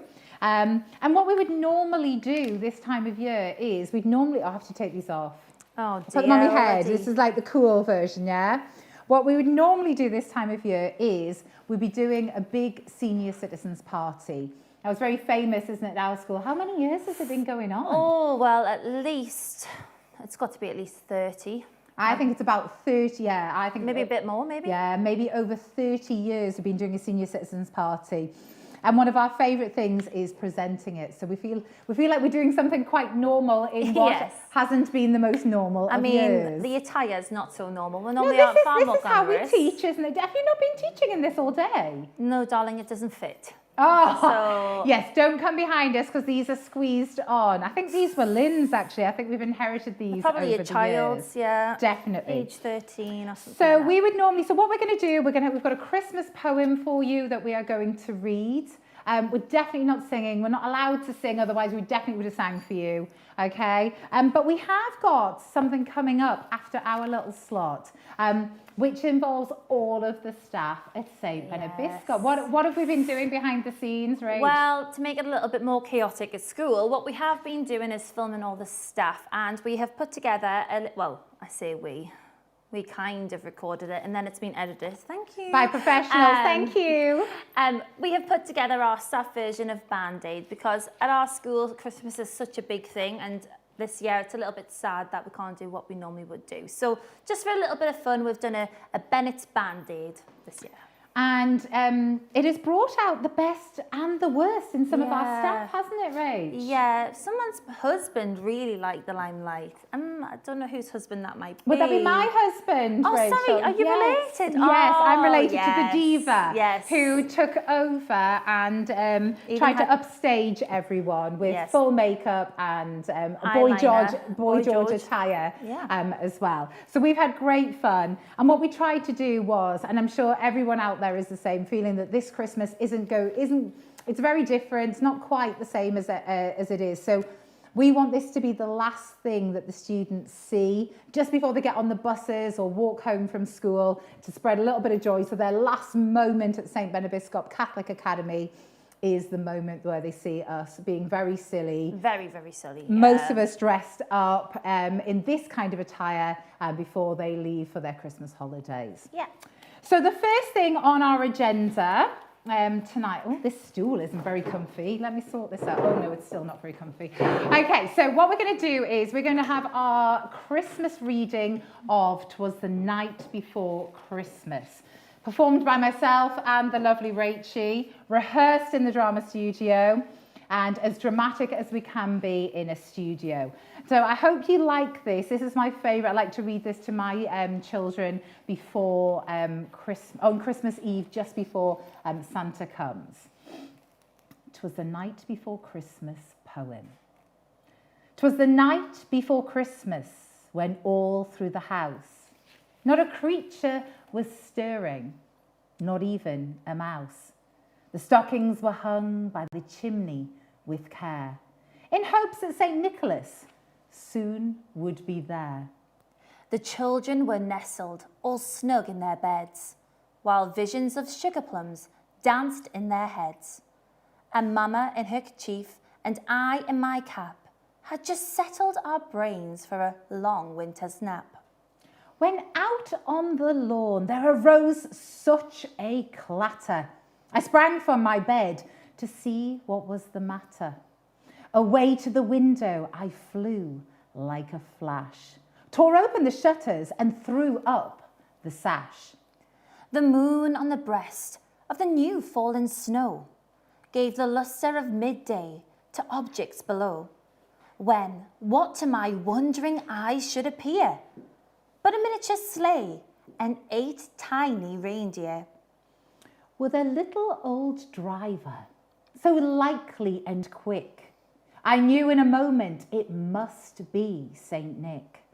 More rapid than eagles, his coursers they came, and he whistled and shouted and called them by name. Now Dasher, now Dancer, now Prancer and Vixen, on Comet, on Cupid, on Donner and Blitzen. To the top of the porch, to the top of the wall, now dash away, dash away, dash away all. As dry leaves that before the wind hurricane fly, when they met with an obstacle, mount to the sky. So up to the housetop the coursers they flew, with their sleigh full of toys, and St. Nicholas too. And then, in a twinkling, I heard on the roof the prancing and pawing of each little hoof. As I drew in my head and was turning around, down the chimney St. Nicholas came with a bound. He was dressed all in fur, from his head to his foot, and his clothes were all tarnished with ashes and soot. A bundle of toys he had flung on his back, and he looked like a peddler just opening his pack. His eyes, how they twinkled, his dimples, how merry. His cheeks were like roses, his nose like a cherry. His droll little mouth was drawn up like a bow, and the beard of his chin was as white as the snow. A stump of a pipe he held tight in his teeth, and the smoke it encircled his head like a wreath. He had a broad face and a round little belly that shook when he laughed like a bowl full of jelly. He was chubby and plump, a right jolly old elf, and I laughed when I saw him in spite of myself. A wink of his eye and a twist of his head soon gave me to know I had nothing to dread. He spoke not a word. He went straight to his work and filled all the stockings, then turned with a jerk and lay his finger aside of his nose, and giving a nod up the chimney he rose. He sprang to his sleigh, to his team gave a whistle, and away they all flew like the down of a thistle. But I heard him exclaim, ere he drove out of sight, "Happy Christmas to all, and to all a good night." Oh, I love that. So I feel nostalgic reading that. It's almost like the epitome of Christmas time. It is. Speaking of the epitome of Christmas time, I think it's time. For my jokes. For your jokes. Yeah, of course. Now, have we got canned laughter here, or have we got audience laughter? Okay, because Really we need lots of rapturous applause and laughter because they're so good, people. So funny. So funny. So Rachel is the queen of bad jokes. These are given to her normally on the eve of our production by Mr. Dunbar. Yeah. Mr. Dunbar, it's kind of like dad joke central, so bad dad jokes. So let's have dad jokes. Are you kidding me? These are hilarious. Okay, well, we will see, okay, by the audience response. Right. So, come on then, hit us. Okay. Who's Rudolph's favourite pop star? I don't know. Who is Rudolph's favourite pop star? Beyonce. Uh-oh, uh-oh, uh-oh. Oh, you should go. Ho, ho, ho, ho, ho, ho. I actually think that's the best one. It goes a bit downhill from here. I don't think you've heard any of my jokes. Audience. Okay, come on. What is white and minty? I don't know, Rachel. What is white and minty? A polo bear. Insert laughter. There are people laughing, okay? Actual real laughs. Real laughs, and some people have been paid off screen to laugh, okay? I'm just reading through them. Oh, this is a good one. Why couldn't Mary and Joseph join their work conference call? I don't know. Why could Mary and Joseph not join their work conference call? Because there was no Zoom at the inn. How very apt in 2020. I've got another one for the last one. Last one for now. Okay. Did you hear that production was down at Santa's workshop? No. Oh, many of his workers had to elf isolate. Excuse me, 2020 jokes there. 2020 jokes. I do miss my jokes, though, in all seriousness, because when we have our lovely senior citizens party, they do genuinely like my jokes. Yes, okay, because... Maybe they don't. Well, they make me feel good. They humour her. They definitely humour her. Now, one of the things that we've been doing, and actually something you're going to hear as well later on, is working with the students in a classroom. So this has provided some of the challenges, hasn't it? Yeah, totally. Hold on. As drama teachers in a classroom, lower school. So one of the things that we put to the students was about writing a radio play. Yeah. But a radio play with a difference, because we knew, even though we started this at the beginning of November, wasn't it?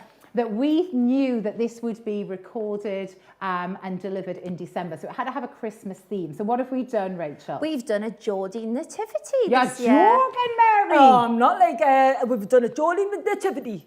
It was like, and you have taken once part upon in it. a time. That was a joke from a year 7. Yes, that's not your joke. Start once upon a time. Yeah. So they've been writing their Geordie nativities, and we had the... No.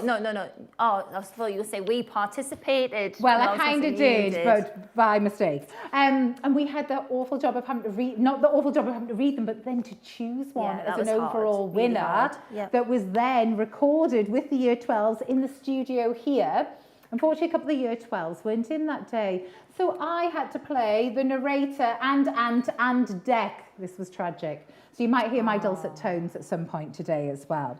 I'm sure there won't. We've got a little bit of an interview, haven't we? We have, because drama is very, very different at this moment in time, as I'm sure everybody will know, and music as well. And it's a bit sad, but we've got to make it as interesting as we possibly can. It is. So we thought we'd Rachel's going to interview me about some of the stuff that's been going on at school and how things have changed currently in our climate. Give me and then just a little bit of Christmas crack.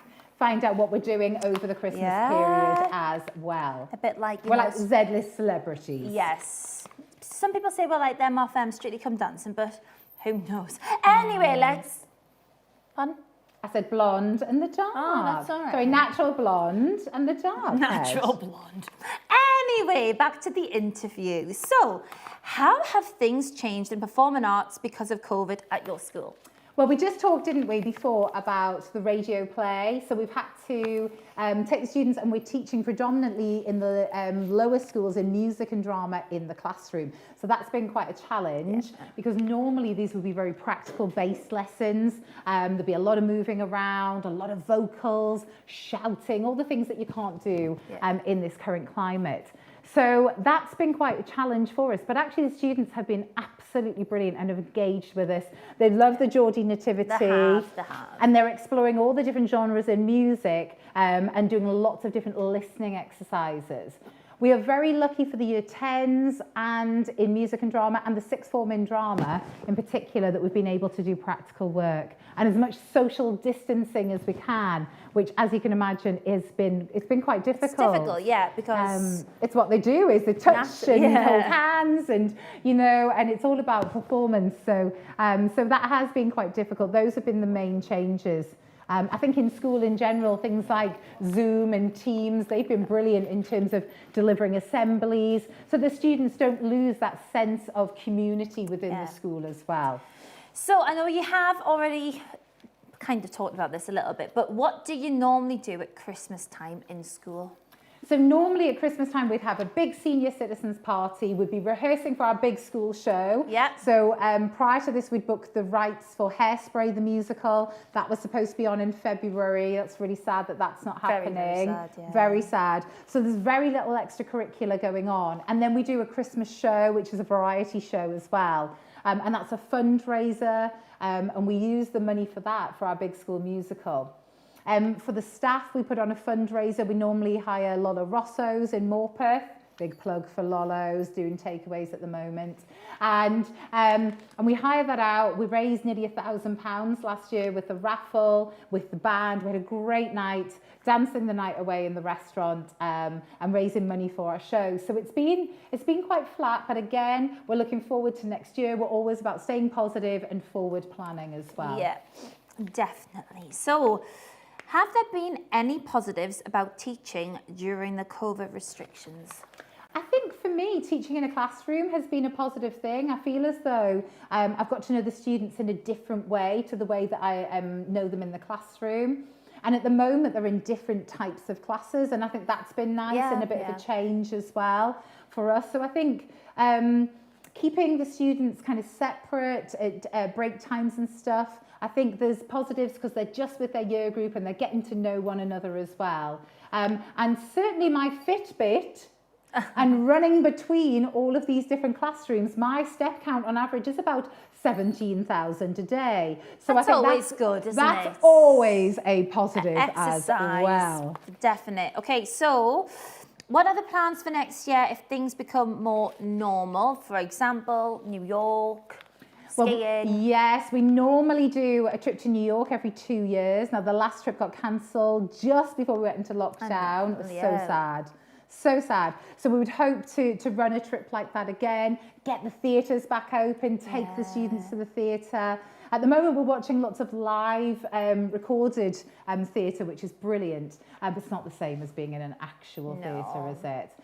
So I would hope that the Whitley Bay Playhouse event would take place. Yes, with Leading Link. With Leading Link, if that could go ahead in the summer term, that would be amazing. And we still had jobs. Presenting. Presenting. If we were still the presenters, that would also be good. There won't be Lynn. any silly Christmas jokes, just summer ones. Yes, we'll only have summer, and we'll dress very differently. We promise to dress smart. Yes. Okay, glamorous. Oh, jinx. how weird. Make a wish. Okay, so definitely trips, shows moving forward. I think we probably will make more of going to the theatre as well. Definitely. You know, you take it for granted when you can go, and then now that we can't go. Oh, hang on, I'm getting the thumbs up from Lynn Will it for be? the summer show, as in, if it happens, we can be the presenters. If not, it's happening on Whitley Bay Beach. You heard it here, yes, on Whitley Bay Beach, socially distanced, I'm just making 500 this up. students. Yeah, just 2 meters apart from here to Seton Sluice. So, how are you spending Christmas this year? I know it's going to be very different for you this year, isn't it? Normally, my parents live in Spain, so normally my parents would come over and we'd have a big family party with them, and then we'd have our other family over on Boxing Day. But we've decided it's just going to be the 5 of us. So we're going to have to make our own fun. We were going to go to Spain over New Year's as well, but I think due to COVID restrictions, we're not going to fly. We're not going to bring my parents back. So it's going to be very, very different, but it'll be nice as the 5 of us, me and my 3 children, my husband.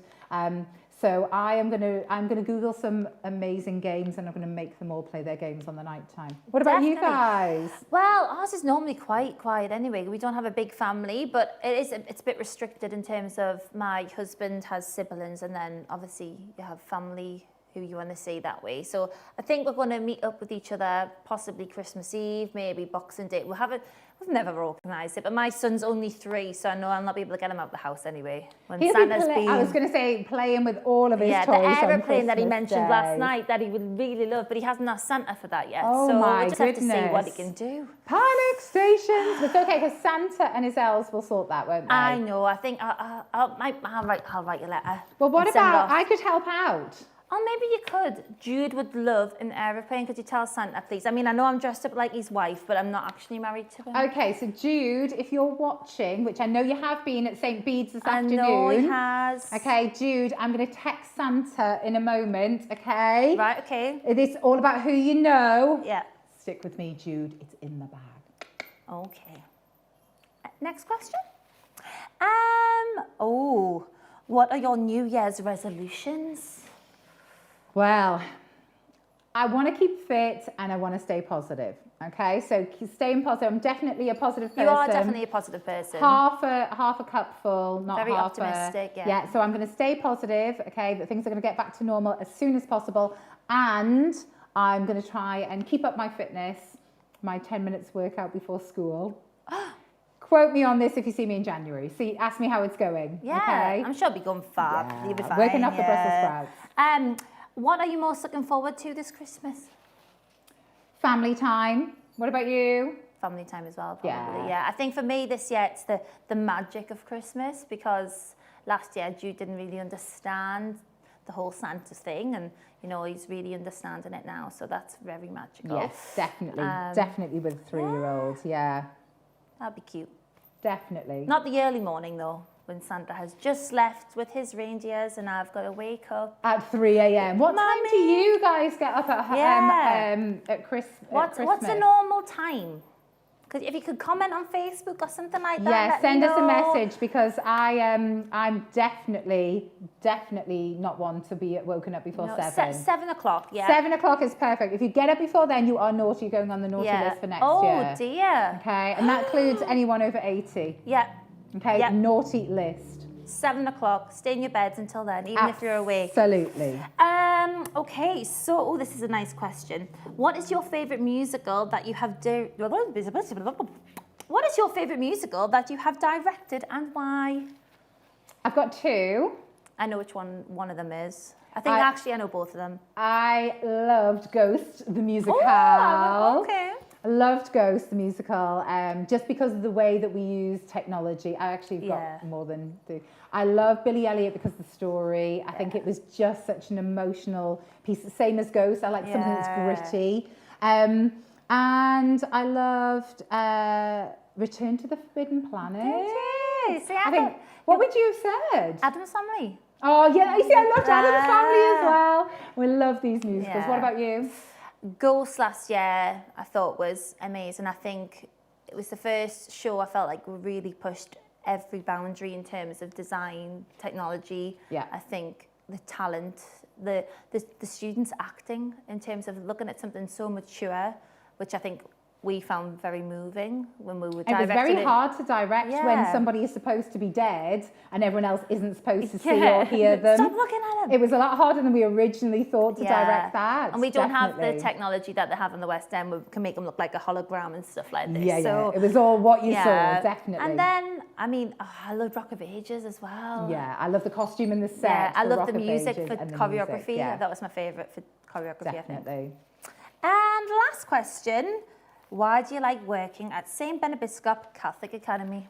I think it's the students and I think it's the community feel. I've actually worked there for 18 years and I know, I'm like a nana. And I can't imagine working anywhere else. The staff that make everyone feel as though it's like a family.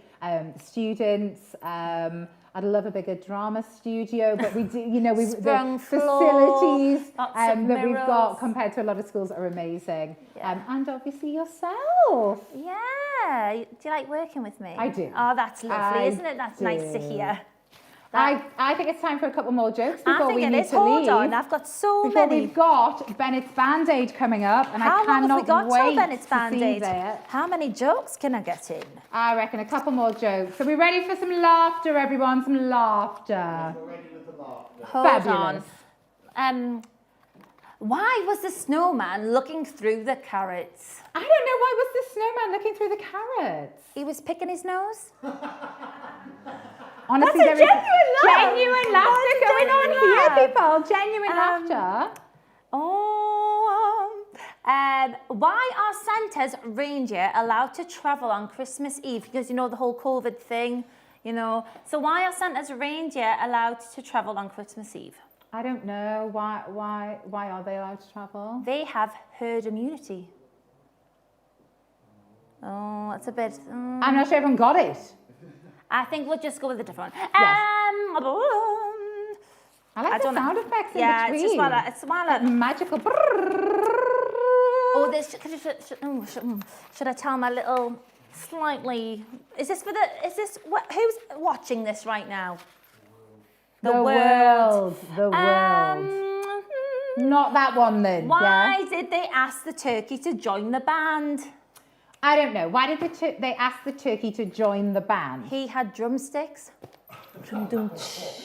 Mr. Gibson, our head of music, he would love that. He would love that one. One more than Rachie, one more. And then Bennett's Got Talent. No, I keep calling it Bennett's Got Talent. Bennett's Band-Aid. Bennett has got talent. Bennett has got talent. When you see this video. How many TV shows have we plugged here? Text Santa, Bennett's Got Talent. Honestly. Anyway, so why does Santa have 3 gardens? I don't know. Why does Santa have 3 gardens? So he can ho, ho, ho.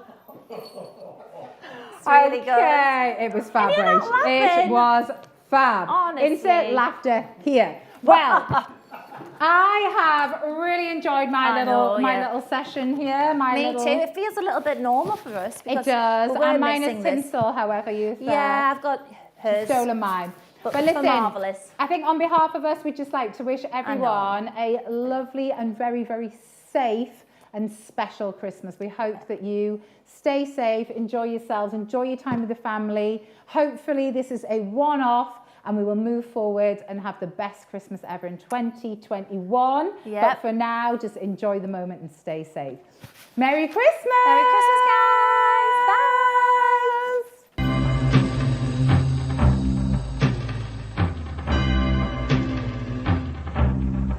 It's Christmas time. There's no need to be afraid. At Christmas time, we let in light and we banish it. And in our world of plenty, we can spread a smile of joy. Throw your arms around the world at Christmas time. But say a prayer, pray for the other one.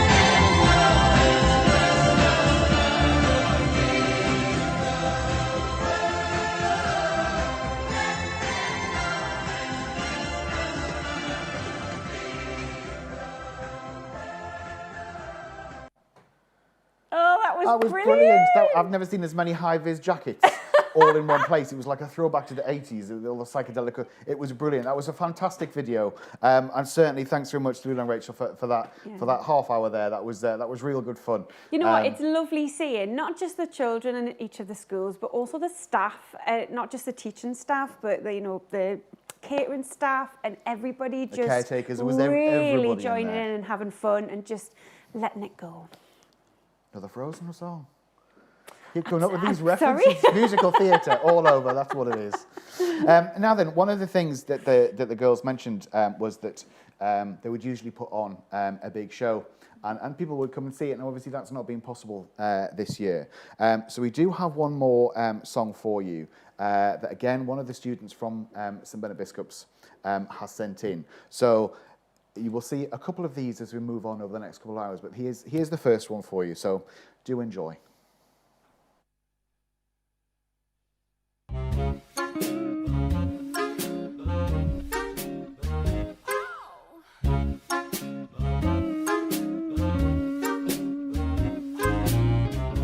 Santa baby, slip a sable under the tree for me. I've been an awful good girl, Santa baby, so hurry down the chimney tonight.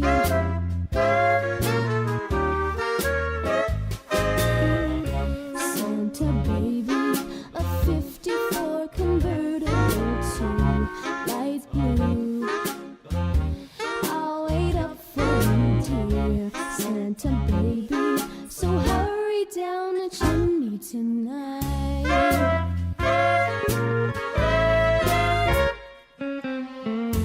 Think of all the fun I've missed. Think of all the fellas that I haven't kissed. Next year I could be just as good if you check off my Christmas list. Santa baby, I want a yacht, and really that's not a lot. I've been an angel all year, Santa baby, so hurry down the chimney tonight.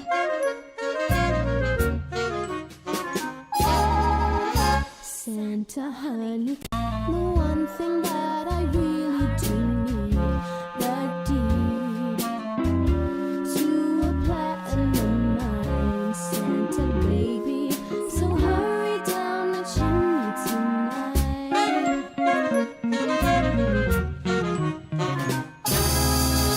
Santa cutie, fill my stockings with the duplex and checks. Sign your X on the line, Santa cutie, and hurry down the chimney tonight.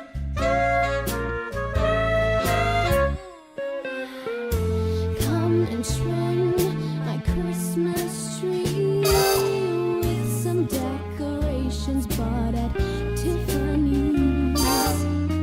I really do believe in you. Let's see if you believe in me. Santa baby, forgot to mention one little thing, a ring.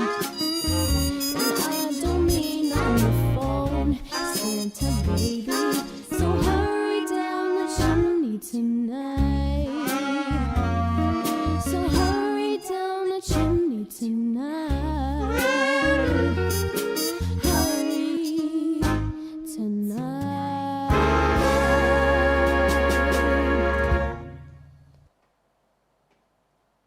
Aww.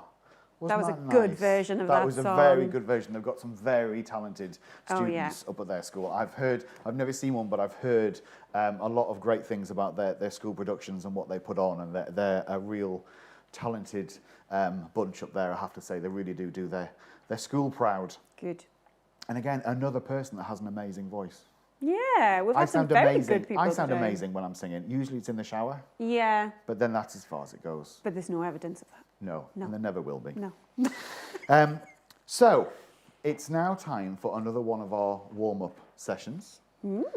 Luckily, we're not doing it, which would be a warm-up session. We'd just be sat here going, let's warm up. But we are actually going to have a little video on about getting warm up, and I think it's one you could do in your chairs. So everybody at home needs to make sure they've got a nice comfy chair that you sat up and follow the instructions. And we'll be checking whether you did afterwards. So enjoy.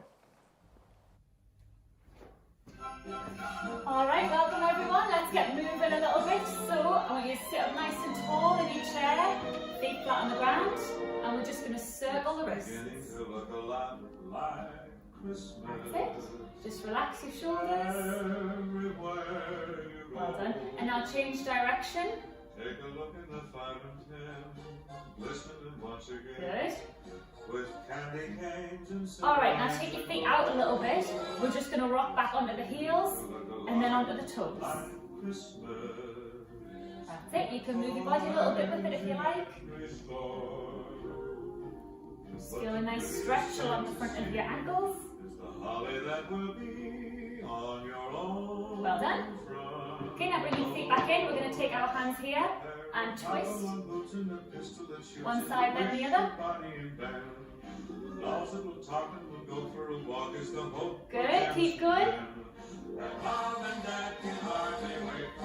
Well done. Okay, hands down. We're going to reach up and back. Big circles, like you're swimming. That's it. Now change direction. Good. Just stretch as far as you can.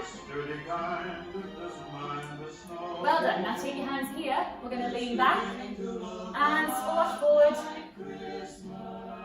Good. Just use the chair for support. Okay, and now tip to one side and the other. Feel a nice stretch in your sides.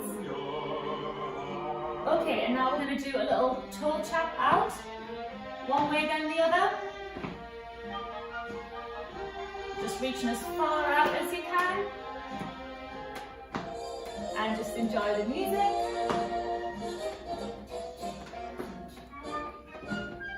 Good. Alright, and now we're going to extend one knee and then the other.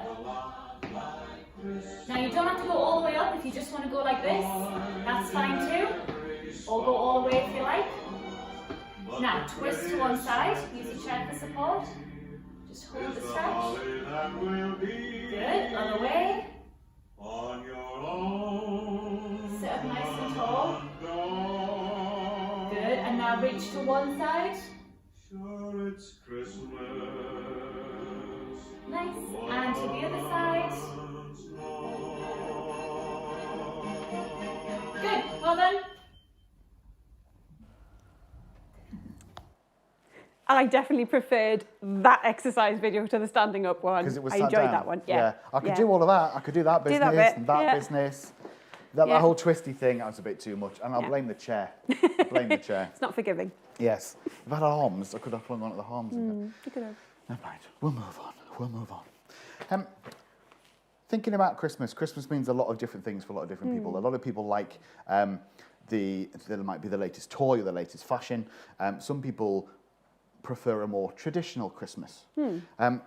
What do you do at home? Do you have a traditional Christmas? Do you do what you would normally sort of expect to happen on Christmas Day, or do you do it Oh, we tend to have the same thing every year. So it kind of starts Christmas Eve, where after my parents have come back from church and we sit down in our pyjamas and we have buffet food and we sit and watch the Muppets Christmas Carol, and I've done this for 30 years now. And then on Christmas Day, we get up and have bacon sandwiches, and then people come over for lunch, and then that's pretty much Christmas Day done. So that is like our very traditional sort of Christmas. Okay, what about, and how long does your Christmas last? Is it predominantly all on the same day, or do you make a week of it? I have lots of family. Like my stepdad is one of 10 children. Blimey. So I have a lot of cousins, so we have to have a completely different Christmas party on a completely different day and have it in a church hall because there's maybe between 50 and 60 people. So we have maybe about 3 or 4 Christmases. Hang on a minute, hang on. You went to church hall to have your Christmas in? Well, yes, with that side of the family, yeah, we have to, because there's that many people. I did that. Wow. You must get an awful lot of presents. No, I don't. You see, when you're 21, the rule is you can opt in to be a part of the Secret Santa, but I ruled out, so I just go and just have a nice little drink and watch the kids open their presents. Oh, you're the drunk one at the back? No, because I'm always a designated driver. Oh. Yeah. Oh. By drink, I mean a cup of tea. Cup of tea, oh, that's Yeah. fair enough then. That's fair enough I then. love a cup of tea. So we've had a couple of little videos in from a lady called Joyce. I was just checking my notes because I nearly called her Janice. So I do apologise, Joyce. And she shares a couple of her thoughts, which is really interesting to put in here. Joyce's thoughts. That would be really good. It's really interesting to hear what other people have to say, because we, over the last few weeks when we've been putting together this, it was quite clear that there's so many different opinions on Christmas, and that one person can have something could be a standout thing for someone for Christmas that you or I might take completely for granted. But then for somebody else, it's such a massive thing. So, like when I was growing up, I was really into Lego and stuff like that. So my mum would always buy me Lego, and I remember being really excited that I'd got a Lego train set or something like that. But then when you speak to people, some people it was more about their big excitement was that they'd got a bigger Christmas tree or a smaller one, or they'd done something different, or they'd done something along those lines. And for me, I'd go, oh, it's a Christmas tree. I don't really matter if it's a 4-foot tree or a 5-foot tree or... But then some people have also said, oh, it was amazing because every year we have new decorations. And I'm like, oh, would you buy new decorations every year? I put my decorations in a box. And then I'll probably lose the box. Then I'll find the box the week after I've just bought some new decorations, because that's what tends to happen in my house. But what about you for decorations? Are you? Oh, see, we've got a lovely set of decorations that's been in our family for ages, and it's got things like angels and nutcrackers and brass band players, but all their bits have fallen off. So some angels don't have wings. A brass player with his bits fell off. Right.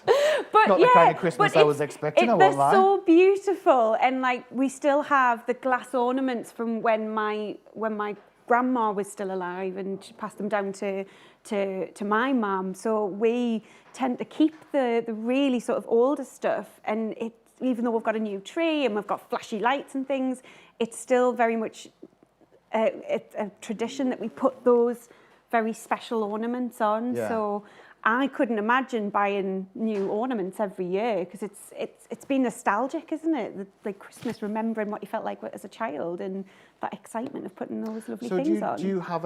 Do you do like a tree, and then do you put decorations around the house? Do you put them outside? Have you got them in the garden? Oh, we don't do flashy lights like Home Alone outside. We definitely don't do that. We've got a couple of bits and pieces. We used to decorate the staircase with a great big garland, but then it just got messy, and we just had to keep hoovering up. So we've got things like a nativity scene by Willow Tree, the ornament company Willow Tree. Yeah. We've each got a nativity scene. Are available. Yes, they are.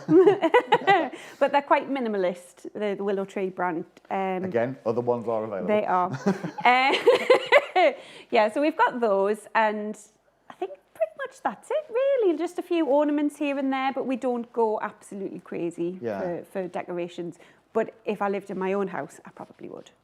Well, you see, I thought that, because in my house, I thought, well, I'm going to have a tree and I'm going to do this, that and the other. But then over recent years, because of work, I wasn't in that much. And it became to be do I need to bother? Because, by the time I get in and it's midnight and I'm leaving at, 8:30, 9 o'clock the next morning, there's just me, I'll manage it. Just get one of those trees that have got LED things in them on the edge of the branches, that'll do. Little pretend thing. Yeah. I remember a couple of years ago, there was one time when I bought a little, it plugged into the car.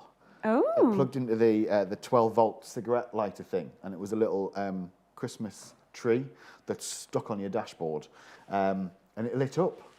And I was like, this is me, I'm made, I can drive anywhere I like now, it's Christmas, I'm sorted. I thought, well, I was really busy work, so I'm not going to bother with the tree. Yeah. Because I've got my own Christmas tree in my car. And at the time, my job, I was on the road 6, 7, 8 hours a day. Yeah.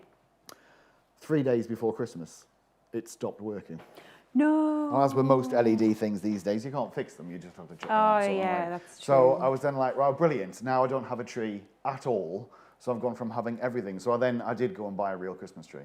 But do you have a real Christmas tree or do you have a real fake Christmas tree that you get out every year? Up until 2 years ago, I had a fake Christmas tree. Okay. But it was a really nice Christmas tree. Yeah. And it was just me. But then one of the things that I remember that I missed was the smell of a Christmas tree.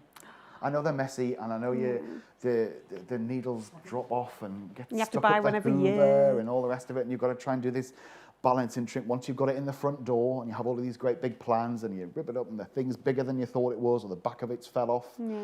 And you've got all of this mess. And if you've got pets or animals, you regularly come in from home and the tree's on the floor, the baubles are all over the place, and the cat's just sat there looking all innocent. And then you've got the whole thing of, right, Christmas is over, New Year's over, and I have a tree to get rid of. I have a tree to get rid of, and you come up with these all sorts of ingenious different. I'm trying to wrap mine in a blanket, drag it out backwards. It never works because I always get caught on something, or a branch happens to do something that I'm not expecting it to do, or it's a bit of a nightmare.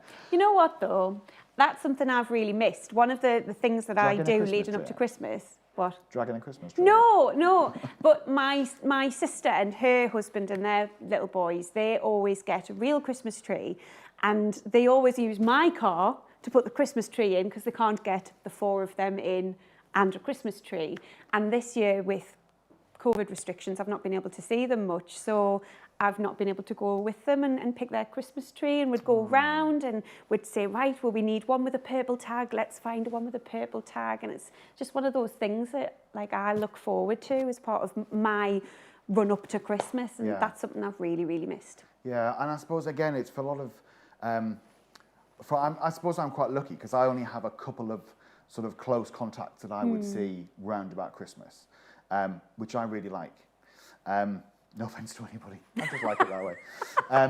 But I know that if you've got a big family, you might have a big family that you haven't seen all year because of COVID. Yeah. And you think, all right, okay, we can do this, that, and the other. It's going to be very difficult for some people. I know, chatting to Lynn the other day, and she was saying about coming over for Christmas and who she was going to have and how it was going to work, and coming up with an ingenious thing about having a laptop sat at the end of the Christmas table with a relative on, so then they time their day. So, for example, would you do a place setting for every device that she's got? She might not, but I think that's a good idea. I think she should be there. It should be a napkin or Christmas. Maybe it's a glass. That'll have to be really good, and then whoever's having a drink and then has to match that. It becomes a drinking game with your granny. This would be amazing. Yeah. To be able to have that there, table set and mat, it'd be brilliant. That'd be lovely. Yeah. You have to get your timing right though. Yeah. But would you have to eat the same food as well? Not necessarily. You could have what you want because there are some fussy people.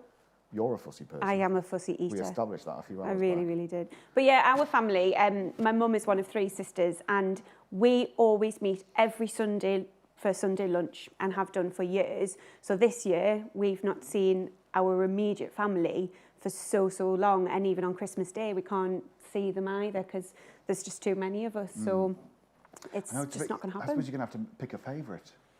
Oh no, we're going to do... Actually, let's not talk about picking favourites because that might go horribly wrong in There'll be arguments yes, there. There'll be arguments there. No, it'll be me and my 2 sisters, and because I live with my parents, that's going to be our 3 household bubble. So we'll at least get to see my sisters and the children. Right. So you basically have made some difficult decisions.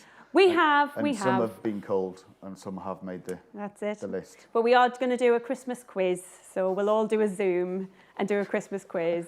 So it'll all be fine. We have a Christmas quiz coming up later on. Do we? Yes. Well, I might be good at this actually because I'm writing the Christmas quiz, so I'm full of Christmas. All right, I remember that when you're reading out these questions. So this is coming in, I think it's in about half an hour's time, or it might be a bit later. I'm not entirely sure what time it is.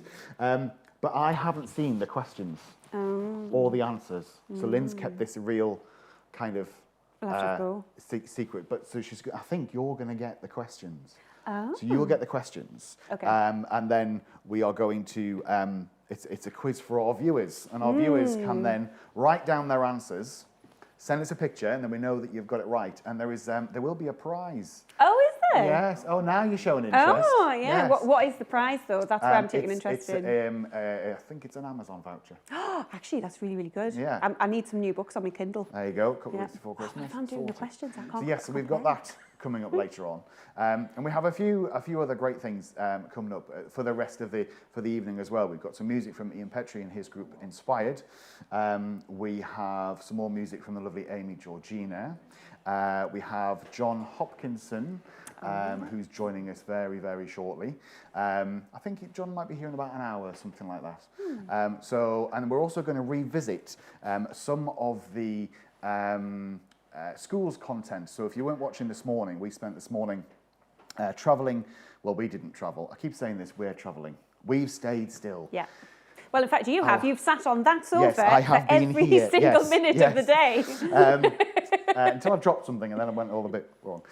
Yes, so we're going to be replaying a few of those. So if you missed some of the school stuff that we did today, that'll be really good. Lots still to come. I think we got a bit sidetracked. I started talking about Joyce. You did? Janice. Joyce. No, it was Joyce. You got it right first time. I should have been right. Not Janice. So, we have got, yes, we were talking about memories. We've been right around the world about that, haven't we? So we're talking about memories. So we'll have this first clip come in from Joyce, and let's just have a listen to what she says. So, what sort of Christmases we had? Well, we didn't have Christmas trees like we have now. We used to have little rings that were decorated with flowers and testers and paper. And every Christmas morning, we got a new toy to put on the Christmas tree.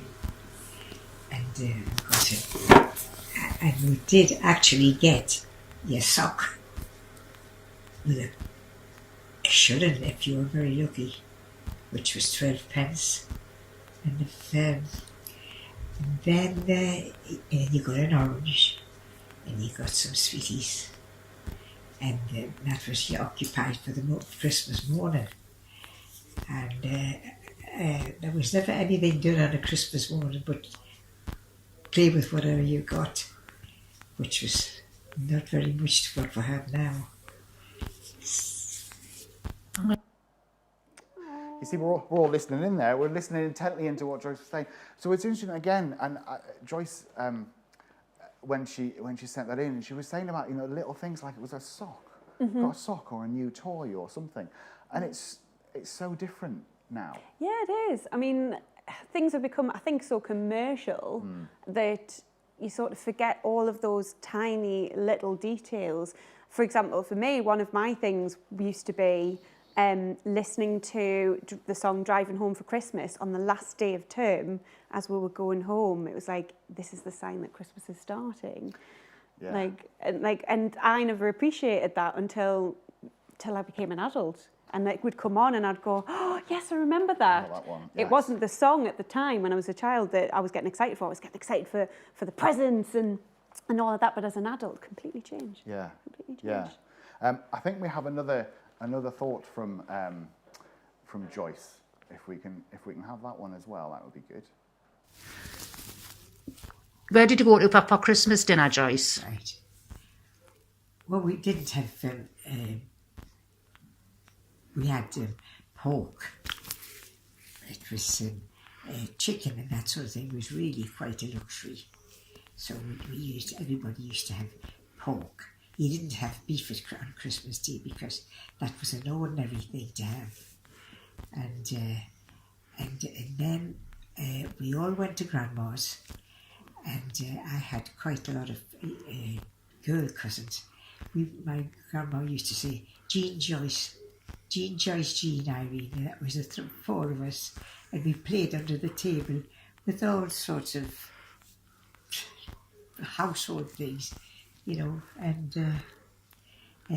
but you had to be quiet because they were busy talking at the big table, Grandma, because it was a get together for the family. So I'm saying it's amazing. I remember all these little things now, and I'm 98.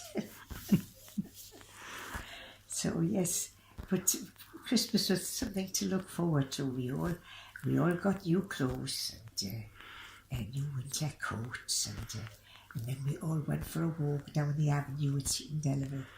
And everybody walked down the avenue to let everybody see their new clothes. See, there's 3 things in that struck me. Yes. 1, pork. Yes, I was thinking that. This is a question that I always ask people. Yorkshire pudding or no Yorkshire pudding on Christmas dinner? Absolutely Yorkshire pudding. No, you can't have Yorkshire pudding at Christmas dinner. It's not traditional. Right, hands up in this room. Who would have Yorkshire pudding? Well, these are all wrong. Well, you're outvoted. I'm not sure if Dan was scratching his neck or voting there, but either way, I'll take that one. But that's really interesting that they would have something that they wouldn't normally have for Christmas. Well, hence yes, the Yorkshire pudding. Yes. But again, it's quite, what Joyce was saying, there was obviously a lot of sort of respect for elders then. It was, and again, maybe that's part of the tradition because you're actually respecting what has happened in the past. And she then, mentioned going out for a big walk as a family and all the rest of it. It's almost like you get a traditional Christmas card. Yeah. And you think, oh, wouldn't that be lovely? And it's all like snowy and it's a little cottage and it's thing. In reality, it would be horrible. Oh, yeah. You couldn't get anywhere. You couldn't do anything. It would be far too cold. You'd have run out of milk. Your bread would have frozen. There was a leak. That you wouldn't have had internet. You wouldn't. It was all of those things. But then your values might have been different. You might not have needed all of that. And you'll just go, I'm going to enjoy this orange and make the most of it. Yeah. Anyway, time for a little song, I do believe.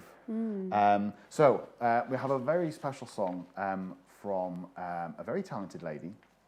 I say that because I mean it, not because she's just stood over there. But a very talented lady called Amy Georgina.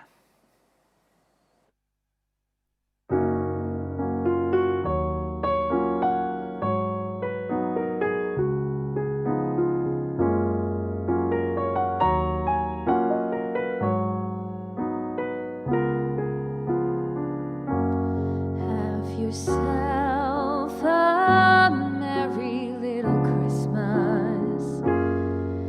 Let your heart be light. From now on, your troubles will be out of sight.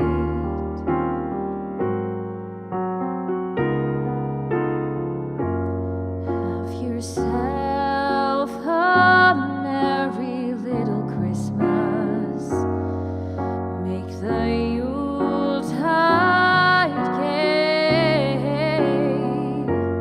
From now on, your troubles will be miles away.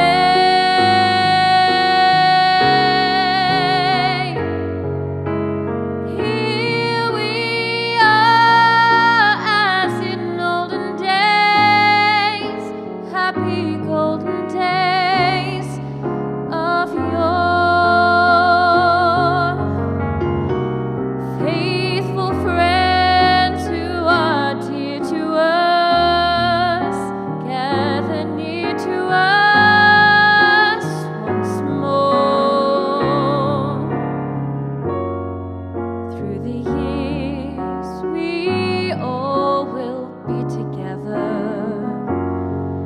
If the fates allow, hang a shining star upon the highest bough,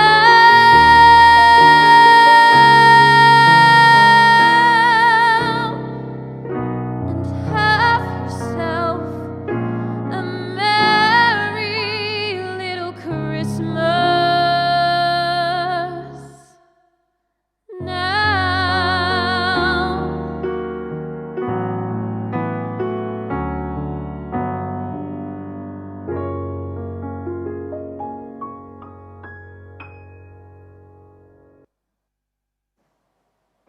That was amazing. That was beautiful. Thank you very much indeed for that, Amy.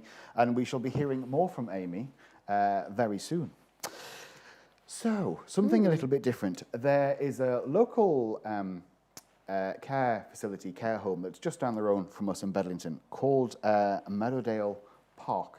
and they created a video, a little 3-minute video about how they're celebrating Christmas and what we're doing. And we saw this video the other day, and it was lovely. And we're like, we have to put this out. We have to make sure that people get to see this. So we've rung them up and we said we'd love to use it. It was brilliant. And there was a certain person also saw this video, so wanted to send a little message to them. So we're going to see that little message, and then we're going to see the video from Meadowell Park Centre.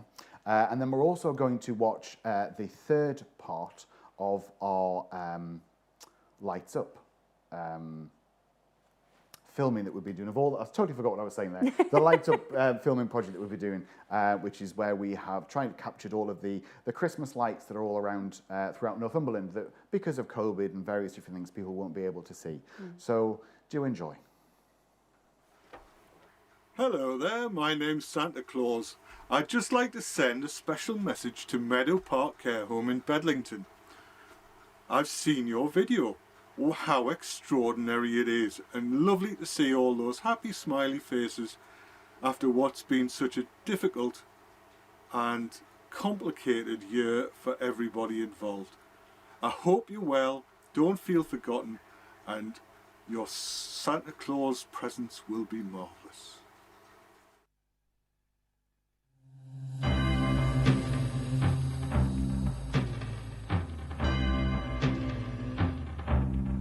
It's Christmas time. There's no need to be afraid.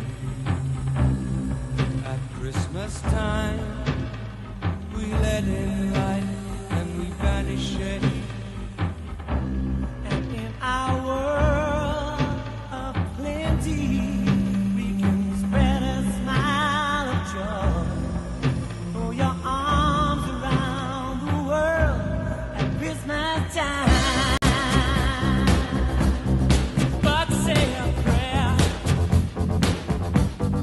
Pray for the other one.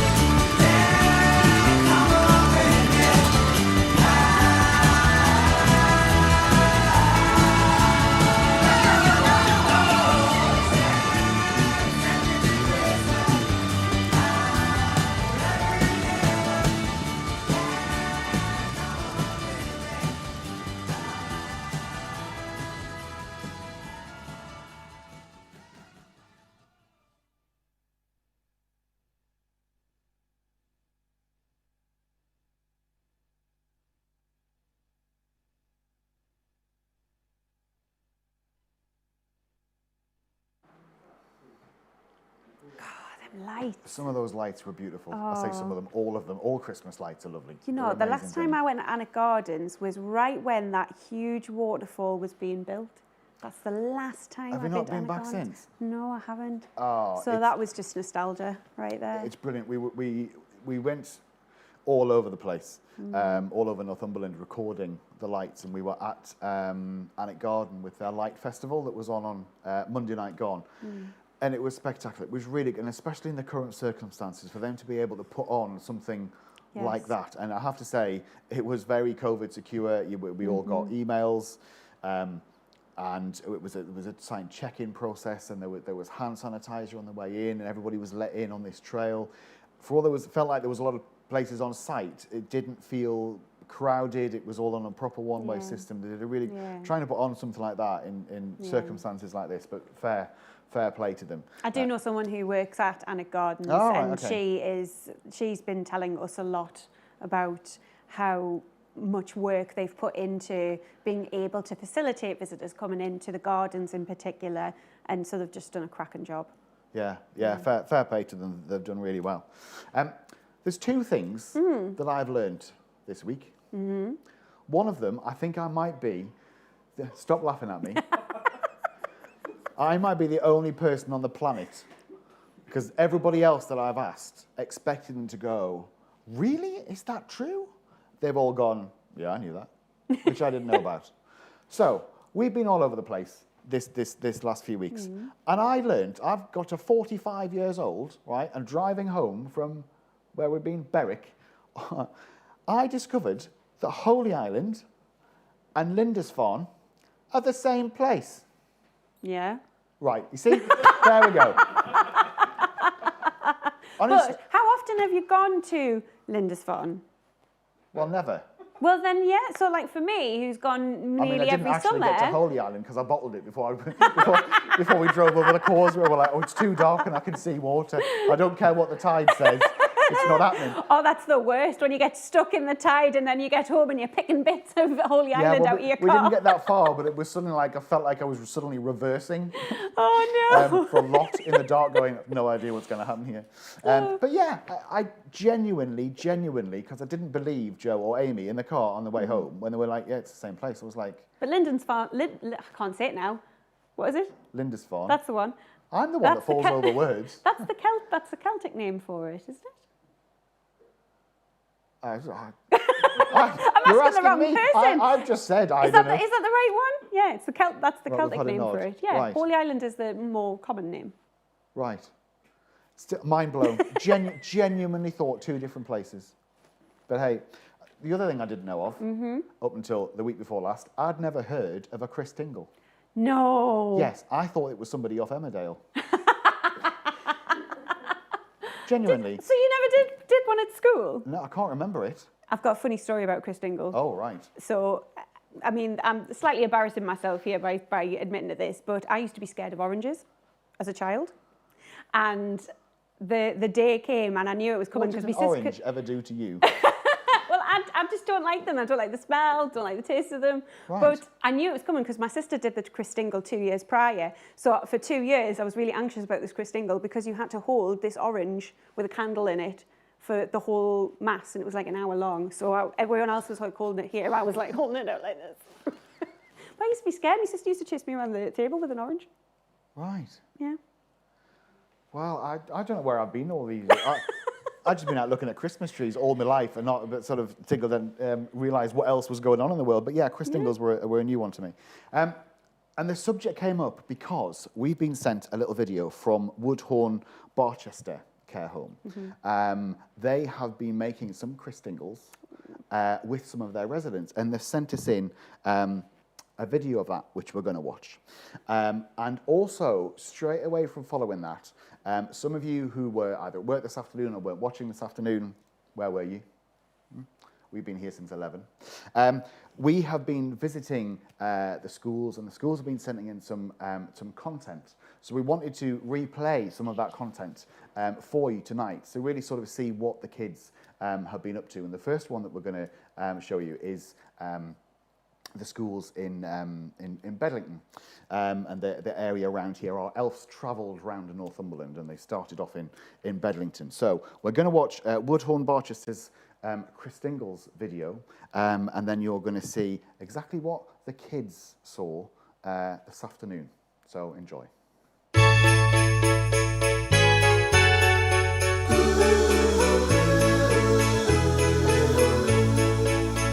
Snow is falling all around me.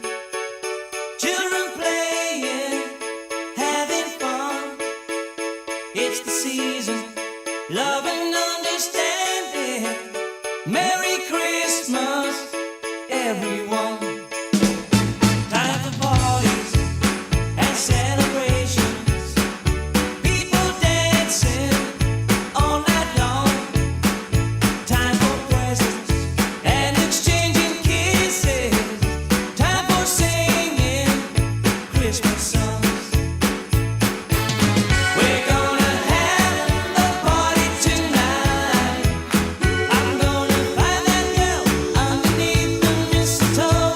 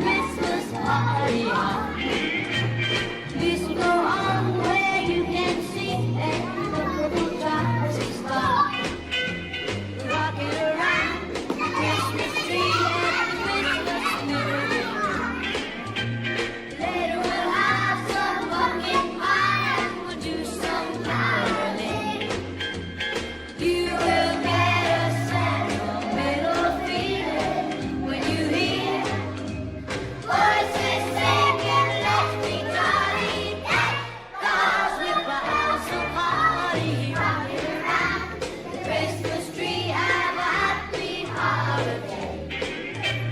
Everyone's dancing merrily in the new old-fashioned way.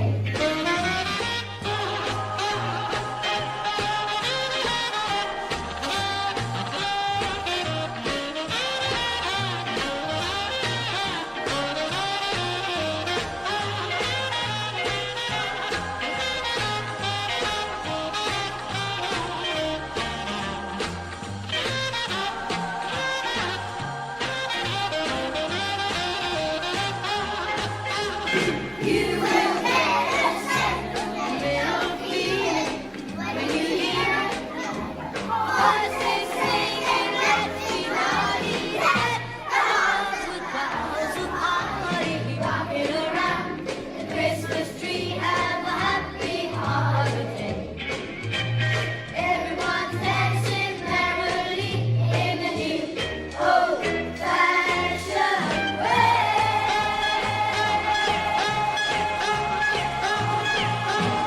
Merry Christmas!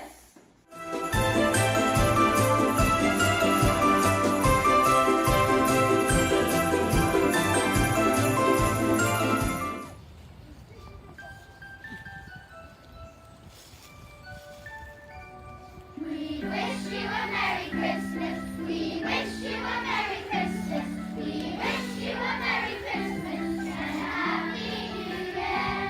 Good tidings we bring to you and your king. We wish you a Merry Christmas and a Happy New Year.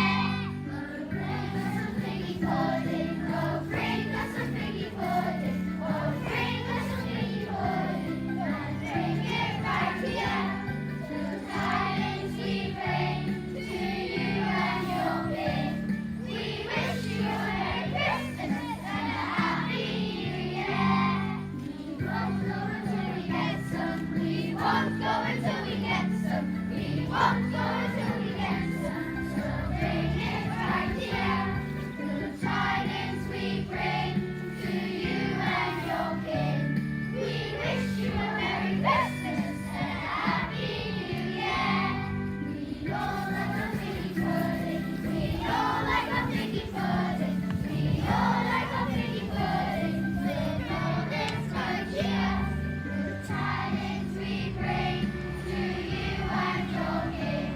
We wish you a Merry Christmas and a Happy New Year. We wish you a Merry Christmas. We wish you a Merry Christmas. We wish you a Merry Christmas and a Happy New Year.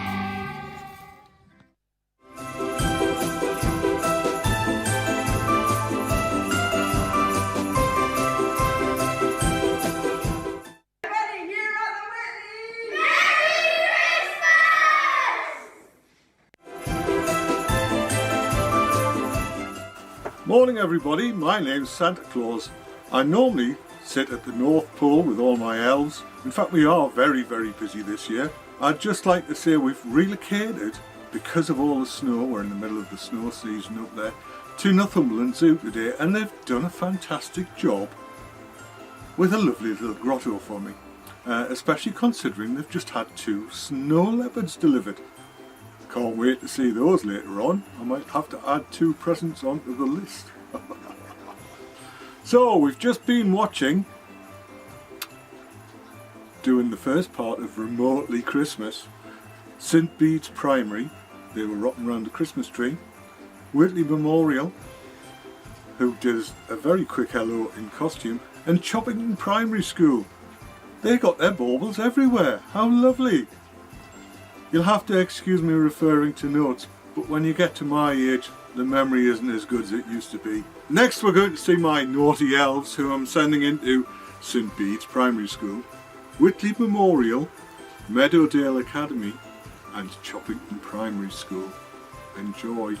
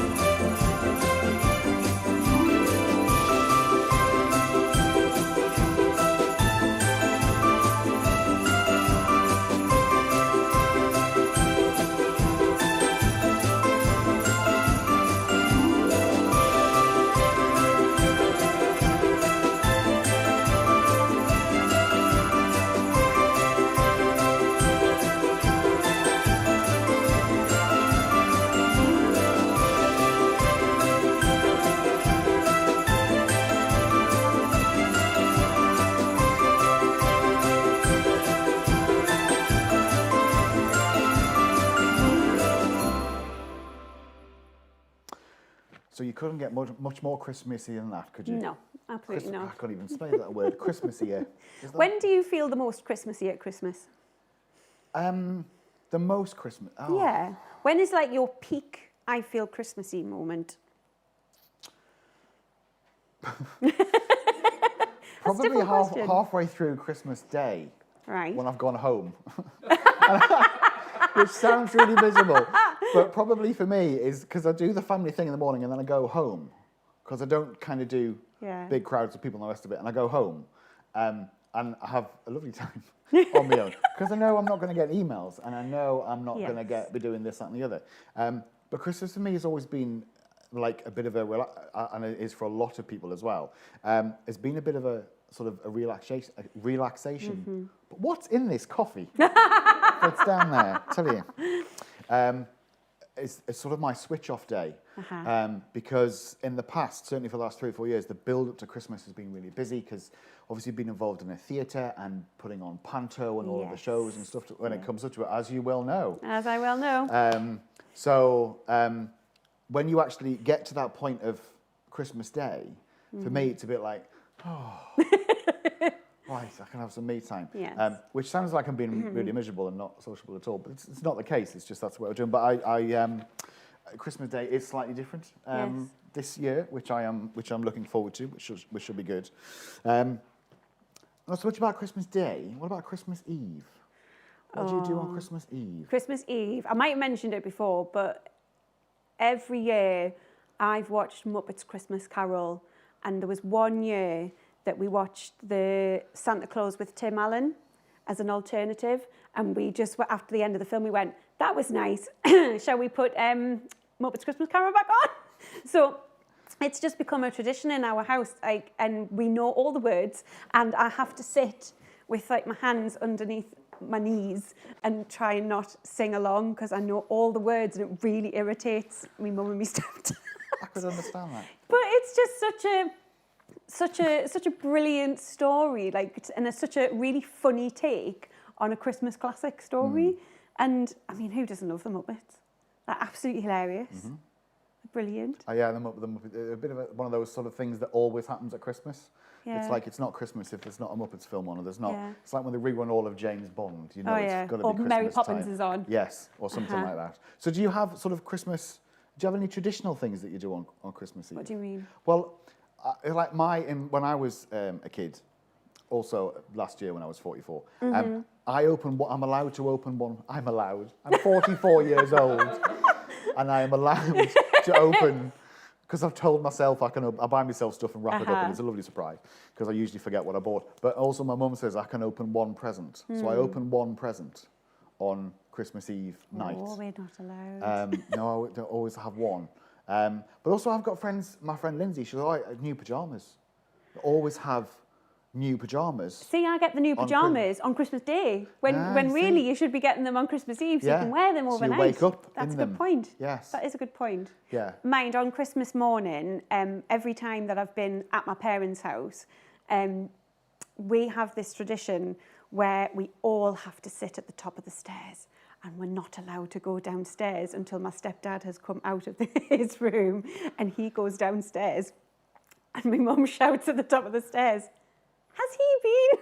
And we've got this little Santa bell that my stepdad then goes, ding-ling-a-ling, and then we go, he has! And then we can all run down the stairs. I mean, me and my partner were at my mum and my stepdad's last year, and we still did that at the age of 29 and 30. So I have high hopes that at the age of 30 and 31, we're still going to do still be doing it. Because it's silly and it's amazing, but again, it's something we've done every year since I haven't been old enough to remember things. Yeah. And it just makes me feel really, really good. But that's the thing with traditions, isn't it? Sort of, it's not just the religious side of Christmas. It's the fact that it's traditional. It doesn't have to be what you would say, oh, everybody does this, so we have to do it. It might just be that little thing that I suspect you may well be the only family who does that are taking part in that tradition. I've not heard that one before, but you know, if anybody else has any traditional things that they do at that time, do let us know. So she doesn't feel like she's just on her own. You know what? If I am on my own, I don't care because I love Christmas. Ring that bell anyway. We're going to ring that bell, But that's what makes me feel Christmassy, and Christmas is so individual and personal. Like you say, you like your peace and quiet, and I love the don't come ringing any noise. bells near No, me. I won't. But I love that noise. But right after Christmas dinner, and the family, in terms of my mum's side of the family, not the 50, 60 from my stepdad's family, but once they've gone, that is when I go, right, yes, okay, the excitement is kind of gone. We can sit and we can just get back in our pajamas and just chill out, and that's it. And within 30 seconds, everybody's asleep. Yeah, pretty much. And the Queen's talking to nobody. Oh, I don't think I stay awake for that. That's a whole different thing. Before we move on to that topic, it's time for our lovely Amy Georgina to sing us a few Christmas tunes. I've said that. No, I've just had a really hacky look. So I'll try that again. It's time for Amy Georgina to sing us some lovely songs. There we go. That's better.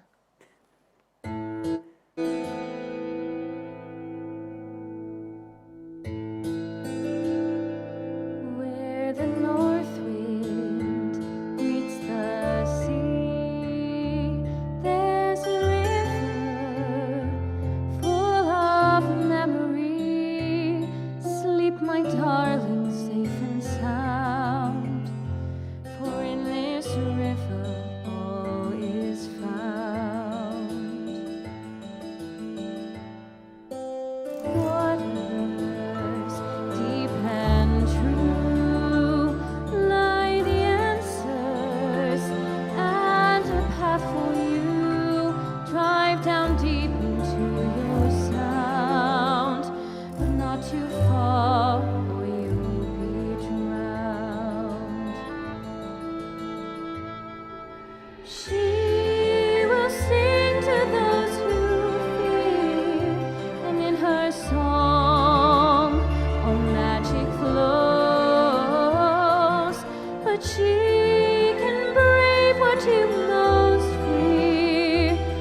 Can you face what the river knows? In the waters deep and true lie the answers, and a path for you. Dive down deep into her sound, but not too far, or you'll be drowned.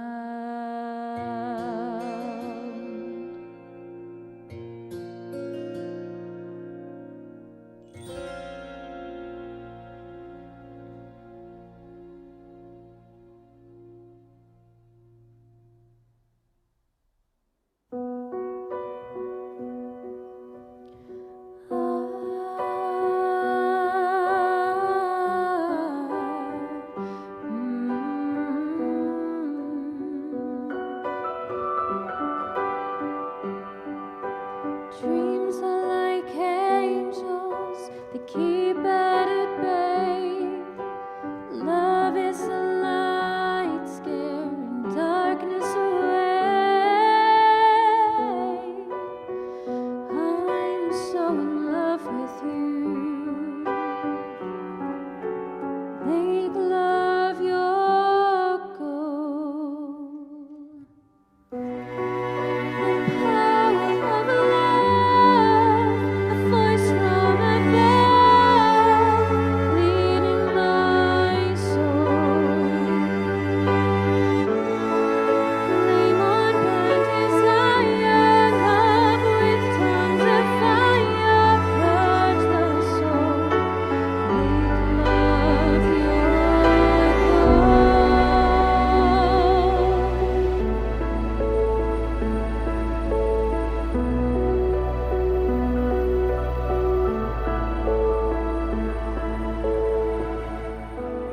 I'll protect you from the hooded cloak, keep the vampires from your door. While the chips are down, I'll be around with my undying, death-defying love for you. Envy will hurt itself. Let yourself be beautiful, sparkling like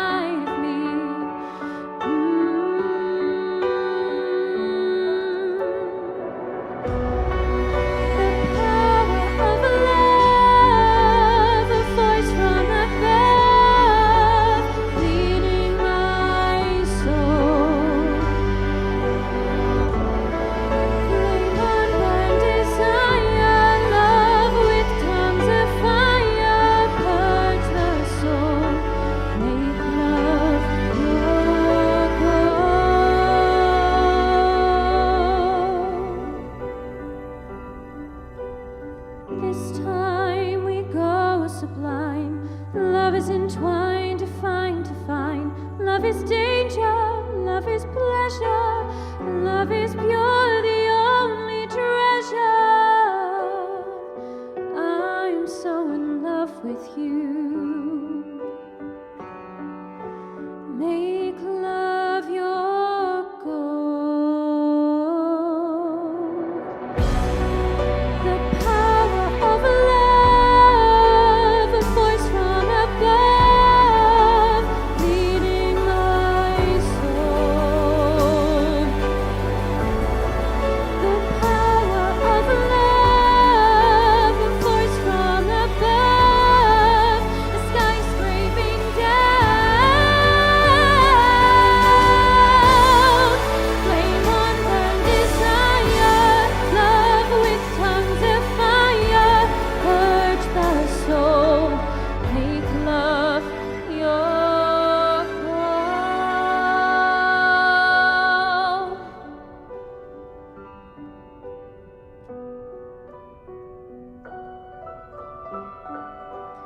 Make love your goal.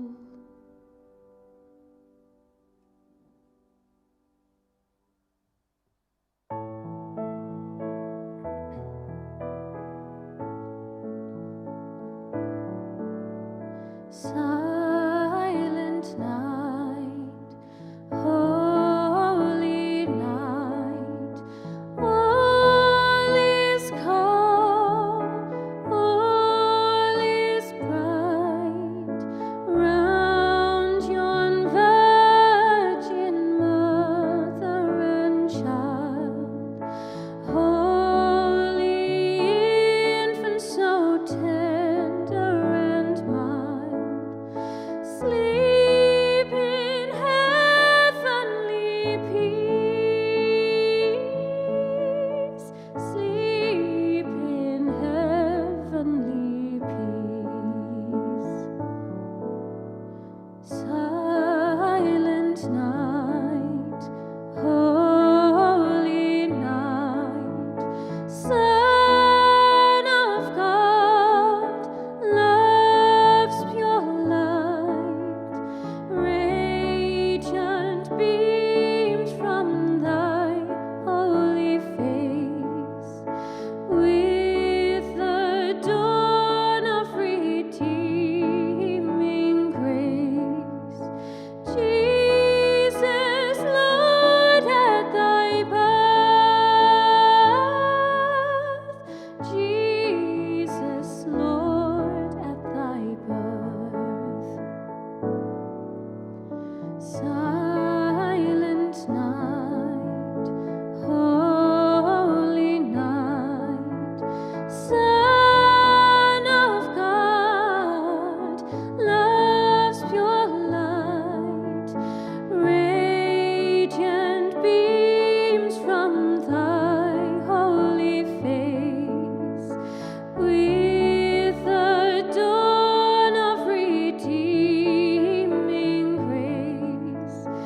Jesus, Lord, at thy birth, Jesus, Lord, at thy birth.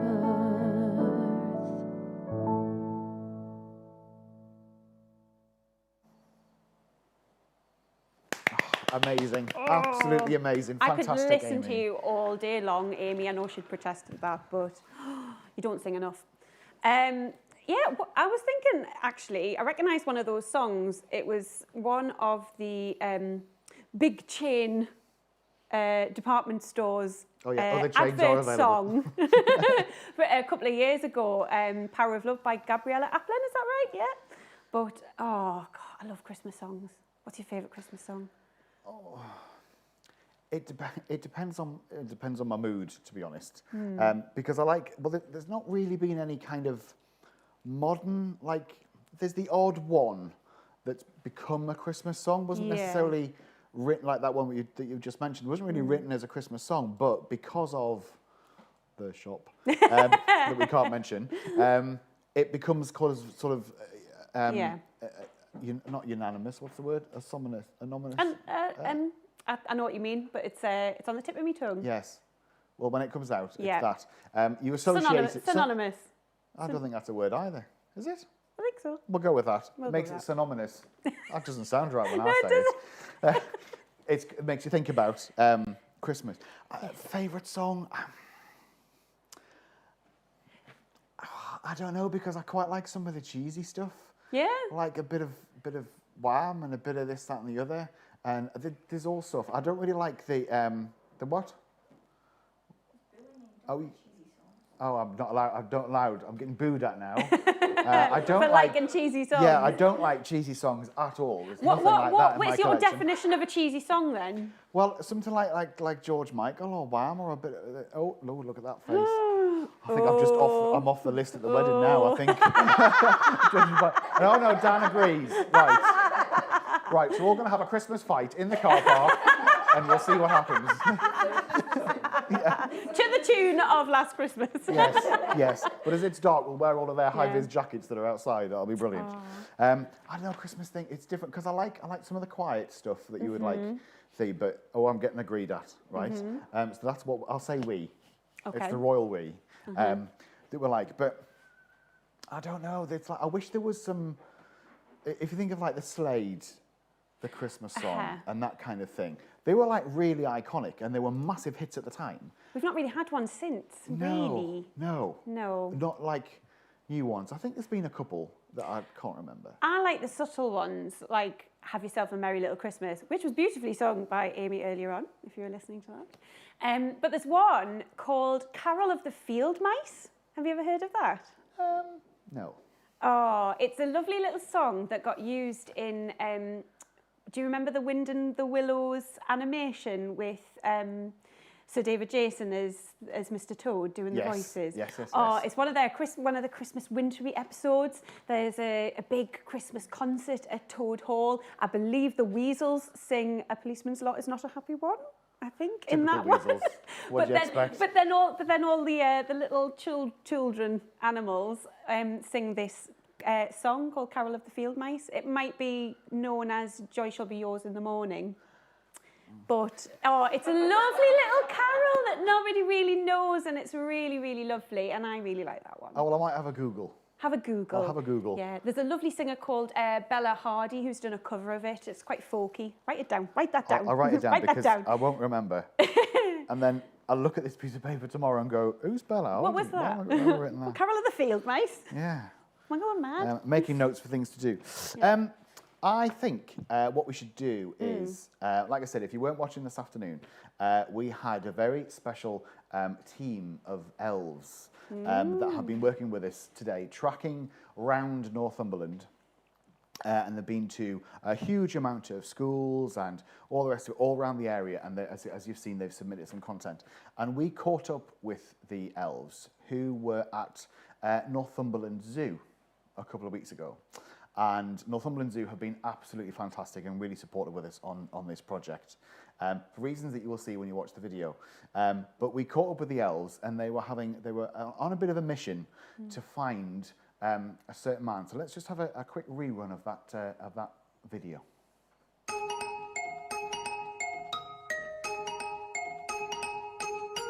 Here comes Santa Claus, right down Santa Claus Lane. Vixen and Blitzen and all his reindeer are pulling on the reins. Bells are ringing, children singing, all is merry and bright. Hang your stockings and say your prayers, 'cause Santa Claus comes tonight. Here comes Santa Claus, right down Santa Claus Lane. He's got a bag that is filled with toys for the boys and girls again. Hear those sleigh bells, jingle jangle, what a beautiful sight. Jump in bed, cover up your head, 'cause Santa Claus comes tonight. Santa Claus comes tonight. Happy day, listen to the bells in time as Santa Claus comes your way today.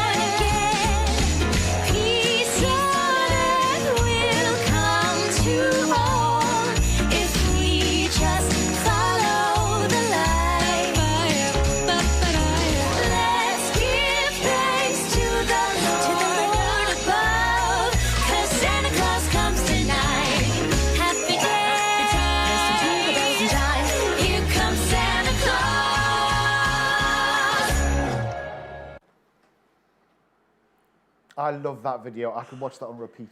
I know. I think it's brilliant. And I think we were on about Christmas before. I think that's one that's going to stick in my head for a very long time. So that might be my new favourite Christmas song. As such. Yeah. I have to find out who did the cover of that because I don't recognise the singers in that. I think there's a few. I think that one might be Glee. Oh, right, okay. I'll have to have a look at that. Other bands are available, obviously, one of those things. One of the things we were talking about before was about traditions. Now, earlier on, we had Yorkshire Pudding Gate. Now, I fear there's another gate coming, which is Sprouts. Yes, I love Sprouts. Wrong. So, quick straw poll of 5. Who's up for Sprouts? 2. Oh, what? 3. 2.5. No, he's not quite sure. So you could force one on him. Well, that sounds wrong. You're a definite no. It's a definite no. You see, when I used to do Christmas lunch when there was 5 or 6 of us, nobody liked Sprouts. But because it's Christmas and it's a tradition, we used to cook 6 Sprouts. And everybody had to have 1 Sprout each. So how did you get that from the supermarket? Did you just pick a Sprout? Well, or did you buy it back and I never really throw understood the it because some of them rest came out? on a great long stick. Yeah, it's on a great big branch, yeah. Snap the stick, don't you? You just throw it away or give it to somebody else to chew on. Or hope that somebody comes round and you go, oh, would you like half a stick of Sprout? Sorry, I haven't wrapped it for you. What's the point of cooking the Sprouts if you don't like them? Because it's tradition. But then why force yourself to eat something that you don't like? Because that's what you do at Christmas. No. You eat what you like at Christmas. Do you guys really like standing at the top of the stairs while his stepdad stood at the bottom ringing the bell going, I've been? Yes. Really? We love it. But you love the tradition of it? Yes. But then would you not, if you suddenly said one year, right, we're not going to do that, would you not feel weird? I'd feel awful, yeah. Right, it's the same with Sprouts. But why would you eat it in the first place, though, if you don't like it? Because it's tradition. There's some things that have to happen at Christmas. Okay, then what do you do with your leftovers? Do you make turkey sandwiches or do you get a bit more creative than that? Well, it depends. Do I look like the type of person that cooks food and then has leftovers? It's not something I'm accustomed to doing. But isn't that traditional to make more than you actually need? So there's like days and days of food left over. Yes, but for that you have to have willpower, and that's not something I'm particularly... You needn't nod either at me. Thank you very much. But yes, so occasionally I am aware, I'm aware of this kind of thing where people do have leftover food, or they buy this huge, great big turkey and then shoehorn it into an oven, and it suddenly can feed a family of 42 for a week. We see there's, I think, 16 of us for Christmas dinner, so we tend to not have that much leftovers. Do you have like a really big table? Yes. And then we have an extra table with extra chairs that come out, and we just attach it to the table. See, Joe does that. I think Joe has multiple tables as well at his Christmas, and Amy, multiple tables. Is this where it's really funny? Like you've grabbed a stool from upstairs and somebody sat on a cardboard box and nobody's actually on the same level. We have on the emergency stools that we've bought from a brand of shop that we get out specifically for Sunday dinner and Christmas dinner. You have emergency chairs? We have emergency... Do you not have emergency chairs? Thank you, Joel. We've got emergency chairs. I reckon a lot more people have emergency chairs than you think. You buy emergency chairs stools. Just for? Yes, and they stack and they go away in the cupboard. Because we have so many family to like sit down in. We don't just get a beanbag out and have somebody sit like this. Why? That would be fun. And you could hide the Sprouts when nobody was looking because nobody could see what was going on. No. So are you a turkey? Turkey. Not personally, that was a bit of a harsh question. Sorry. I mean, do you like?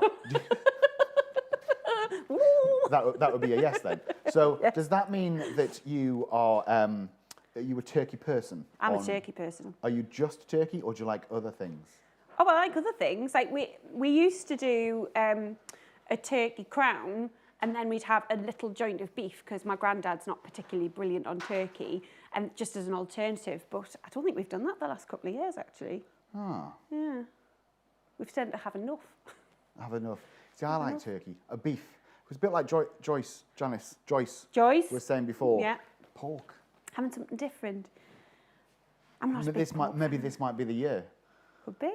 I might ditch the sprout. Or you could have a partridge. Partridge? Yeah. No, they're only for singing about. Or pheasant. Something else. Another kind of I don't bird. know, I've kind of put myself off the whole thing. I don't know. Yeah, stick with your turkey. Depends what's cooked for me, I think we'll go for this year. We'll go with that. So again, we've done one of those seamless links and ended up talking about food. Who would have thought it? So earlier on, we saw our friends at Full Circle had done, we talked about this workshop that we did. We're now going to watch the second part of the workshop that took place based at the YMCA in Ashington. And this is about what to do with your leftover turkey. You can see what we did there. It was a seamless link. You would never know we were heading to a food segment, would you? So this, again, is, as I say, is done by Full Circle. And this is what to do with your leftover turkey. Ready? Now we're going to make our Boxing Day butter turkey curry. So this is a lovely recipe to do with your leftover turkey. If you have turkey on Christmas Day, but you can do it with chicken. It would work really nicely with pork as well. Most meat works pretty well in a curry. You can give it a go with beef. Okay? So let's go. We're going to start off with our butter, okay, guys? So you need to grab your butter now. It has got measurements on it. It says 15 grams. If you've got some weighing scales and you want to weigh it out, great. Otherwise, you can just eyeball it. Okay, so most of the time when I'm cooking, I will just guesstimate, yeah? So it looks approximately like that, 15 grams of butter. A pound of butter is 250 grams. So you just cut off the end about a centimetre's worth and you should be about right. Okay, fab. So you're going to take your butter and you're going to pop it on your hob. Now, I've got a little induction hob, so they work pretty fast. And I'm going to pop my butter in the pan. And whilst my butter is going to melt over here, I'm going to sort out my onion. Okay? So, you want your 15 grams of butter. You want your pan on medium-high heat, so not too high, not too low. And you're going to pop your butter in, okay?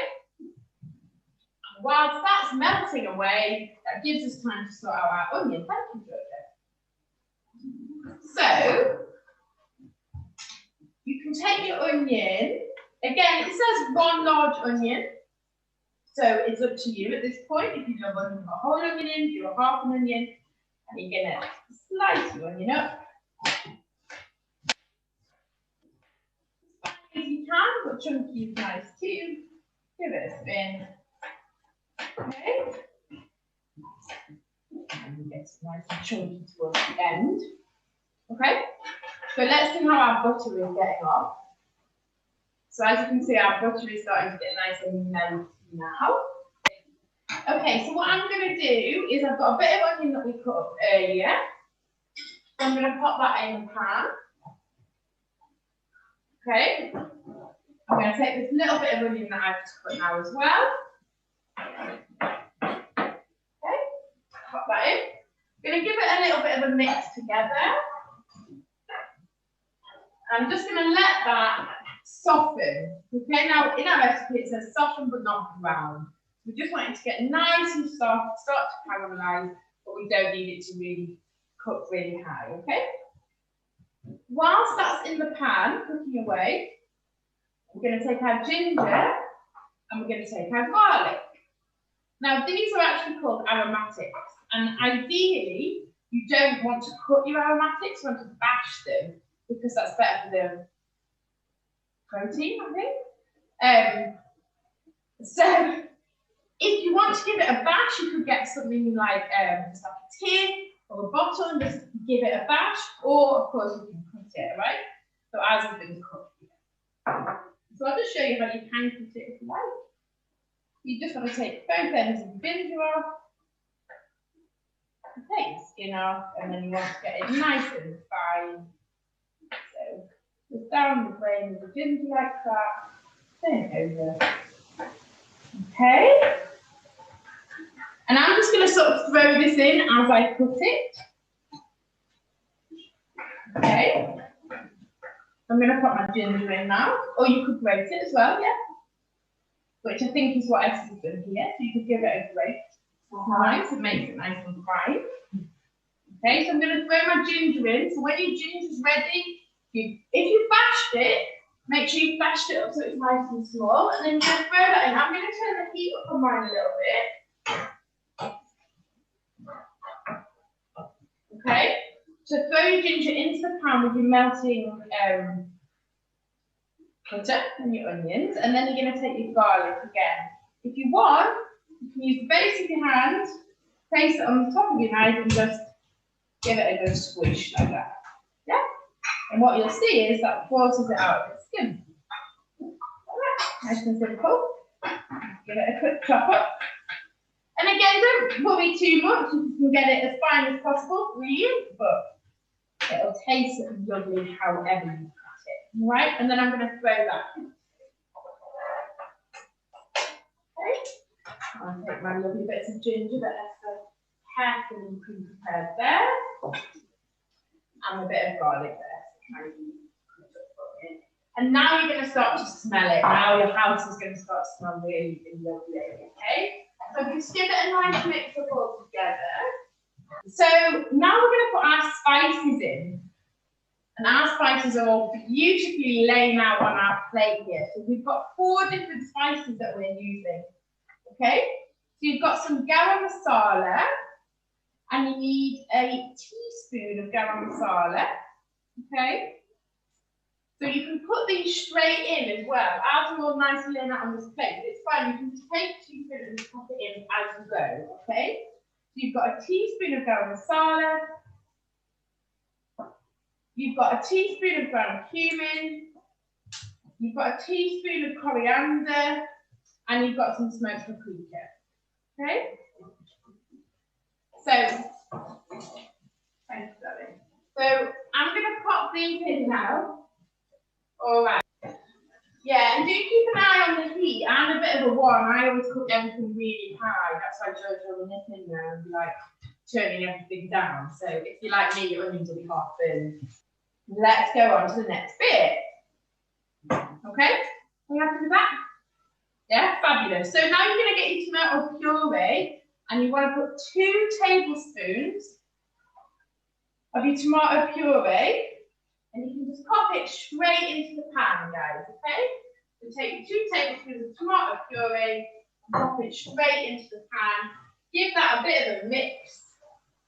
All right, guys, this is my chicken stock. So you need to just make your chicken stock at this point. So you need to take your stock cube, and you're not actually making that much. It's going to be quite rich. You could use half the stock cube if you like. You're going to pop your stock cube in to a jug, and you only need 200 millilitres of water. You give it a mix, because in stock cubes it all tends to simmer to the bottom. So give it a really nice, good mix. When you've got 200 millilitres of chicken stock, you're going to pour it on. I've just cut mine up a little bit smaller. So take your chicken or your turkey or your pork or whatever you're going to use. And you just want to get that cut up nice and small. I'm just going to bring this pan to the boil. So I'm going to turn the heat up on here just for a couple of minutes. So I can see some nice bubbles going. So quite fast, okay? All right, fab. Right, I hope you all have a lovely time. Nearly finished. It's very quick. Super quick, super easy. You're here now, it's bubbling. Now I'm going to bring the heat back down. So before it's to boil, and now I'm going to bring it back down to a simmer. Just bring the heat back down to a lower heat. Get some heat in there. And now I'm going to take my cooked chicken. So now you've all got your chicken stock in. Okay, so you want to take your chicken, you're going to add it over here. Pop it in the pan. Lovely, lovely. Okay, guys. So we're going to give that a bit of a mix through. It looks delicious. And then the last thing that you want to add at this point is your mango chutney. Okay, so over your mango chutney, And you need to pop in a tablespoon of mango chutney. You're going to put that in at the same time as your chicken or your turkey, okay? Pop that in, give it a lovely mix about. Okay, great, brilliant. So let's mix that. Now this just needs to sit and simmer for a few minutes, okay? I've got some spring onions.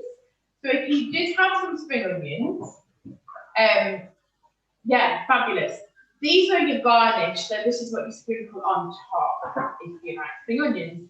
If you prefer them to be cooked, you could put them in the curry at this point as well, and then they'll be cut down a little bit. But they'll be lovely on top. So now is a good time to cut up those spring onions. I'm going to just check on my curry.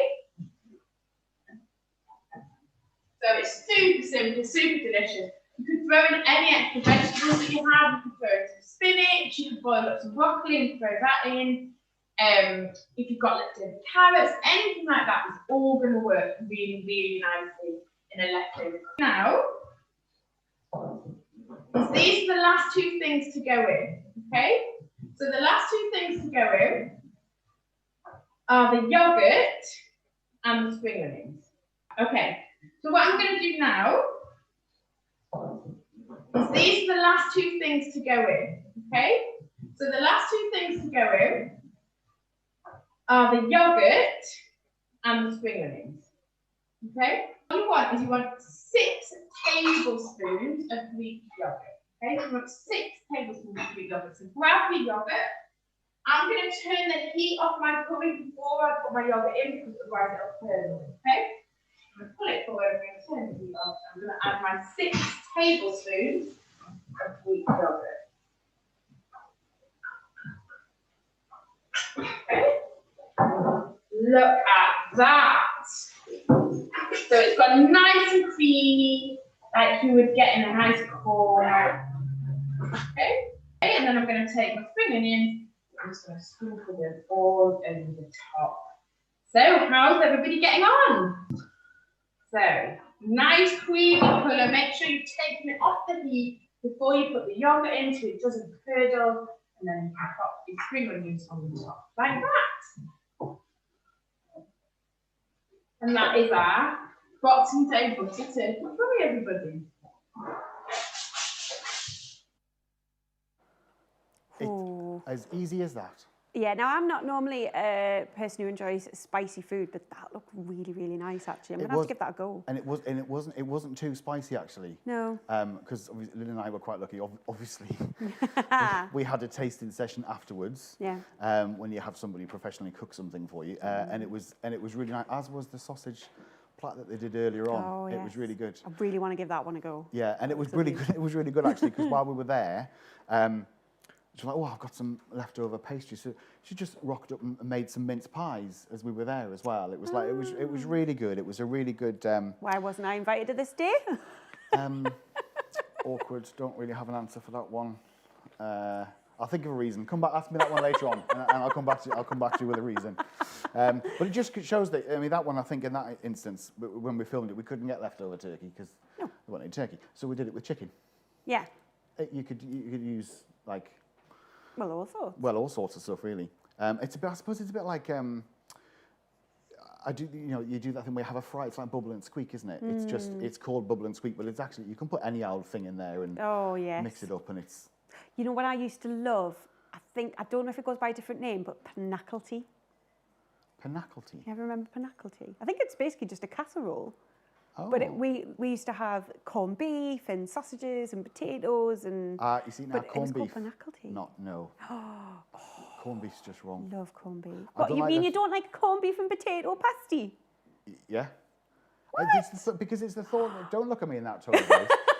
It's the thought of corned beef. And then you get it out of the tin, which is a work of art in itself with a key. Wait, if you're buying it from a tin, you're buying it wrong. How else do you buy corned beef? You can buy it from the butchers as well. And you can buy it from the butcher section in the supermarket. Really? Yeah. Oh, I've just gone corned beef. Or in the sandwich meat section in the supermarkets as well. Yeah. I wouldn't get it in a But tin. still, in my head, well, all right then. For me, when I get it out the tin in the key business, it's always down the back somewhere, and you've got this block of corned beef. It's then got this thing of fat round the outside of it. It's You mean you don't like things like spam or peck pork? No, not going to happen. Oh, peck pork. I used to call it light pink cuboid meat because my mum used to cut them into little cubes for a picnic. Oh, no. So I never called it peck pork. And now that I've grown up, I don't like it anymore. But as a child, I used to love peck pork. It's supposed to be a bit like mushrooms. I didn't used to like mushrooms. But your taste buds change as you get older, though, Yeah, don't I they? still don't like those big ones. You know, when you get out of a restaurant and it comes with mushrooms. Oh, with a steak. And you get this big I love mushroom them. that's just sat there looking at you like a flat cap. No, it's not. I don't like that. I don't mind little button mushrooms. Okay, well, maybe with the big ones, you could put stuff Ignore in them. it. Like, put them in the oven, but like maybe put like other things inside it, like couscous or like rice or something like that. Couscous? I don't know. I'm just coming up with ideas. Has this become a cooking show? I don't eat couscous though. I don't like it. So good they named it twice. It's just, it doesn't taste of anything. No. You have to put stuff with it. Yeah. Like That's the point, tofu. though, isn't it? Oh, tofu is quite nice. Halloumi. No, I don't eat cheese. Oh, do you not eat cheese? No, I don't eat cheese. No. I eat cheese if it's like, I've got to be in the right mood for cheese. I could go like a few days where I'll have like cheese and crackers or something like that. Do you not have like special Christmas cheese that you get out at Christmas? Get out? Yeah. Well, you've stored it for the year. No, but I'm sure one year I bought as a present for my mum and my stepdad. Cheese? I did them a hamper. Oh, right. And so it was a hamper of stuff. So they had. I can just imagine that. Oh, what have you bought me, darling? That's lovely. Thanks very much. A block of Wensleydale.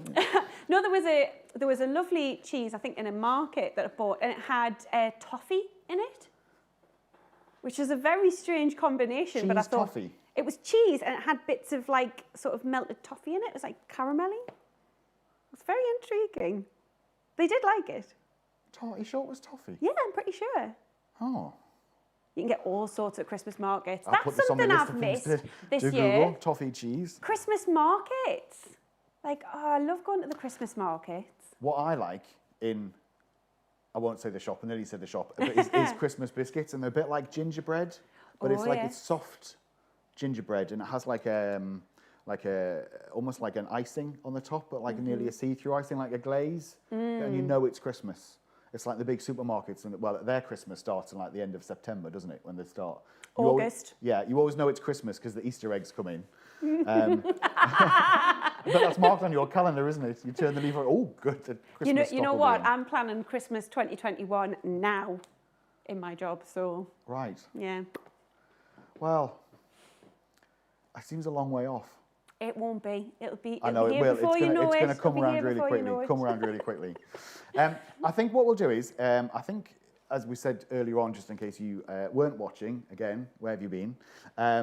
One of the things that we've been doing at Remotely Christmas was we asked for people to send in pictures of Northumberland, of their favourite pictures of Northumberland in winter. So whether it be snowy things or things covered in ice or just what you would think of. And we were completely and utterly overwhelmed with the volume of pictures that we got in. We thought it might be, a couple of 10, 15 pictures, something like that. We had nearly 80 pictures in, which is fantastic. So we've actually made them into three little videos that have got a lovely little soundtrack to them. So I think we'll watch one of those and we shall come back to you in a couple of minutes.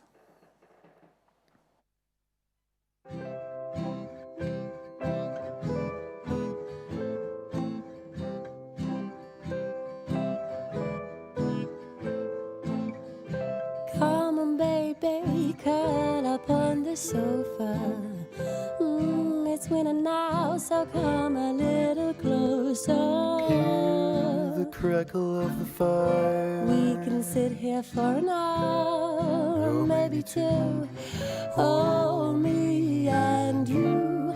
I wanna spend my evening here with you.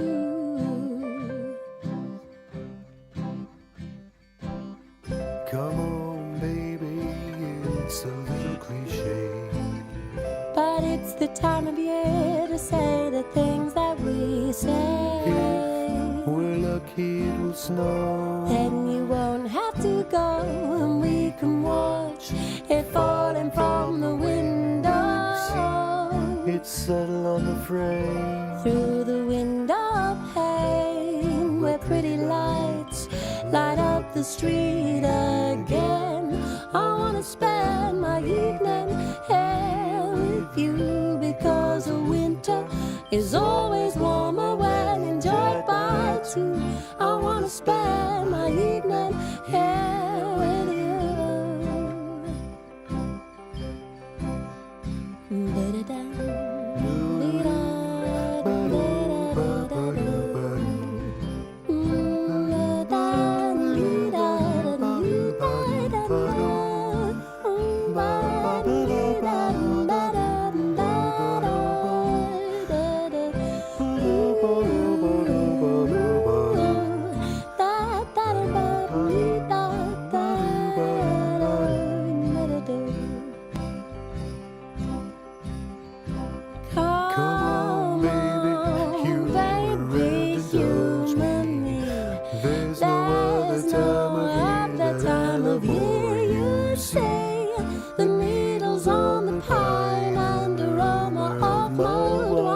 Rosemary and thyme. I wanna spend my evening here with you, because I love you. My time is better spent when I'm with you. I wanna spend my evening here with you. Yes, I do. Oh, oh, oh. I wanna spend my evening here with you.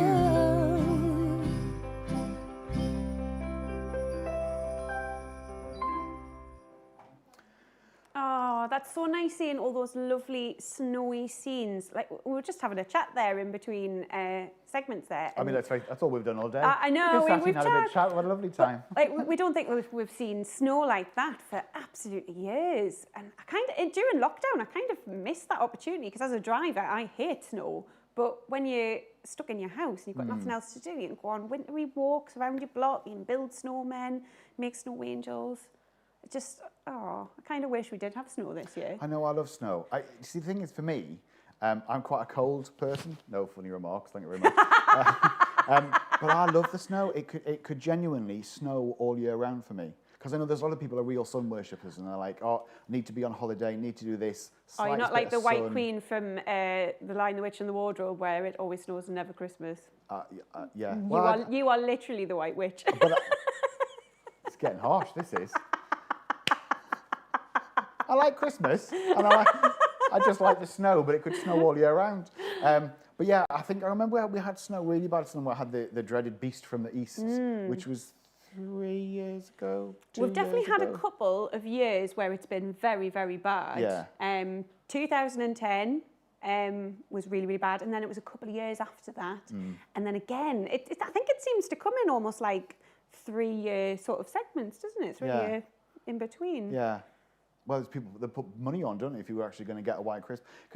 Do they? Yeah, I know. So apparently it's classed as a white Christmas. You only need to have one snowflake. Is it in London? I'm sure it can be anywhere. One snowflake is classed, and I don't mean somebody that just complains all the time. One actual snowflake is what's classed as a white Christmas. Even if it doesn't lay on the ground? Yeah, it just has to come down. Be devastated, wouldn't you? Think, oh, brilliant, it's going to snow, it's gone. I tell you what, the end of White Christmas would be a very, very different scene if it was just one snowflake when they opened up the door at the end. Oh, you'd be devastated, wouldn't you? Oh, no, I love snow. It could do it all the time.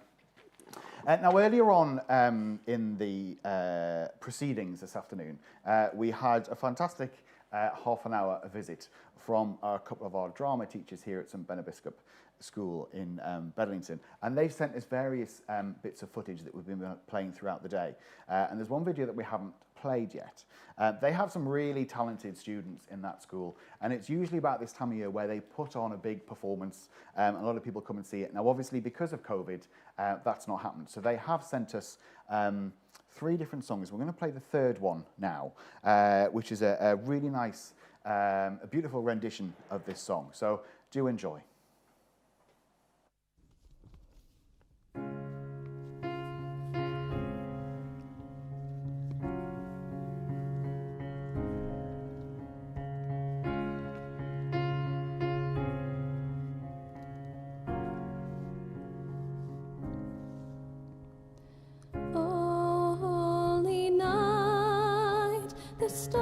stars are brightly shining. It is the night of our dear Saviour's birth. Long lay the world in sin and error pining, till he appeared and the soul felt his worth. The thrill of hope, the weary world rejoices, for yonder break a new and glorious morn. Fall on your knees. Oh, hear the angels' voices. Oh, night divine. Oh, night when Christ was born. Oh, night divine. Oh, night. Oh, night divine.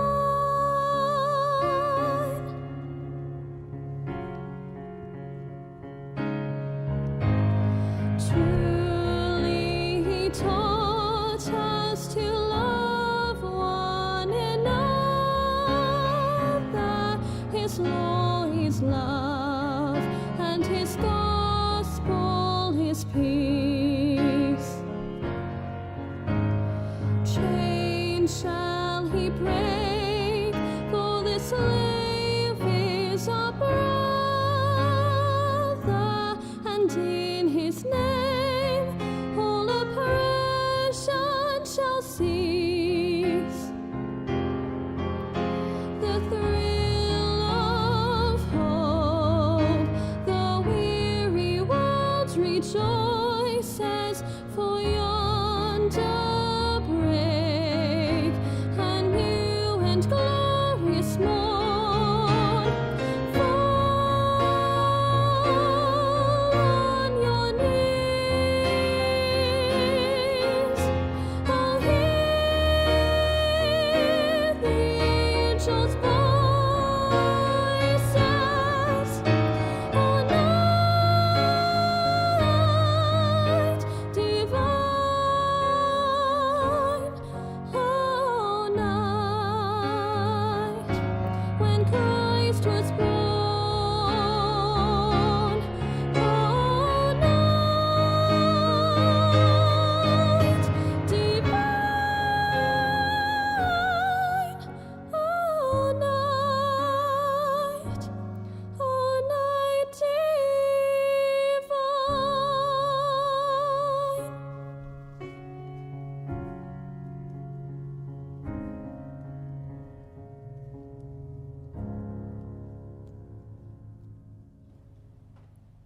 Oh, that is such a difficult song to sing. She sang that so beautifully. Well done. Yeah, very good, and well done for that.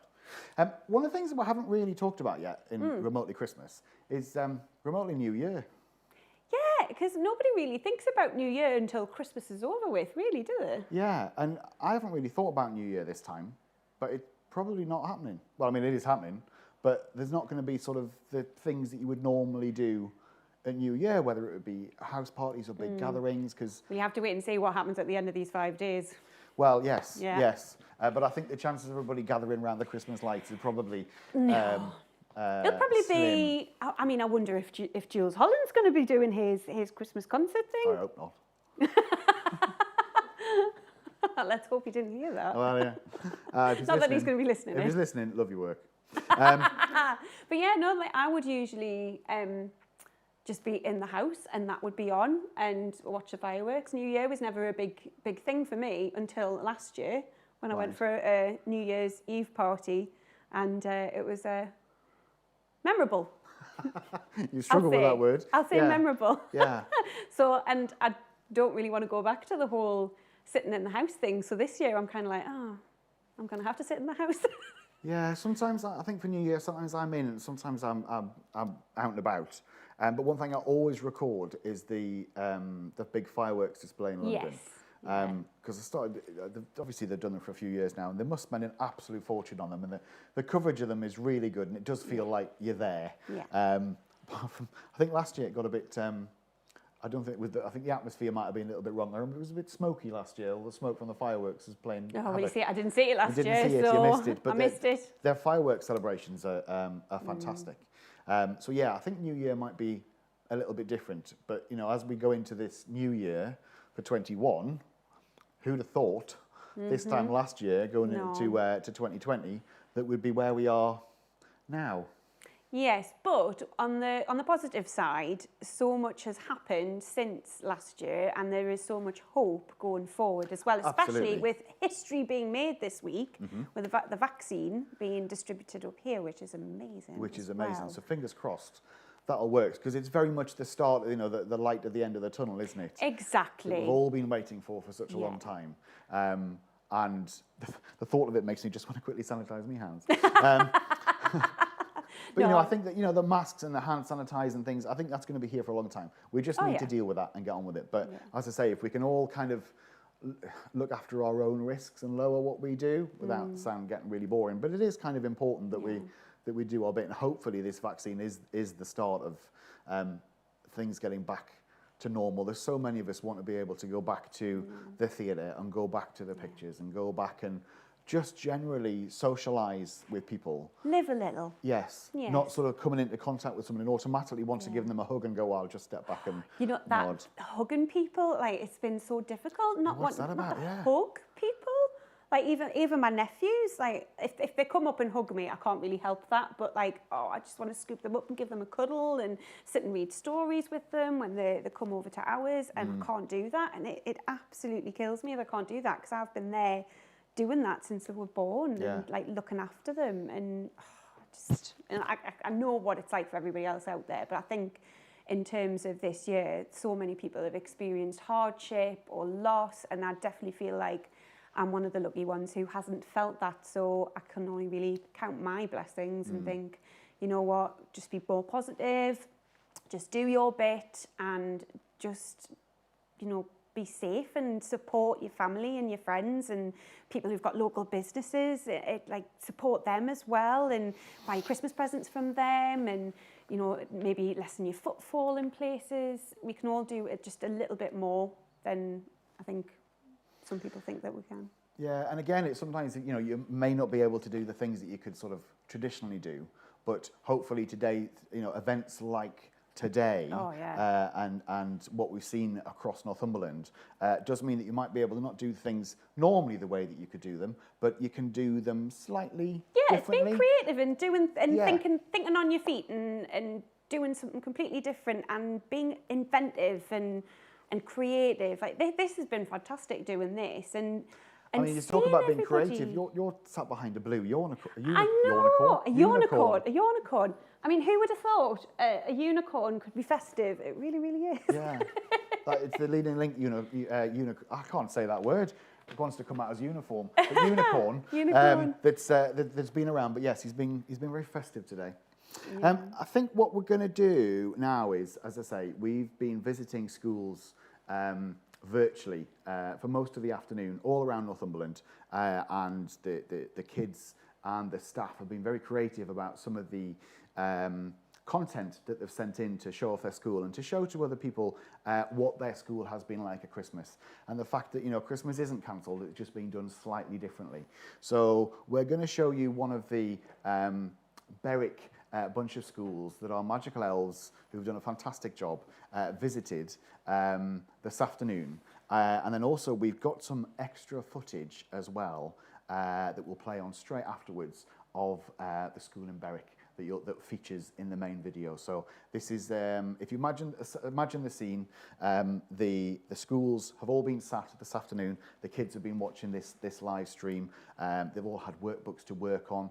That was fantastic. It was sponsored by Draeger, so thank you very much to Draeger for those workbooks and the printing of them. And they've been working away on their workbooks and watching the stream and watching their own schools on the big screen, and also all of the other schools and seeing what they've been doing. So this is what happens this afternoon when our elves made it to Berwick.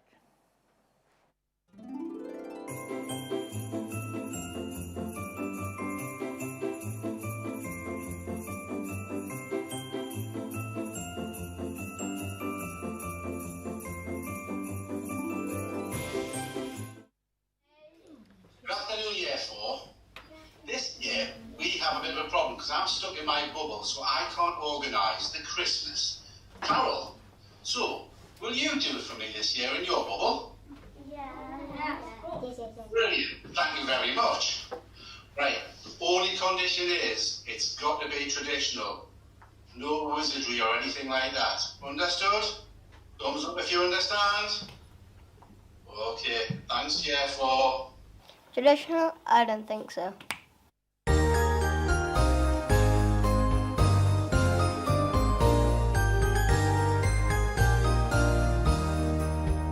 On the first day of Christmas, my true love sent to me a partridge in a pear tree. On the second day of Christmas, my true love sent to me 2 turtle doves and a partridge in a pear tree. On the third day of Christmas, my true love sent to me 3 French hens, 2 turtle doves, and a partridge in a pear tree. On the fourth day of Christmas, my true love sent to me 4 calling birds, 3 French hens, 2 turtle doves, and a partridge in a pear tree. On the fifth day of Christmas, my true love sent to me 5 golden rings, 4 calling birds, 3 French hens, 2 turtle doves, and a partridge in a pear tree.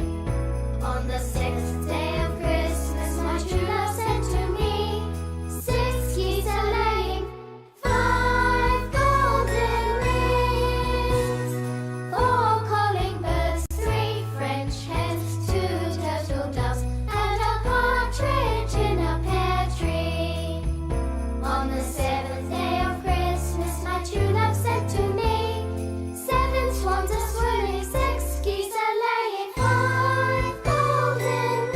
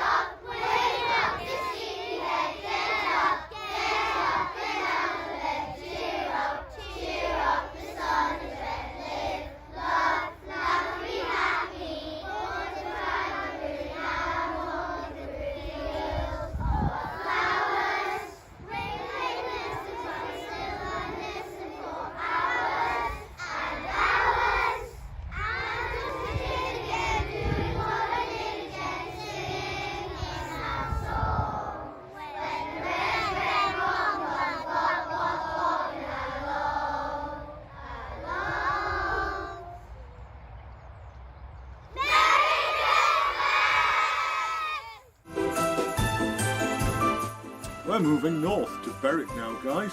Berwick St Mary's. Oh, 12 days of Christmas. Loved it, thank you. Scrummerston First School. Yes, that's very, very cute.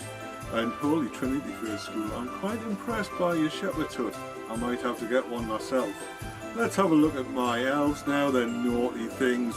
They're in Berwick St Mary's First School, Norham St Sewell's First School, Scrummerston First School, and Holy Trinity First School.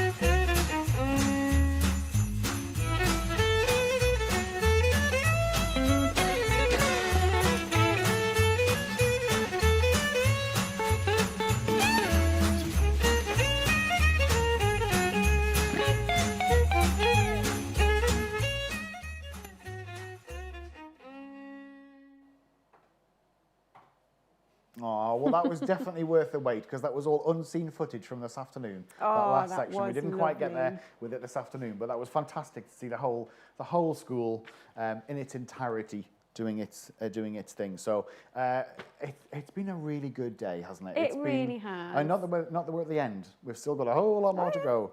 But just so far, it's been really good. And thank you so much for all your comments on social media, on Facebook and Twitter, and the emails that we've had in here to the studio. It's fantastic to know that you're out there and you've enjoyed it. So hopefully, mission accomplished. And there's I been think some so. happy smiley faces coming out of schools and anywhere that you might be watching from today. So what we're going to see next is the last section of our Northumberland Lights Up video, which is we've basically been travelling around Northumberland capturing Christmas tree lights. Obviously, difficult time of the year. We couldn't, there hasn't been the mass gatherings to watch Christmas tree lights switch on. So we've been touring around, picking up some of the ones that you may not know actually did displays. I didn't realise really how big Northumberland is until I started driving around there. It's huge, and a lot of these places that are very small, have little communities, have all the rest of it, really have pulled together and put on some fantastic displays for people to see. And then when we've done that, it's Quizmas time. I feel a quiz coming on. No, I don't know any of the answers. I don't even actually know what the questions are. I probably won't know the answers anyway. But we've got that to look forward to after we watched our last in our series of Northumberland Lights Up.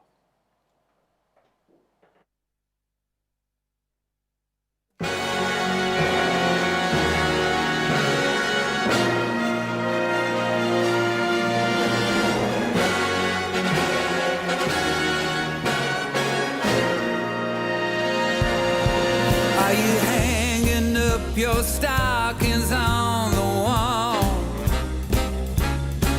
It's the time that every Santa has a ball.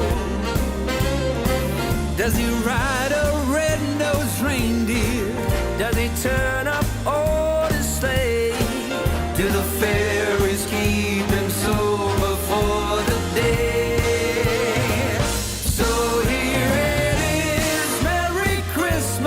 Everybody's having fun.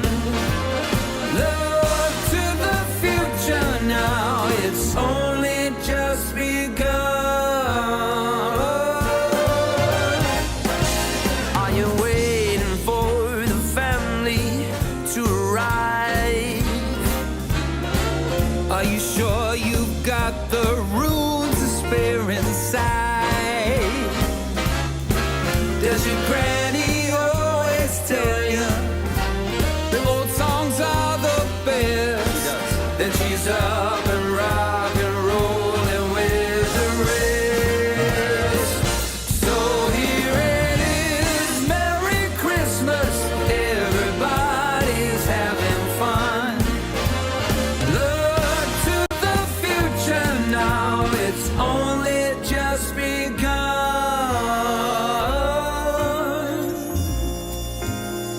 What will your daddy do when he sees your mama kissing Santa Claus? Are you hanging up your stockings on the wall? Are you hoping that the snow will start to fall? Do you ride on down the hillside in a buggy you have made? When you land upon your head and you've been slid. And so here it is, Merry Christmas, everybody's having fun. Look to the future now, it's only just begun. So here it is, Merry Christmas, everybody's having fun. Look to the future now, it's only just begun. It's only just begun. So here it is, Merry Christmas, everybody's having fun. Everybody's having fun. Look to the future now, it's only just begun.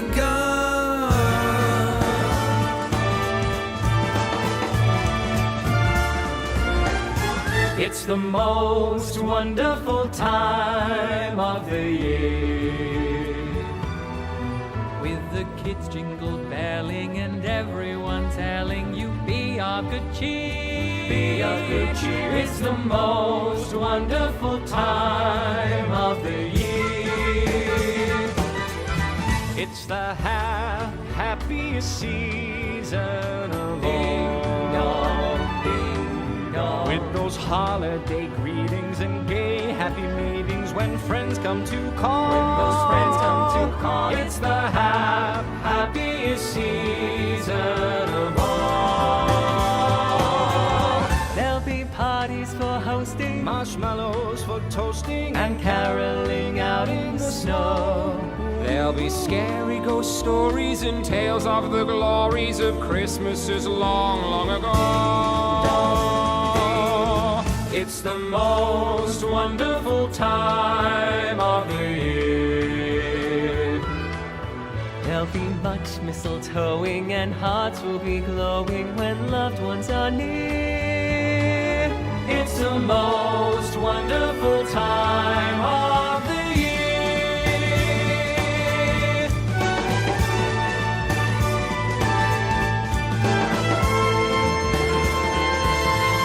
There'll be parties for hosting, marshmallows for toasting, and caroling out in the snow. There'll be scary ghost stories and tales of the glories of Christmases long, long ago.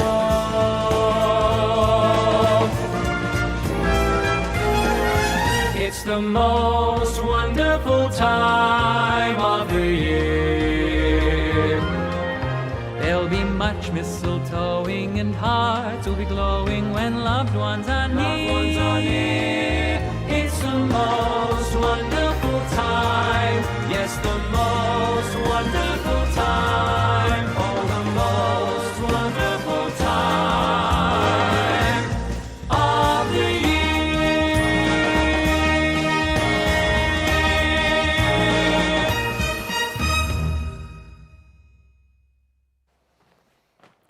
There's some beautiful light in that one. There's some fantastic lights.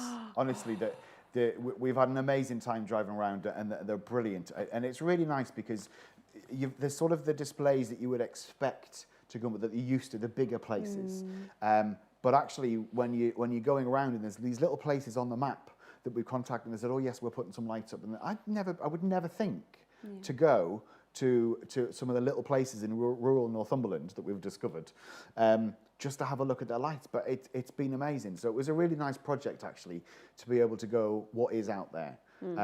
And as I say, some of them can be quite simple, can just be a tree, which is equally as meaning as, you know, rope lights and great big things across the streets. That big one, the red and gold one with the big present on the bottom, that was absolutely in Morpeth, in the Sanderson Arcade. Yes. It was beautiful, yeah. Gorgeous. I have to say, from a fun point of view, not that I have a favourite. But you do. But I do. And it's just a personal choice. I loved Alnmouth. Yeah. Alnmouth was great fun to do. They've got a one-way system that comes around Alnmouth. Obviously, you have to cross the bridge to get in. The one-way system as you go around. And we went round 3 times. And then we stopped because I spotted Santa Claus climbing a chimney in my rearview mirror. I was like, we've missed one, stop the car. When I went down the street. But really simple and really clever things, but each one told a little story. Yeah.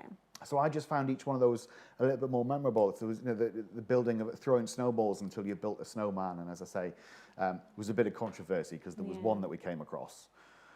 And Joe went, "Oh, it's Christmas Shrek." And I went, "No, it's not. Santa Shrek, sorry. Oh, my mistake. Santa Shrek." And I said, "No, it's not. It's Tigger." I thought that as well. I thought because of the shape of his face, but I do agree with Joe. He does seem to have long ears like Shrek. It's like a combination of the two. And then Amy, the voice of reason, pipes up and says, "Actually, boys, I think it's Rudolph." Yeah. It was like, yeah, that might make more sense. But in our heads, it was totally different things. So it just goes to show that whatever you might set out to do one thing, but somebody else's interpretation of that could be slightly different. But all of the displays have been fantastic. So we will be putting on social media on our Facebook page and Twitter over the next few days these videos that we've been shown tonight. So with the Northumberland Winter Pictures and Northumberland Lights Up, and obviously highlights of the day's show and some highlights from the school. So if you've missed anything, you can rewind this or pick it up on YouTube. It'll be on YouTube for another week, and then we'll be putting various bits of it out. I do believe 'tis Quizmas time. It is. Which is a Christmas quiz. And I am in the position where I don't know what the answers are, which some of you who've been watching today will come as no surprise whatsoever, but I also don't know what the questions are either. So this is a competition. So I'm going to try and answer the questions by writing them down, and I will fail miserably. Charlie will be asking the questions. I will. And what we want you to do is to grab a piece of paper and a pen, or pop it straight on an email as you know them. Take a picture of your piece of paper or send us in the email with your answers, and there is a prize. So send us in. We will be going over the answers probably in about half an hour, 40 minutes time. So no cheating. But I say I don't know the questions, and I won't know the answers either. But No. And I don't have the answers on this sheet either, so he can't look over either and cheat. And I didn't write them. Lynn wrote the questions. So I'm definitely in the dark on this one. Mm-hmm. Shall we start? Yes, with we this shall. one? Our best Okay. Now, this is another lovely Christmas tradition I love to go and do, and go and see the Phoenix window, which I haven't gone to see this year. So the first question is, how long has Phoenix window been a feature at Christmas? Oh. If you were to hazard a guess. I think, well, as long as I've been 60 years, 100 years, 70 years, not 100. Well, I've definitely seen 2 versions of the snowman within my lifetime. So.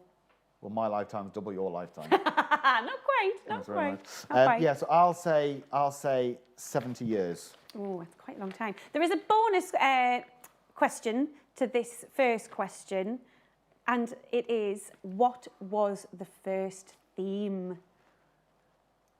Can you think what the first theme might have been? I'll plumb for an original answer, Christmas. No way!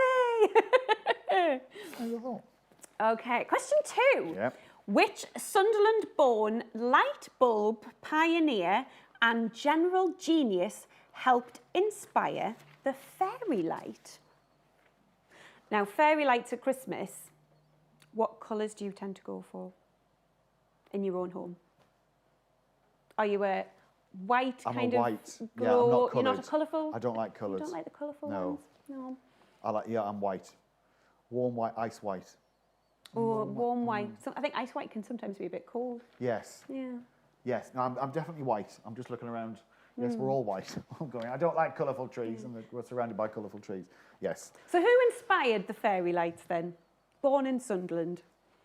Because it used to be a candle, didn't it? Didn't you used to have hang candles With from little glass bits that go over the top. Yes. Glass bits. Yes. Glass Well, bits. yes. Yeah. Yeah. Bit lethal on a wooden tree, like, isn't it? It's probably why it didn't catch on. Is there any other type of tree than a wooden tree? Plastic one. We've had this conversation. Forgot about them. Fake trees, real trees. Forgot about them Yes, that are these. dotted all around the studio. Okay, question 3. Which date was Black Friday this year? Black Friday. Mm-hmm. That's the shopping day, isn't it? Oh yes, I got all my shopping on the Black Friday weekend. We've had a few All of black days, haven't we? We've had a Black Wednesday. Was that a wacky Wednesday? There was something happening on a Wednesday as well. Oh, I didn't know that. I thought it was just in the lead up to Black Friday, and then you have the weekend, and then the Cyber Monday, and then they do more sales. So it's almost like a shopping fortnight. Yes, unless you're buying a sofa when the sales never end at all. Yes, true. Right, okay. Okay. I'll make a guess. All right. The Christmas tree outside Newcastle Civic Centre is an annual tradition, but where does the tree come from each year? Oh, Norway, Finland, Sweden, Scotland. That was 4 places, but it might be. It comes from, I'm going to say Norway, because that's where I think It's a long way to go for your tree, isn't it? Well, it might be Kielder. Shall I put Kielder? Or Kielder. Kielder. Can you have an or? I don't think you're allowed to get them from Kielder. Who wrote these rules? Rubbish. Right, Norway. Kielder. Norway. Okay. As the temperatures drop, we get wrapped up to enjoy the outdoors. But what outdoor activity takes place at the Centre for Life each year? I think I know this one. Actually, I think I know this one. Yeah. It's been a long time since I've done that. I can't spell it, but that's... Can't spell it? Well, put the letters in the middle are a bit... Dodgy.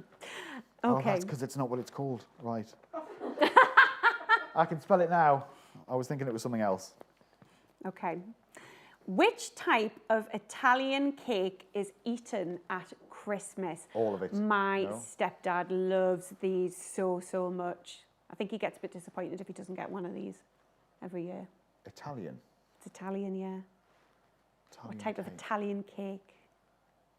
Is it a book or a play? Amy's trying to signal me the cues. I'm Amy's not sure playing what it is. charades. Yes. That's what we should have done with Mr. Trick there, haven't we? Oh. Right. Yes. Can't spell that either. Okay. Which former Newcastle, Sunderland and Hartlepool United fullback, I think that's meant to say fallback, was that right? Was born on Christmas Day in 1973. You're asking me a sports question and then asking me the terminology within a sports question. I don't know. I don't know. I didn't write these questions. Fullback? I'm not sure. Fullback? I can safely say It I says don't know the answer fullback, either but way. I mean fallback. I don't know. And that was the football one. Okay. Next question. Which of these ingredients isn't in the Greg's Festive Bake? So you've got 3 options here. Which of these ingredients isn't in the Greg's Festive Bake? Is it chicken, turkey, or cranberry? I was just going to lean forwards and look at the picture. Then you took away the picture was a bit unfair.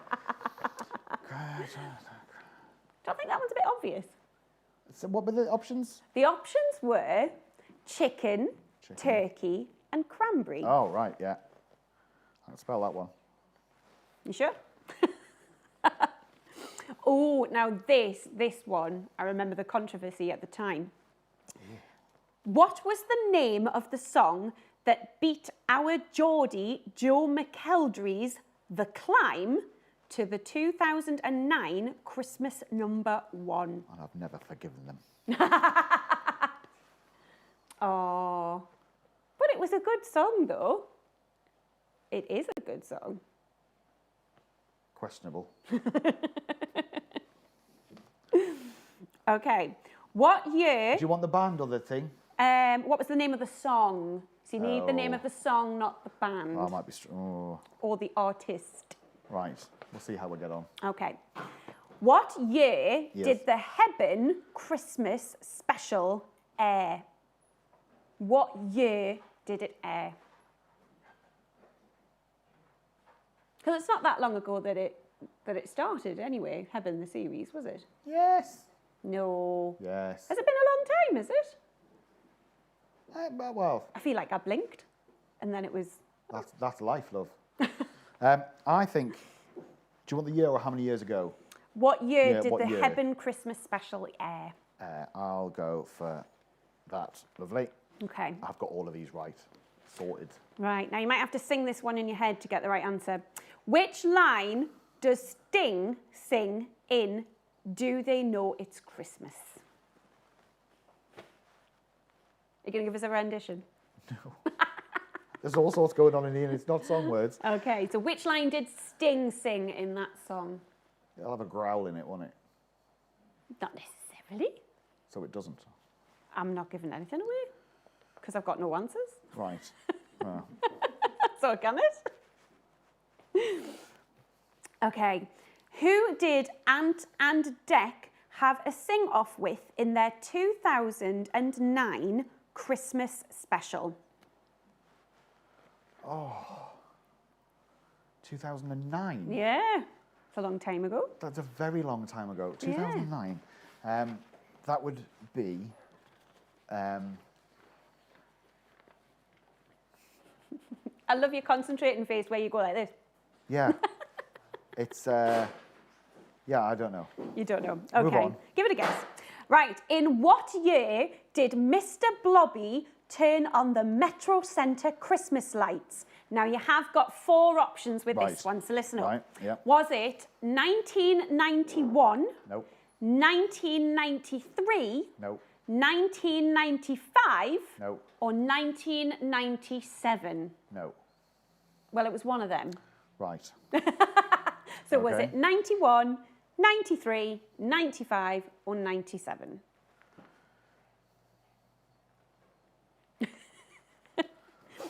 Okay. Right, here we go.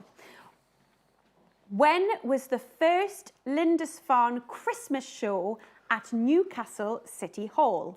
Again, you've got a couple of choices for years. You've got 4. So was it 1975, 1976, 1977 or 1978?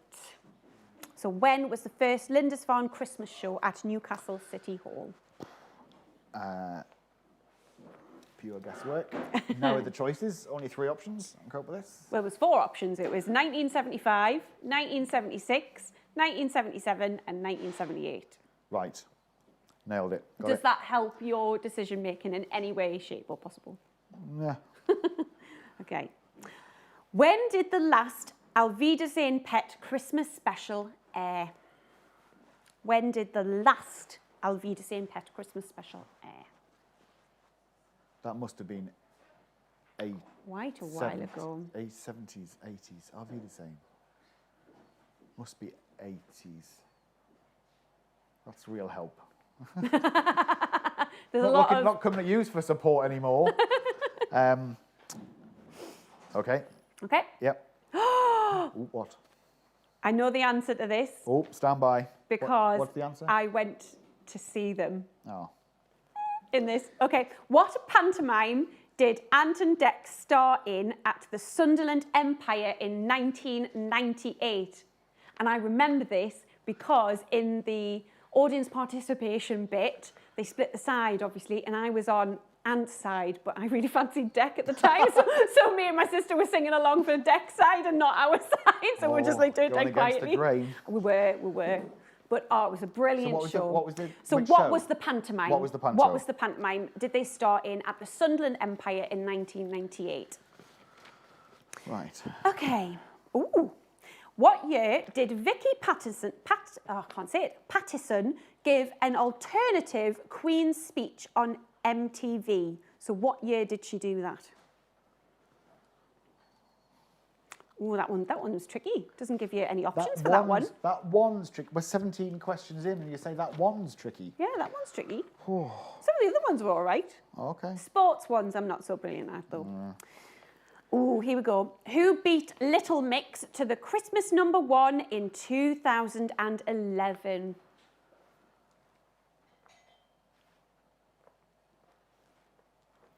'11. 2011, yeah.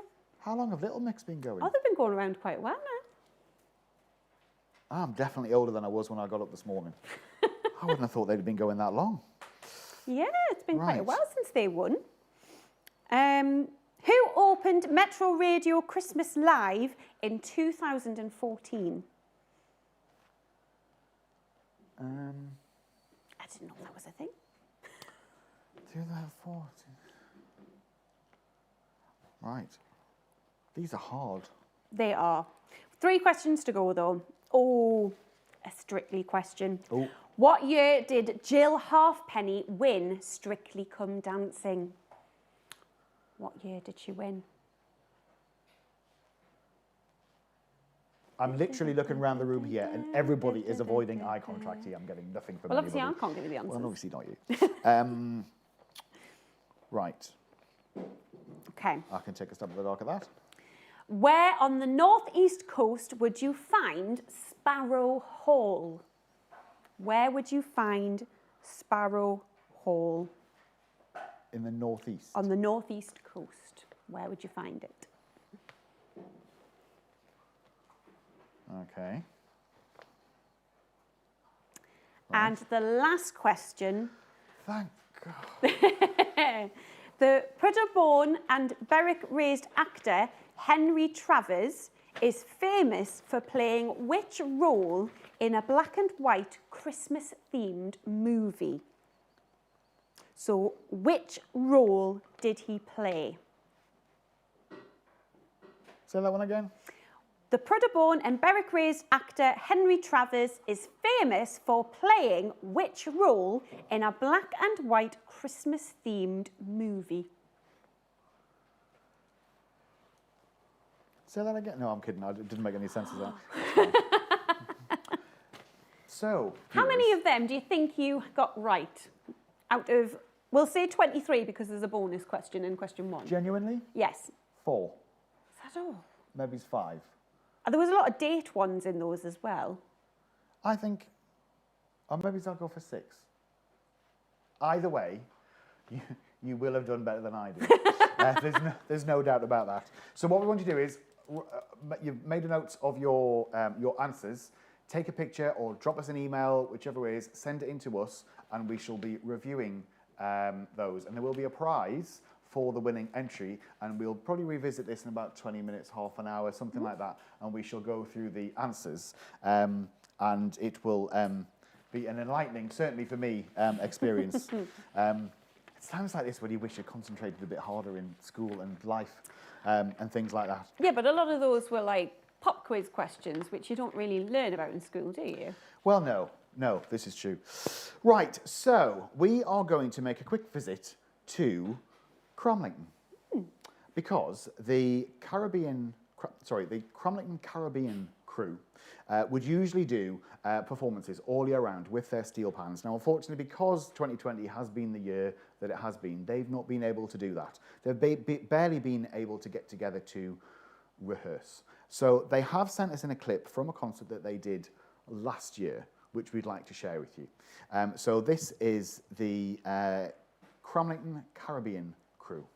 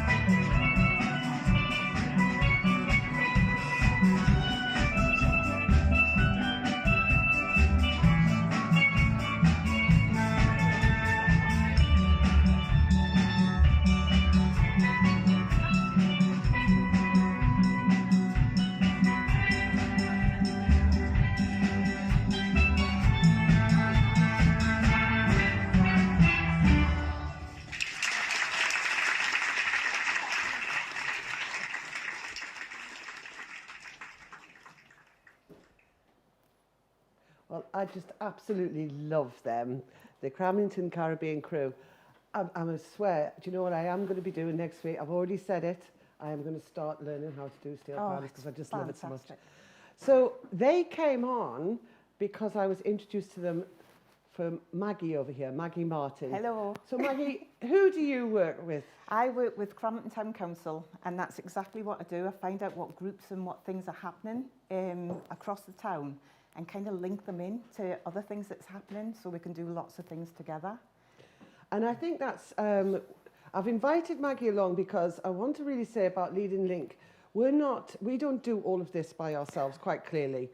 Already, for instance, technology, I'm not that good at technology. Oh God, me I'm neither. not. So we have got Tyne Audio over here, who've worked tirelessly all day, getting everything ready and making sure it sounds ready. Chris has been doing all of the stuff to put all of these videos together. Dan Wilkinson has been doing a bit. Shea Aspect has been taking photographs and editing. So it's a mountain of different partners that do this work. And Maggie, I've invited Maggie because Maggie's somebody that we work a lot with. We kind of sort of go shoulder to shoulder. So should we talk about some of the things? I never want to call it work with you, Lynn, because it never feels like work. It always feels like fun. Yes. I do have to explain why I'm filthy today, though, as well, and I probably smell really, really bad as well, but I've spent the day planting 150 trees.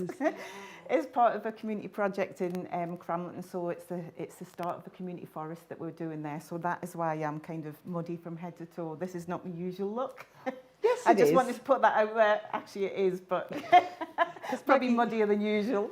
If she's not planting them, she's climbing them. Exactly. But there we go. So, some of the things that we've got up to over the last couple of years, really.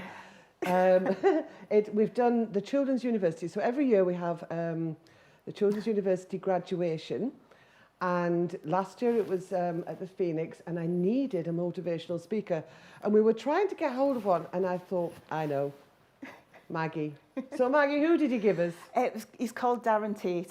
And Darren Tate used to be in Cirque du Soleil in Vegas. He was a solo act in Love, the Beatles. And Darren's kind of party trick, will we say, is standing upside down and just spinning on his head.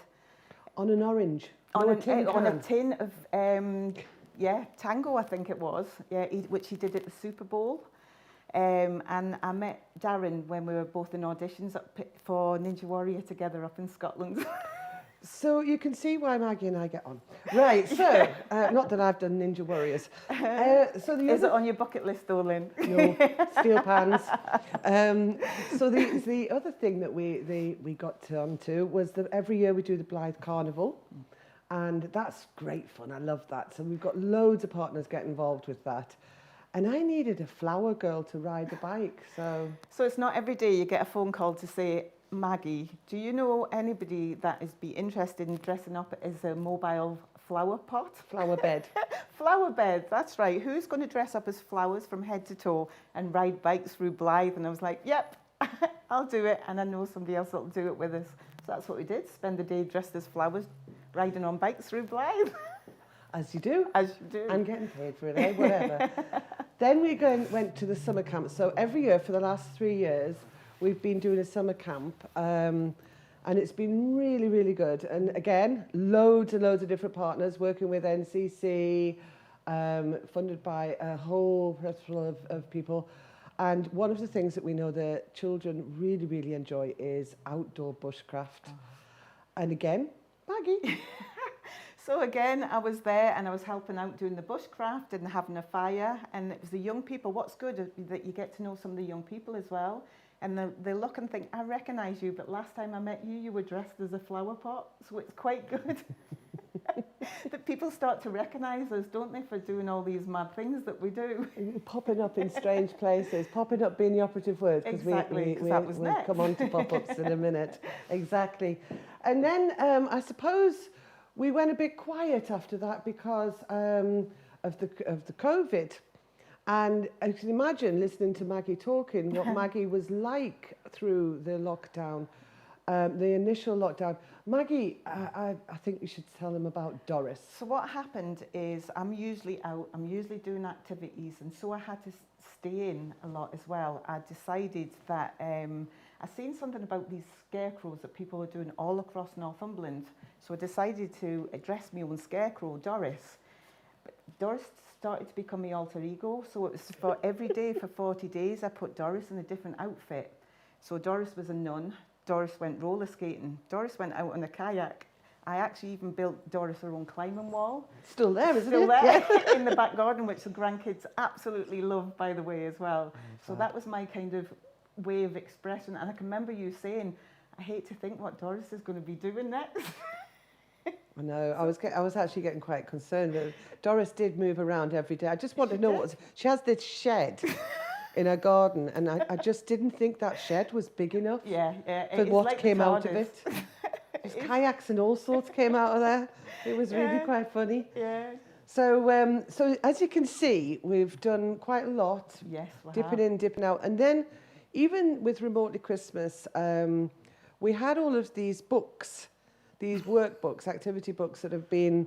They were designed by Chris, printed by Draeger. Thank you, and then they were delivered to 7,000 children. But because of Maggie. And Maggie's help and support, we actually ended up getting quite a few schools from Cramlington. I have to say that is more down to Lorraine, who's the mayor of Cramlington as well. She's got a fantastic relationship with the school. And within, I think it was probably an hour of us, you know, saying to her, this is what we want to do and this is why we want to get the schools engaged.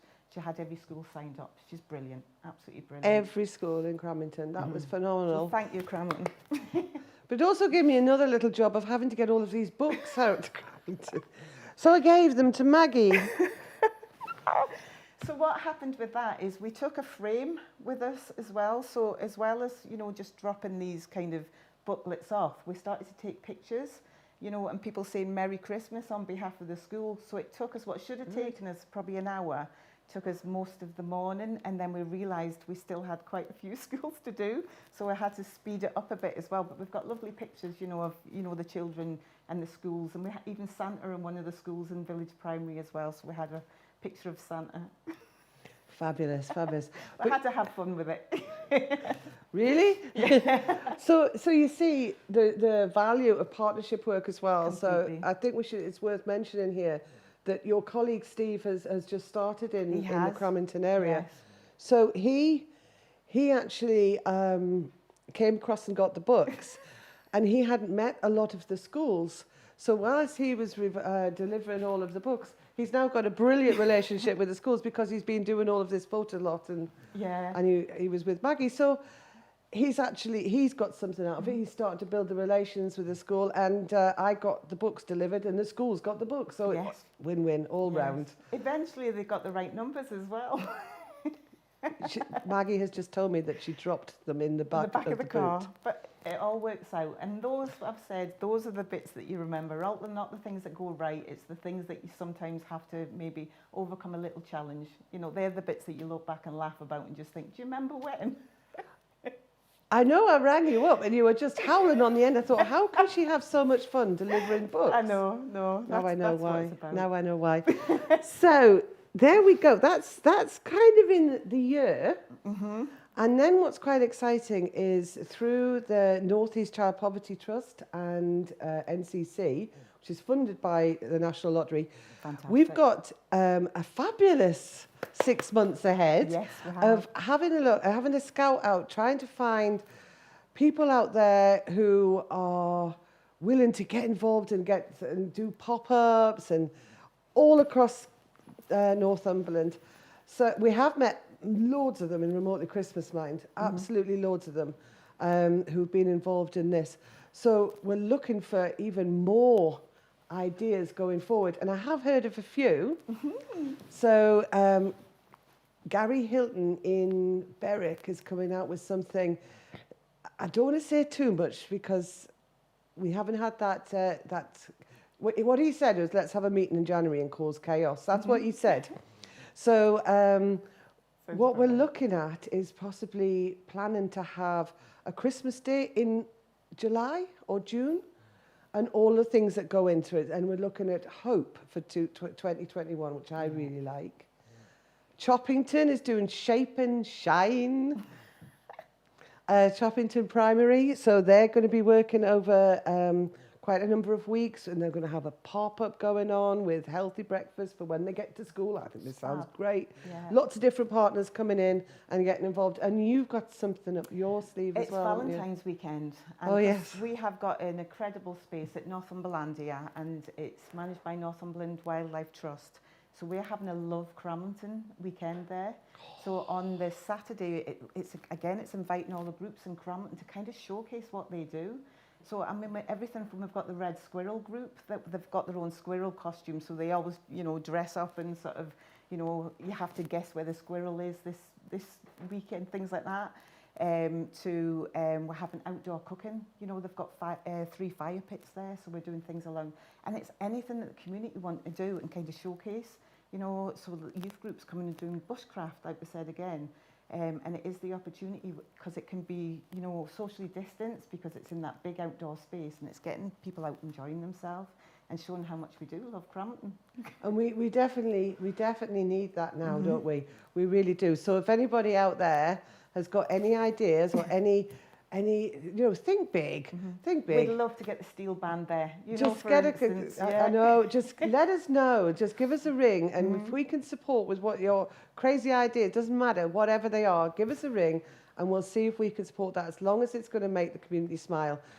So just on that one, tomorrow something else is going to be happening actually in Cramlington, but we'll have a quick chat about that after you see this bit.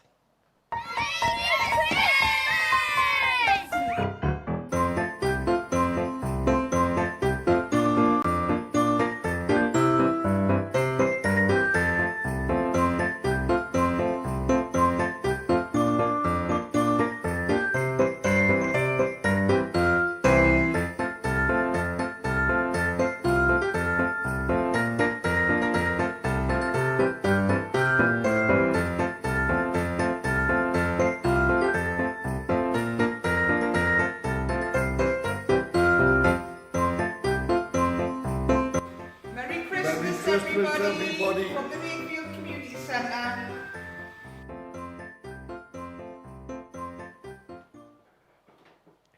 So, Maggie, come on, tell us what's happening tomorrow. As you can see there, that's what we were doing with the frame, when we should have been just delivering sort of the parcels. But what's happening tomorrow is, because this year we couldn't do the usual showcase in Manor Walk Shopping Centre. You usually have local choirs there, you usually have local schools there. And because we couldn't do that, we still wanted to make something happen, so we've done it all virtually. So what we've been doing is asking the community to send us their videos, and we have got some fantastic videos. So we have got choirs singing, we have got churches singing Christmas carols, we've got the schools with their children, so it can still happen. And it's going to be on all day from 9 o'clock till 5 o'clock in Manor Walks, and it's going to be, so they're going to be on a loop. So you have plenty of opportunities to go and watch these videos that's going on. So do you have to go to Manor Walks to see them? The ones, it will be on all day in Manor Walks, but they will be available via the Town Council. We have got the Cramlington Community Engagement page, we've got Cramlington Youth Network, and we've got the Town Council social media, so you'll be able to catch it on one or all of those. Lots of fun happening this Christmas. Yes. That's great. So again, that's just one more quick thing to say is, really, if you have got anything, we are out. We've got fabulous jobs, haven't we? Fabulous best jobs job in the world. But, you know, we don't want to come up with the ideas. So as you said, Maggie, that it changes in different areas. Yeah. And some people some people want to do something completely different to others. We need your ideas, and we need, if you want to do something as well. So I had this lady from Newbiggin who phoned me up, and she wants to do so much in January. She's got me excited. So Newbiggin will be over there soon as well. But, you know, just give us a call over at Lead and Link, or give Maggie a call at Cramlington, and we can see what we can do. Okay.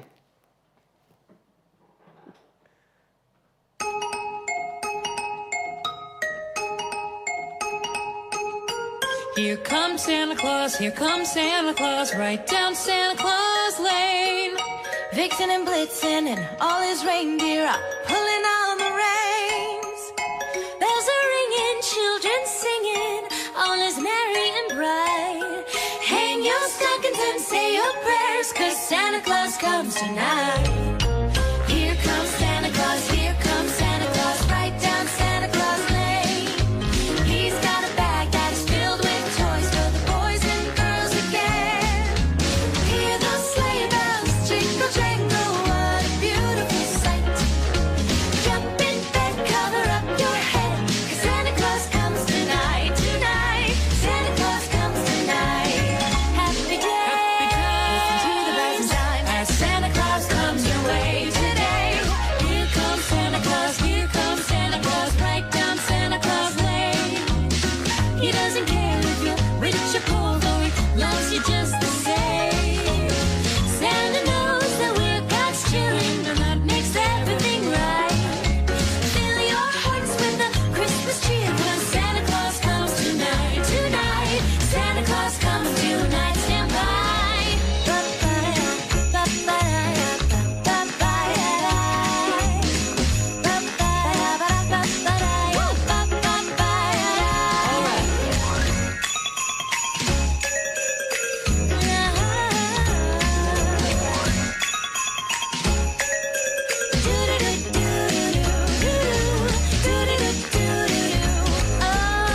Here comes Santa Claus. Here he comes.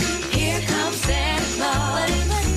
Right down Santa Claus Lane. Right down Santa Claus Lane. He'll come around. The chimes ring out. Then it's Christmas morn again. Peace on earth will come to all if we just follow the light. Let's give thanks to the Lord above, 'cause Santa Claus comes tonight. Happy day, listen to the bells and chime.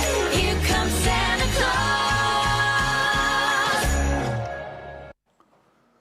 That's such a lovely little grotto at the end, isn't It it? is. It's lovely, honestly. Northumberland Zoo were absolutely fantastic. Absolutely fantastic. You know what my favourite thing about that was, though? Is the penguin was going like this.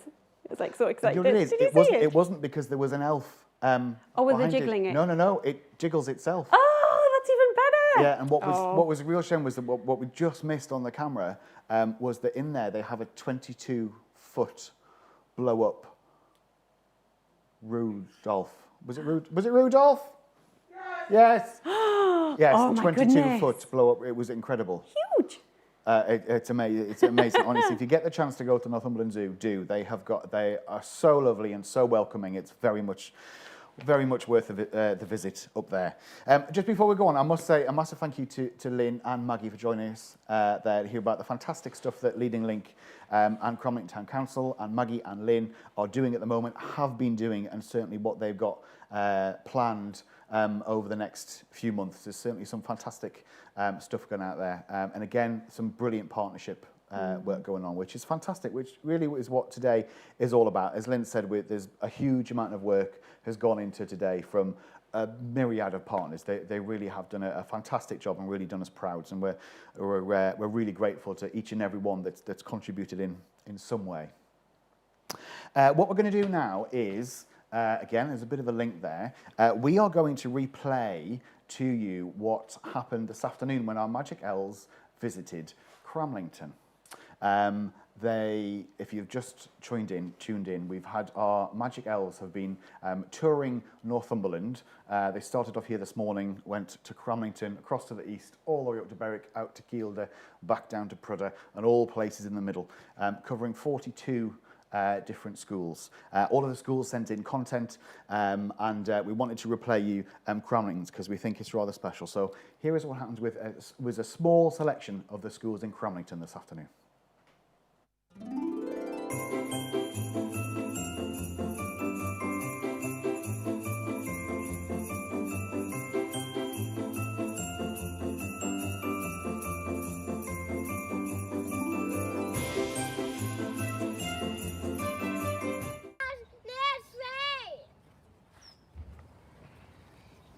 Christmas birthday, Christmas birthday, sing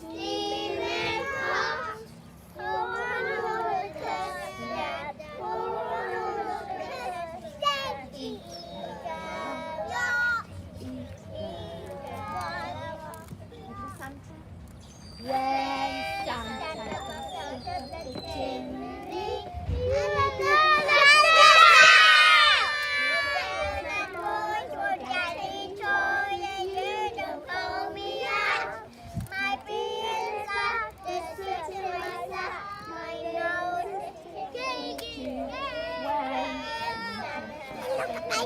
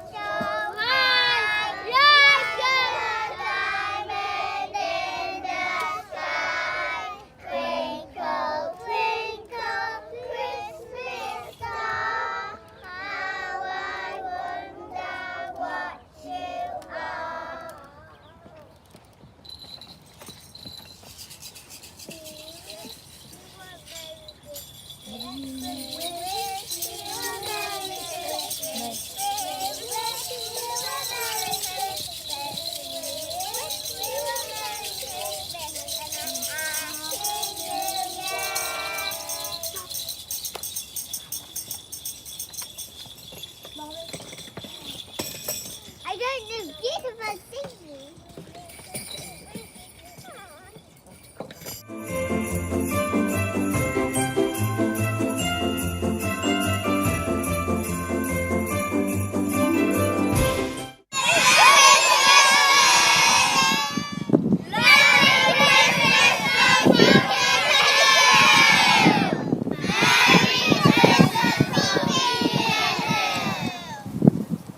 Merry Christmas! We wish you a Merry Christmas! We wish you a Merry Christmas and a Happy New Year!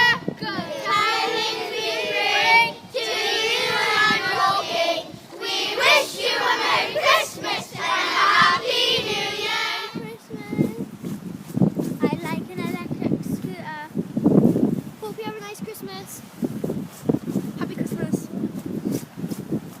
Merry Christmas. Merry Christmas. Merry Christmas. Have a nice Christmas. Merry Christmas. Merry Christmas. Merry Christmas. Merry Christmas. Best Christmas ever. Please bring me some makeup. Can I have my nose wraps? Merry Christmas. Merry Christmas. Merry Christmas, I would like to. Christmas jolly. We have Happy Christmas. Merry Christmas. Merry Christmas. No. Sana, can you please stop the coronavirus? Oh. Sana, can I please have the puppy? Merry Christmas. Happy Christmas. Merry Christmas.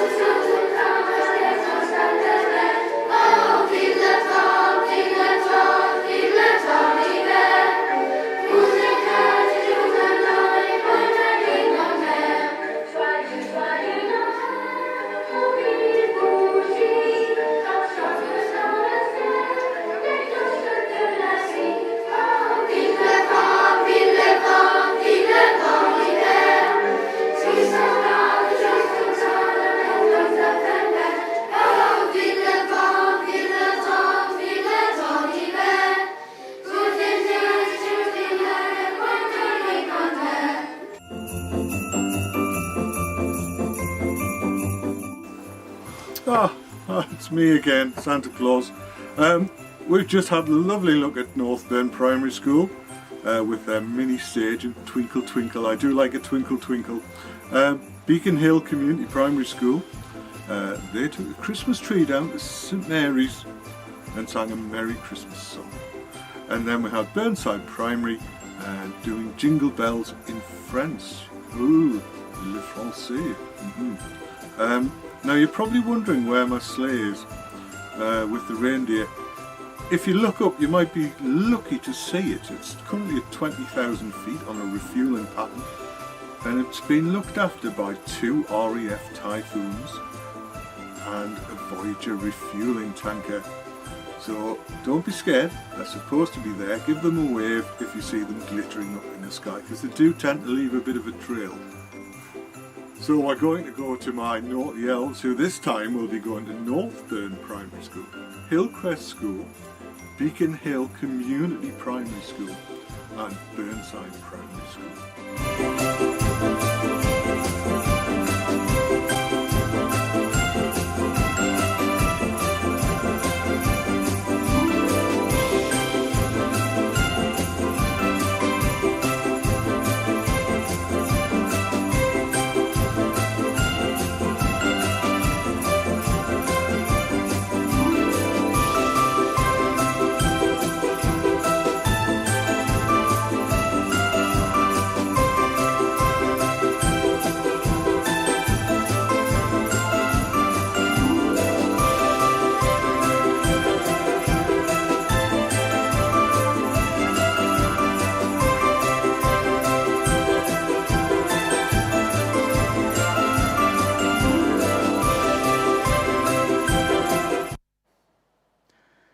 To say, I don't remember having yurts and that kind of equipment and stuff that they've got. They all look so bright and light and vibrant. I know. And great fun. My nephews have in their school. They have a what do they call it? The roundhouse, and they have campfires that gets built by the caretaker, and they roast marshmallows. They do archery on the grounds as well.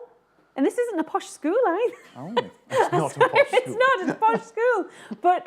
It's just wonderful, all the things that you see that the children can have now in schools that we didn't have. I don't want to say that phrase, I don't know they were born, but I'm going to say it. Well, I have to agree with you to a point, but you know, it's great that there are so many schools out there that have so many caring teachers and staff and heads that are determined to try and make their schools the best. The best that they can do, you know, despite of any funding issues or anything like that. They really give them do. as many experiences as they can, whilst they're little as well. Our schools, especially during this year, have done such a fantastic job. Hats off to them. Right, so now we are going to see the last of our winter pictures from Northumberland that have been sent in from our viewers. And we also are going to see a little trip that we made to Hexham Abbey at the start of this week. So we shall see you in a few moments.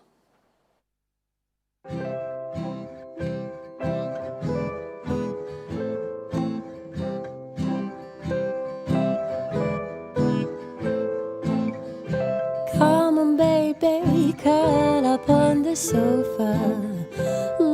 It's winter now, so come a little closer. Hear the crackle of the fire. We can sit here for an hour, or maybe 2. Oh, me and you. I wanna spend my evening here with you. Come on, baby, it's a little cliche, but it's the time of year to say the things that we say. If we're lucky, it will snow. Then you won't have to go, and we can watch it falling from the window. It's settled on the frame. Through the window pane, where pretty lights light up the street again. I wanna spend my evening here with you, because a winter is always warmer when enjoyed by 2. I wanna spend my evening here with you.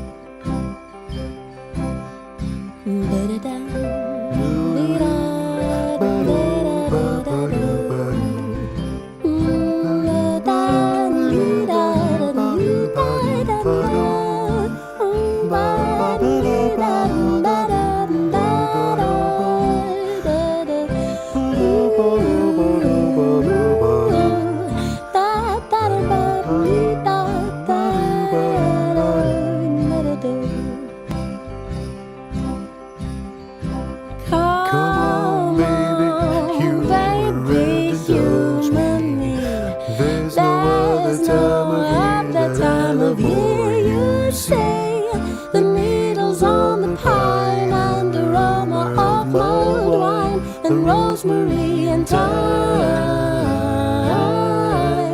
I wanna spend my evening here with you, because I love you.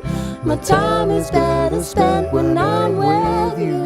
I wanna spend my evening here with you. Yes, I do. Oh, I wanna spend my evening here with you.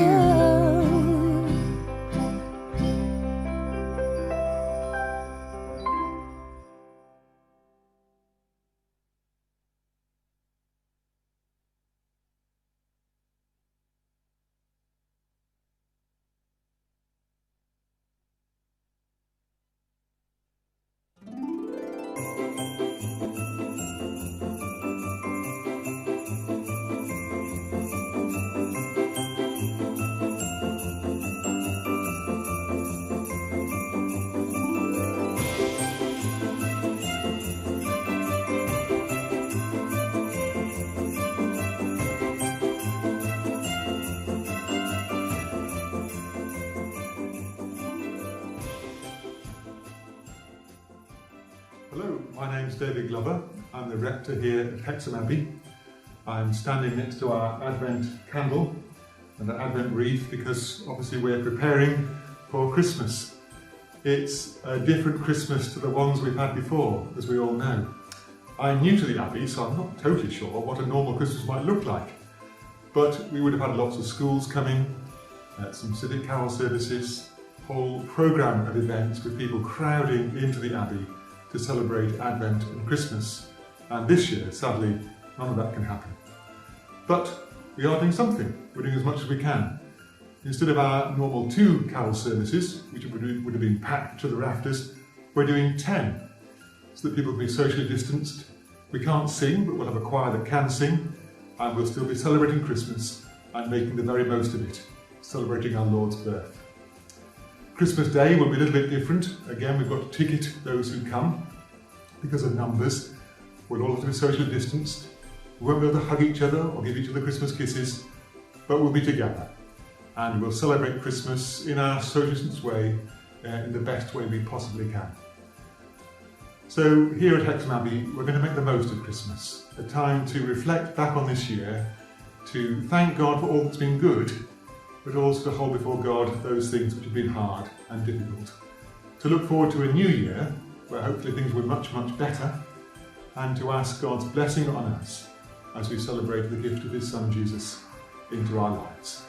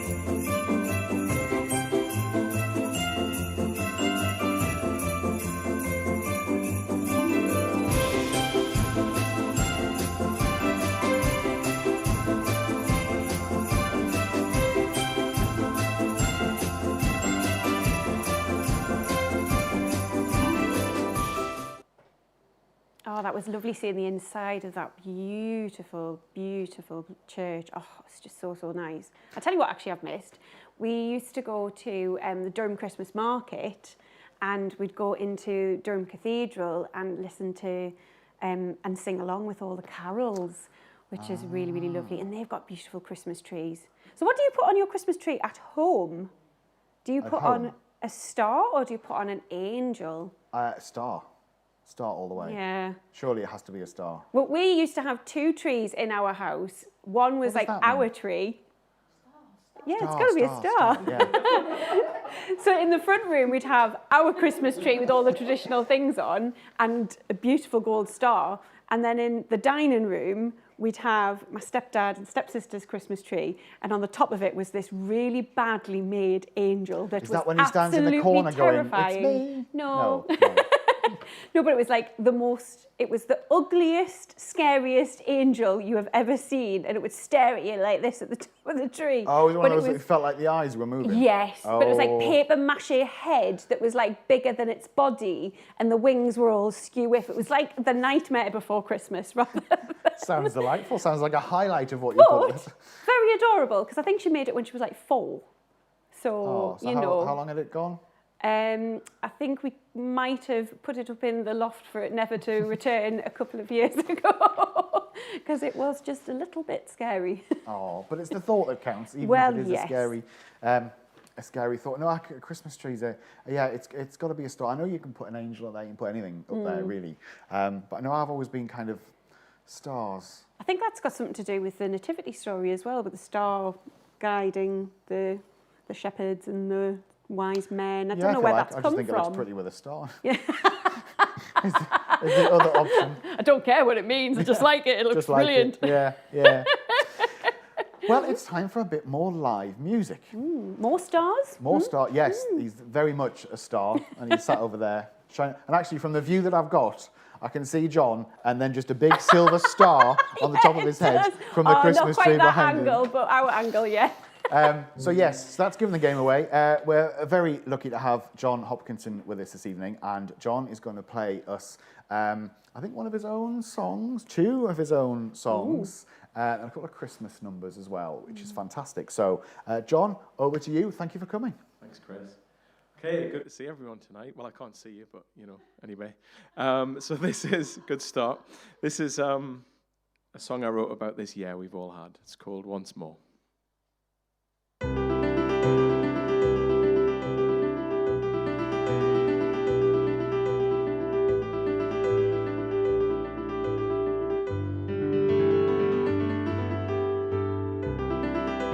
Whatever comes my way, I know that deep inside I'll find a little peace of mind, because it's still a pretty world in spite of all the tears and fears and little victories and souvenirs. We'll find a way through this, and then one day we will rise again. Then we'll see our friends and loved ones once more. The darkest days of man can make you understand the hand that you were dealt within the master plan. So when the stars align, or when your day is through, just do the best that anyone could ask of you, and find a way through this, and then one day we will rise again. Then we'll see our friends and loved ones once more.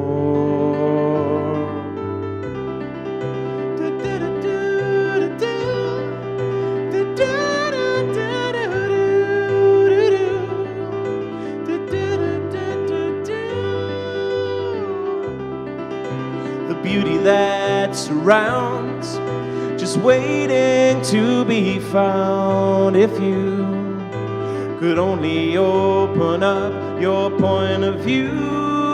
But what is life anyway, if not to learn every day?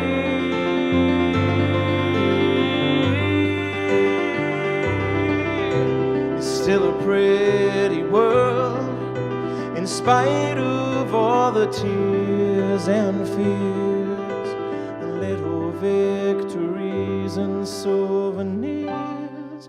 we'll find a way through this, and then one day we will rise again.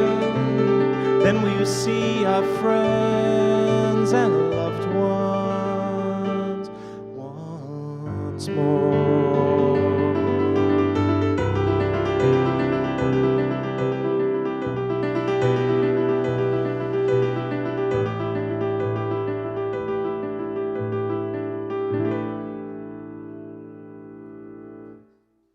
Thank you. So that was my little song all about COVID and about this crazy year. And this next song is a Christmas song that I wrote a few years ago, so I thought I'd give it a shot tonight. So this is called The Christmas of My Childhood. And then we leave all the cynical songs and have some Christmas hits after that.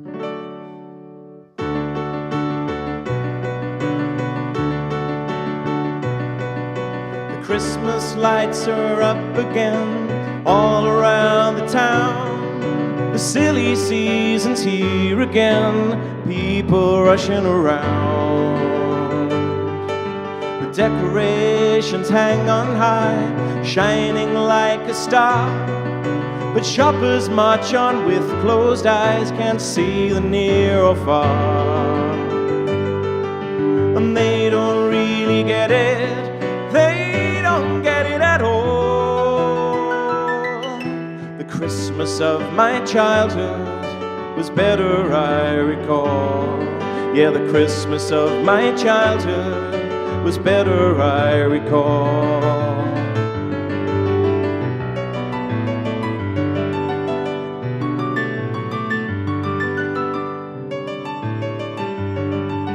Shops are full up to the brim with presents great and small.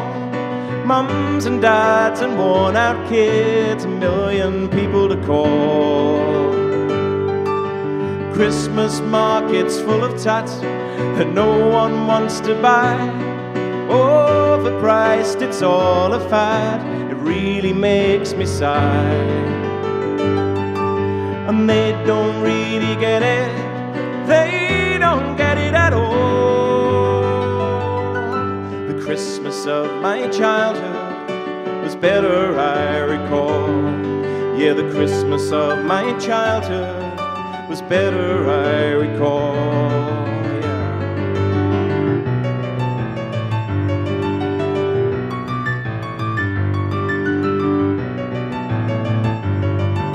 And don't stop dreaming, don't stop wishing, just like you're a kid again.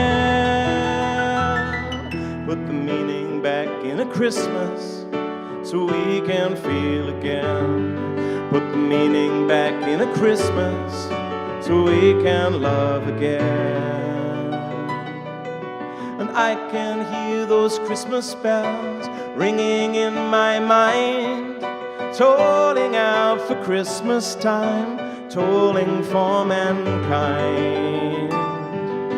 Your presence is the greatest gift that you could give to me. Can't put it in a pretty box or underneath the tree.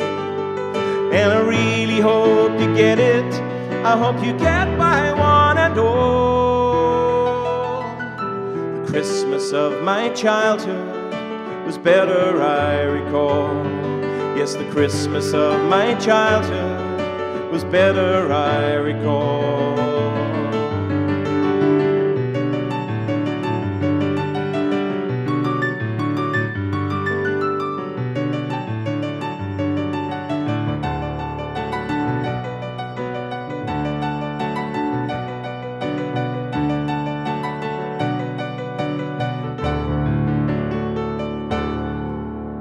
Thank you. So that's the self-indulgent little bit over. And now I'm going to have fun and sing some Christmas songs.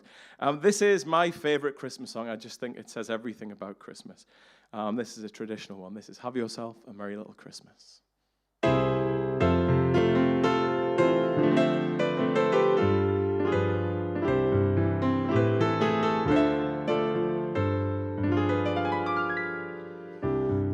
yourself a merry little Christmas. Let your heart be light. From now on our troubles will be out of sight.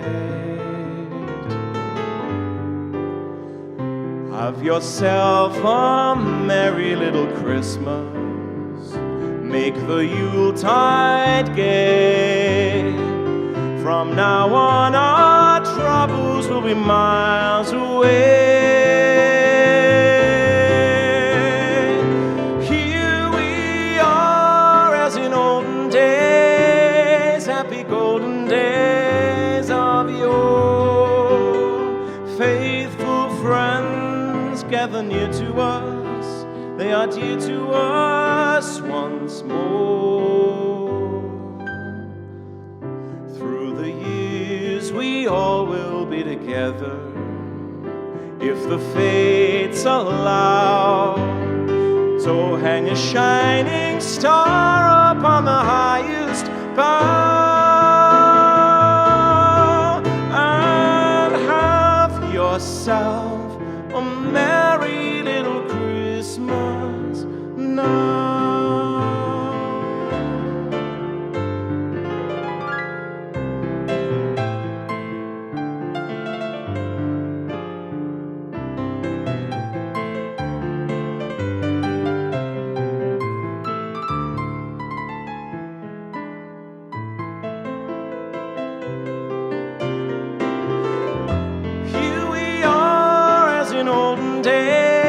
Happy golden days of yore.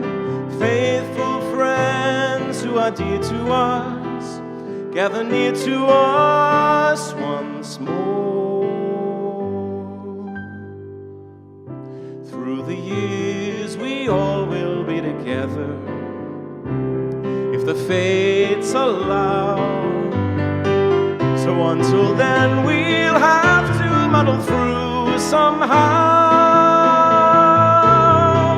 and have yourself a merry little Christmas now.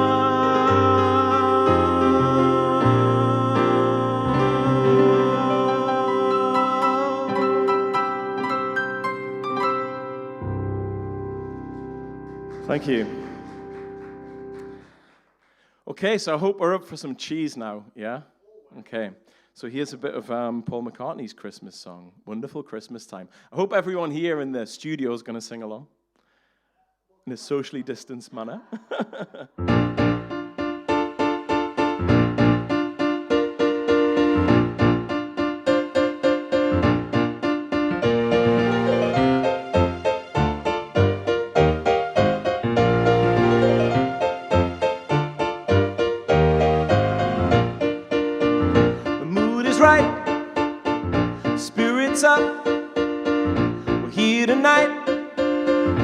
That's enough. Simply having a wonderful Christmas time. Simply having a wonderful Christmas time. The party's on, the feeling's here, that only comes this time of year. Well, simply having a wonderful Christmas time. Simply having a wonderful Christmas time. The choir of children sing their song.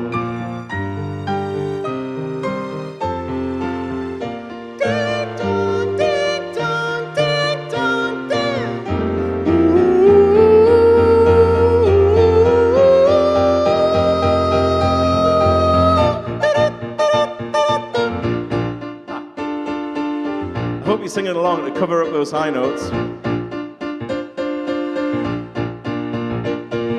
Simply having a wonderful Christmas time. Simply having a wonderful Christmas time.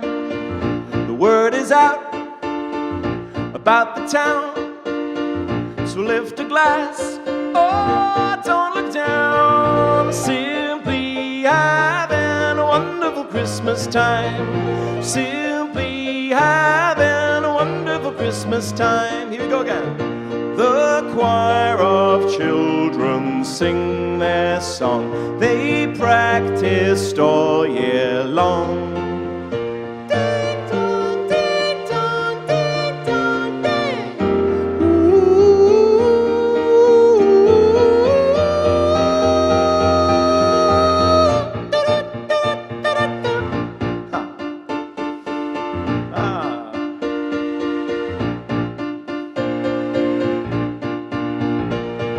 Simply having a wonderful Christmas time. Simply having a wonderful Christmas time.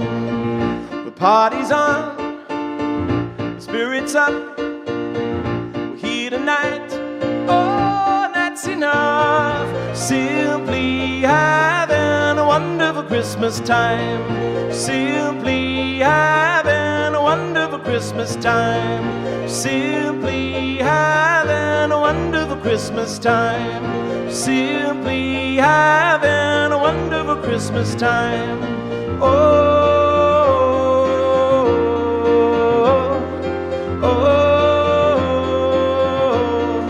Christmas time. Thank you. Well, I was going to leave you with one more cheesy Christmas tune, if that's all right, Chris. Yeah? Great.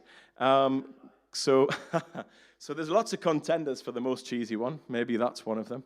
But so is this next one. This is a bit of shaky, and this needs a lot of singing along as well. Okay, so thank you very much for having me tonight. It's been lovely to come along and sing for you. I wish you all a Merry Christmas and Happy New Year. And this is Shakin' Stevens. Oh, I'll start again. I murdered that. It's hilarious. It's really cheesy now. I'm still in the choir of children mode. I'm like, I'm up in the rafters. Right. That's the note. Should never just go into it, you know. Right, here we go. I wish you all a Merry Christmas and a Happy New Year.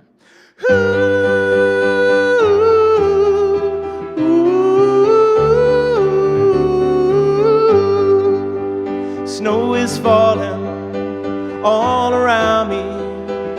Children playing, having fun. It's the season of love and understanding.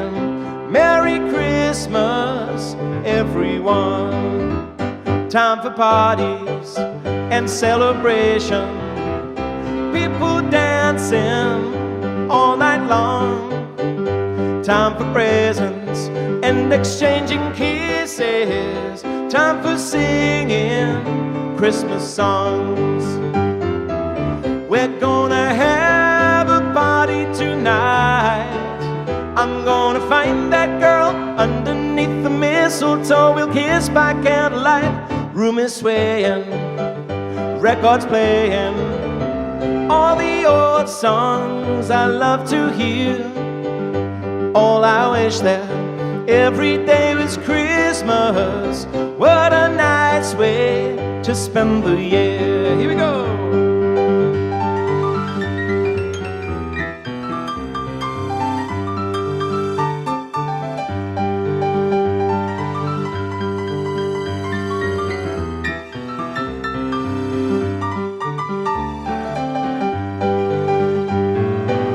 We're gonna have a party tonight.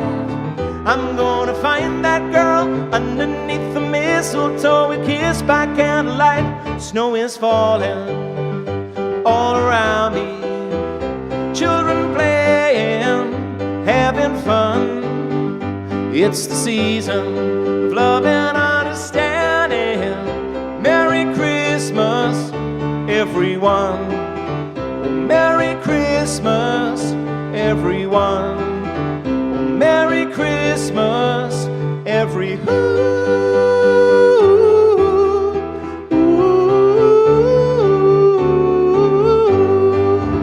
Snow is falling all around me. Children playing, having fun. It's the season of love and understanding. Merry Christmas, everyone. Come on, sing along. Snow is falling all around me. Children playing, having fun. It's the season of love and understanding. Merry Christmas, everyone. Oh, Merry Christmas, everyone. Oh, Merry Christmas, everyone.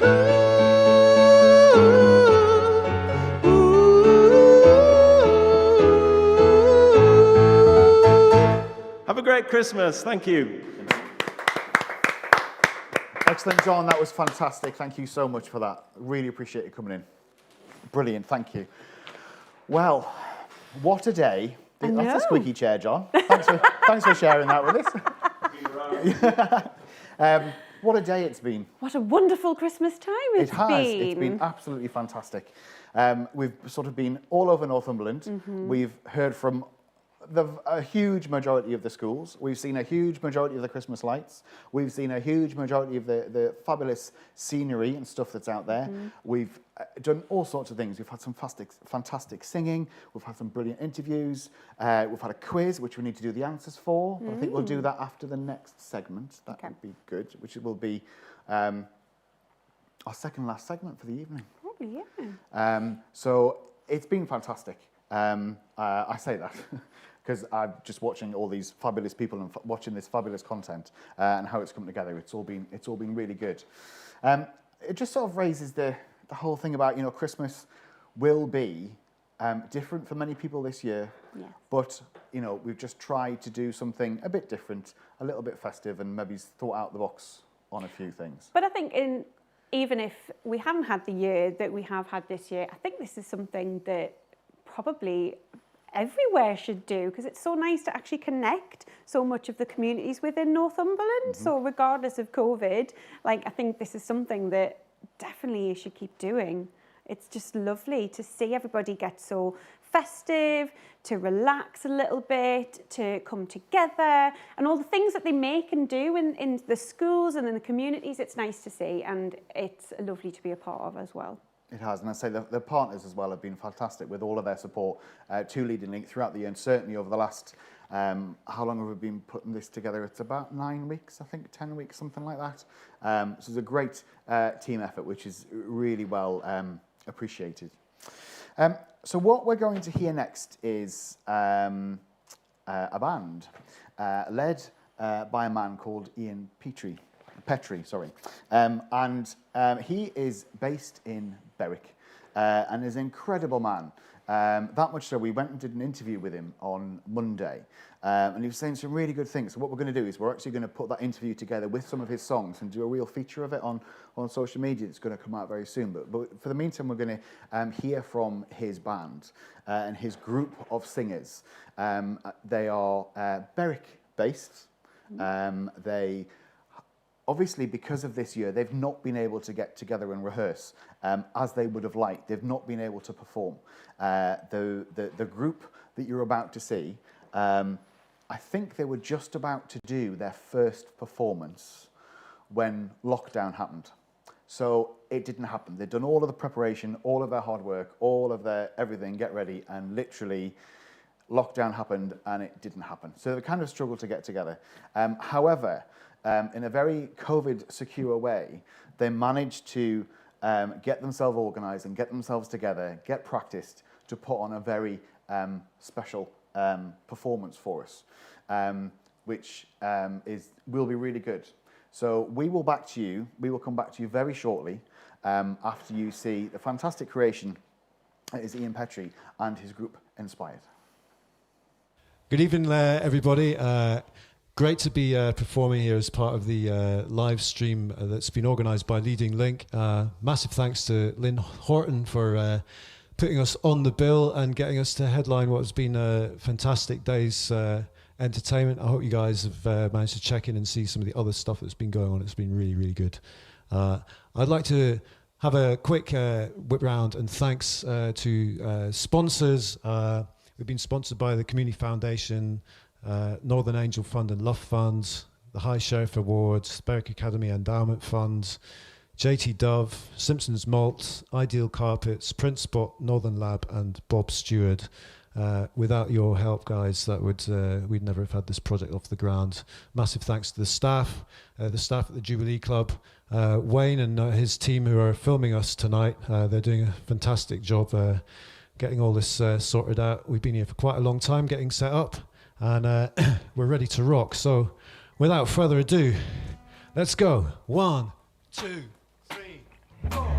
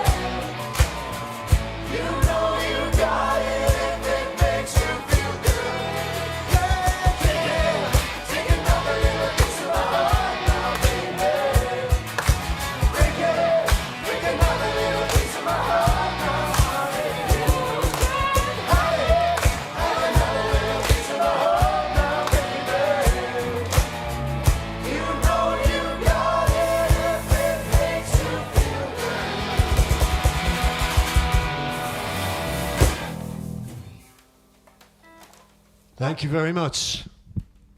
And the next song we're going to do is with two of the lovely singers from the group. I'm sure you all know it. It's called Shallow. And the joys of doing live television. The mic's fallen off the stand already. Technical issues never get in the way of a good performance, though. So please welcome to the stage these fine young singers, Alice, Alex and David. Cheers.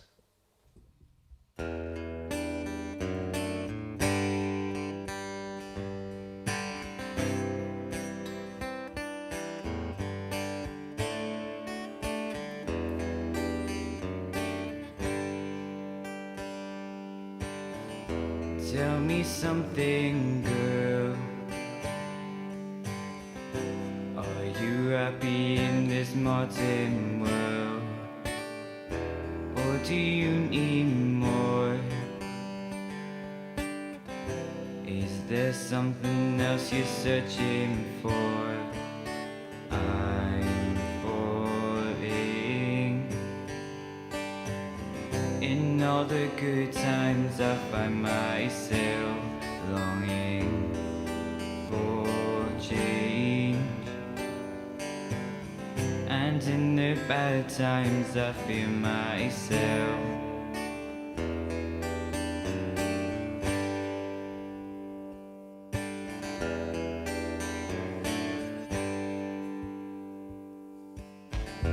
Tell me something, boy. Are you tired trying to fill that void?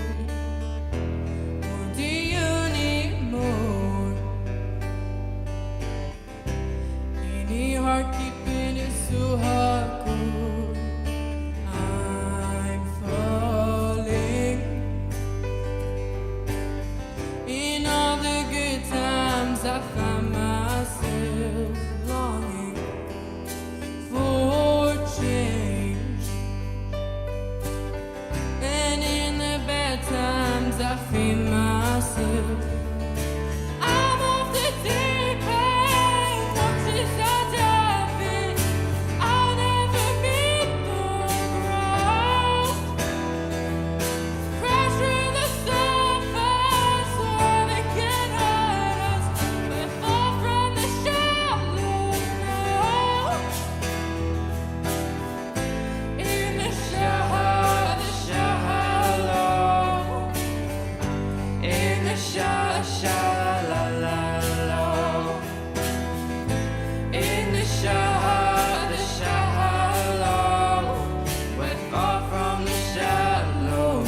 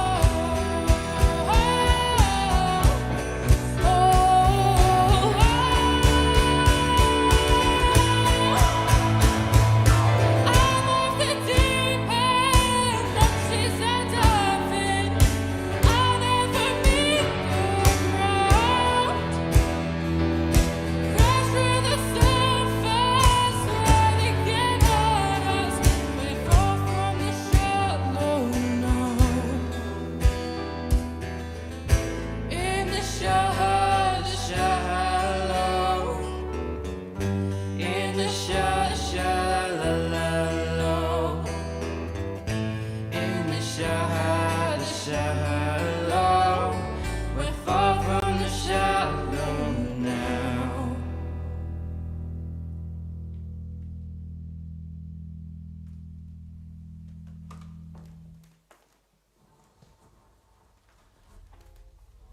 That was Ellis and David singing Shallow. Next up we have Alex. I'm Alex and this is my song Slow It Down from my album Get High, Get Saved, which I recorded with this long-haired man here.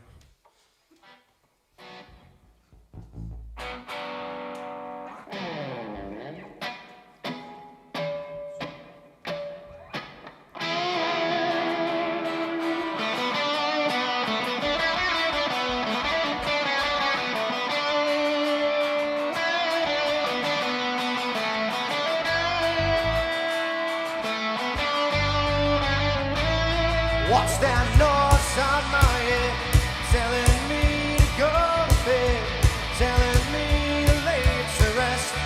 Just take the time and take another breath. What's that noise from the sky? Heaven's living in my eye. Angels sing and they will die, 'cause even God gets a little high. You're the one for me. Only you can see. Let the angels sing. Slow it down for me.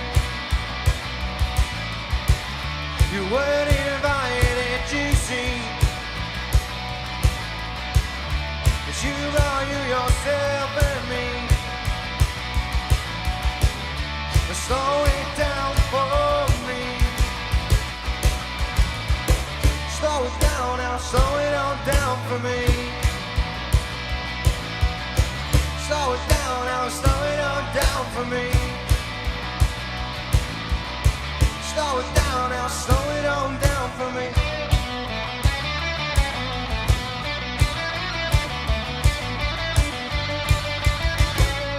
What's that noise on my head? Telling you to go to bed, telling you to lay to rest. Take your time and take another breath. What's that noise from the sky? Heaven's living in your eye. Angels sing and they will die, 'cause even God gets a little high. You're the one for me, but only you can see. Let the angels sing. Slow it down for me. You weren't invited, you see. yourself and me. Slow it down for me. Slow it down, now slow it on down for me. Slow it down, now slow it on down for me.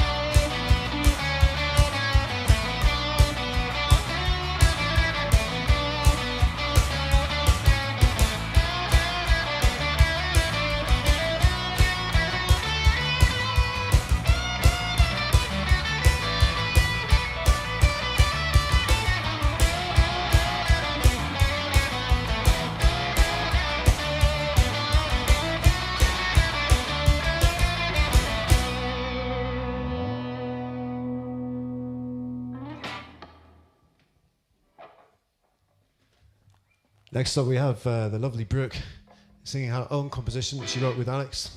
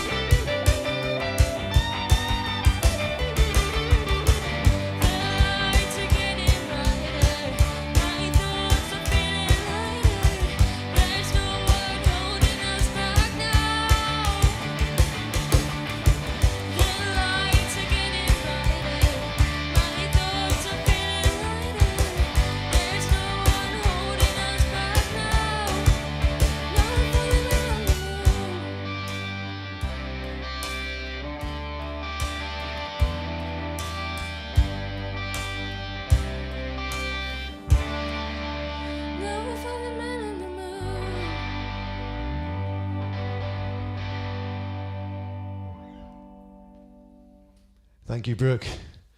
Okay, so we're a music project based in Berwick. We've been running for the last 5 years. We've had over 100 kids through the ranks.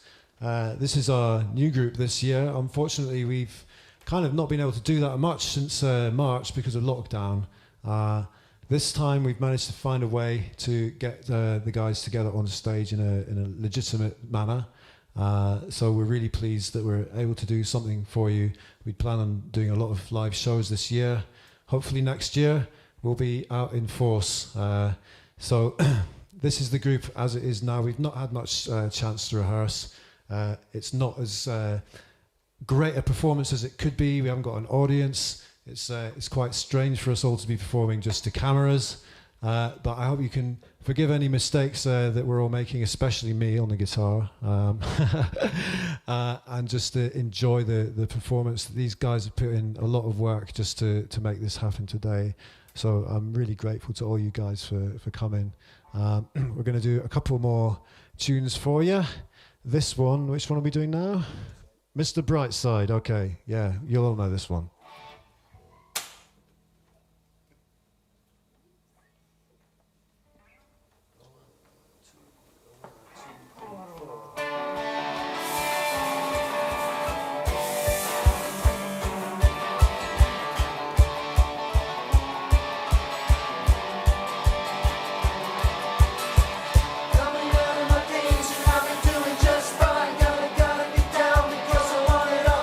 Started out with a kiss,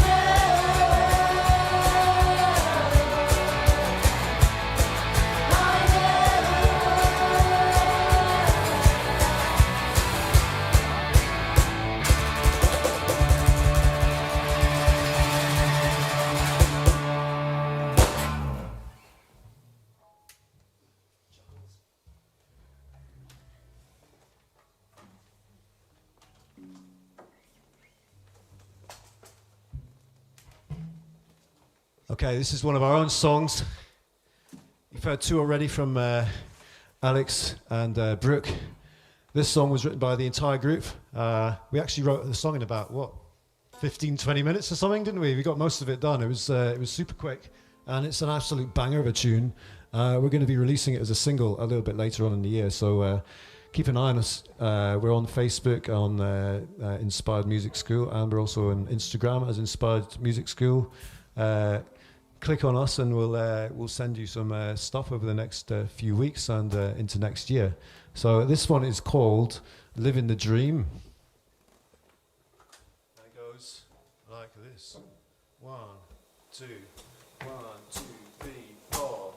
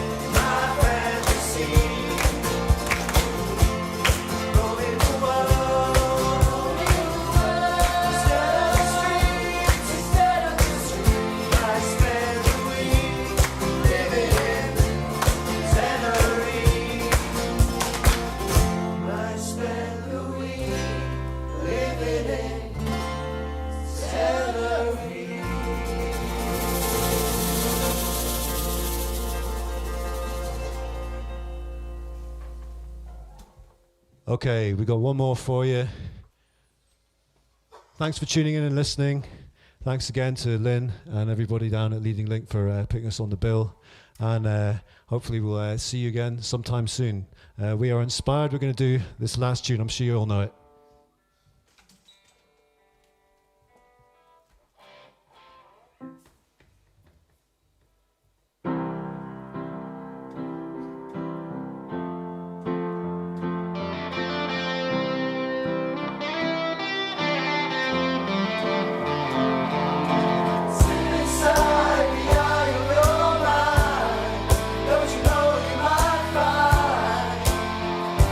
Place to stay.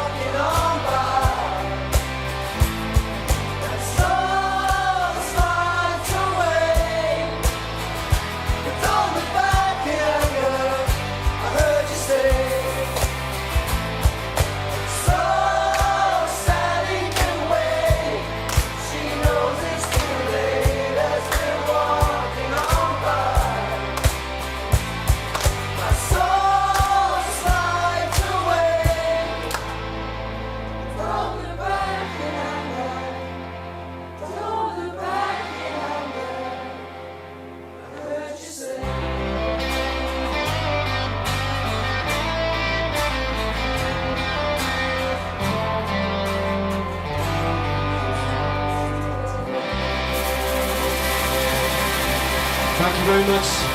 Good night. Thanks for tuning in and listening. We are inspired. Good night.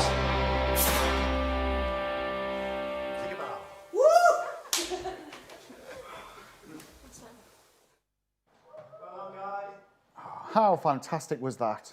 Brilliant. Absolutely brilliant, guys. Well done. I Well tell you what, done. can't wait to get back so we can actually go and see live music. Oh, I know. Would be so nice. Hopefully, that won't be too long. Hopefully not. So well done, Inspired. And we are actually really looking forward to doing quite a few projects with them going forward in January. So don't forget, if you've got any ideas, get on the phone to us and let us know. Absolutely. So we have very nearly reached the end of what has been a very long day. We started the morning going, oh, we're on for 8.5 hours. We're an hour in, and we suddenly realised it was actually 9.5 hours because nobody could actually count. But that's the kind of week that it's been. You know, I just want to say a huge, massive thank you to everybody, don't we, Lynn? Everybody.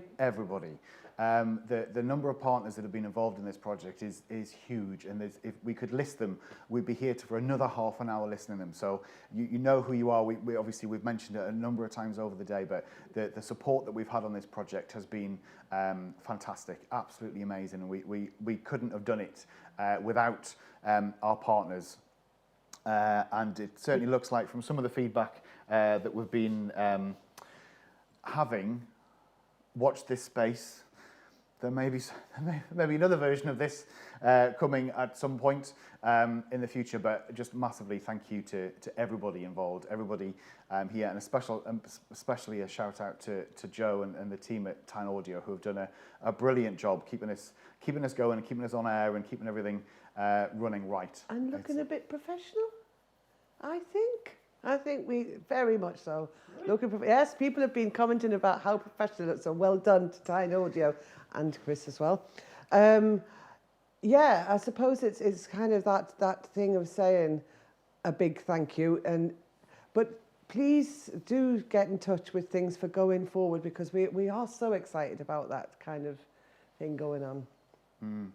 So, to play us out for tonight, delighted to have it. We've still got bless her. We've still got Amy in the studio. She started us off this morning beautifully at 11 o'clock. She's serenaded us a couple of times throughout the day, but we're really thrilled to go back to Amy Georgina, who has been fantastic all day, and we're going to go back to her for one final song for the evening.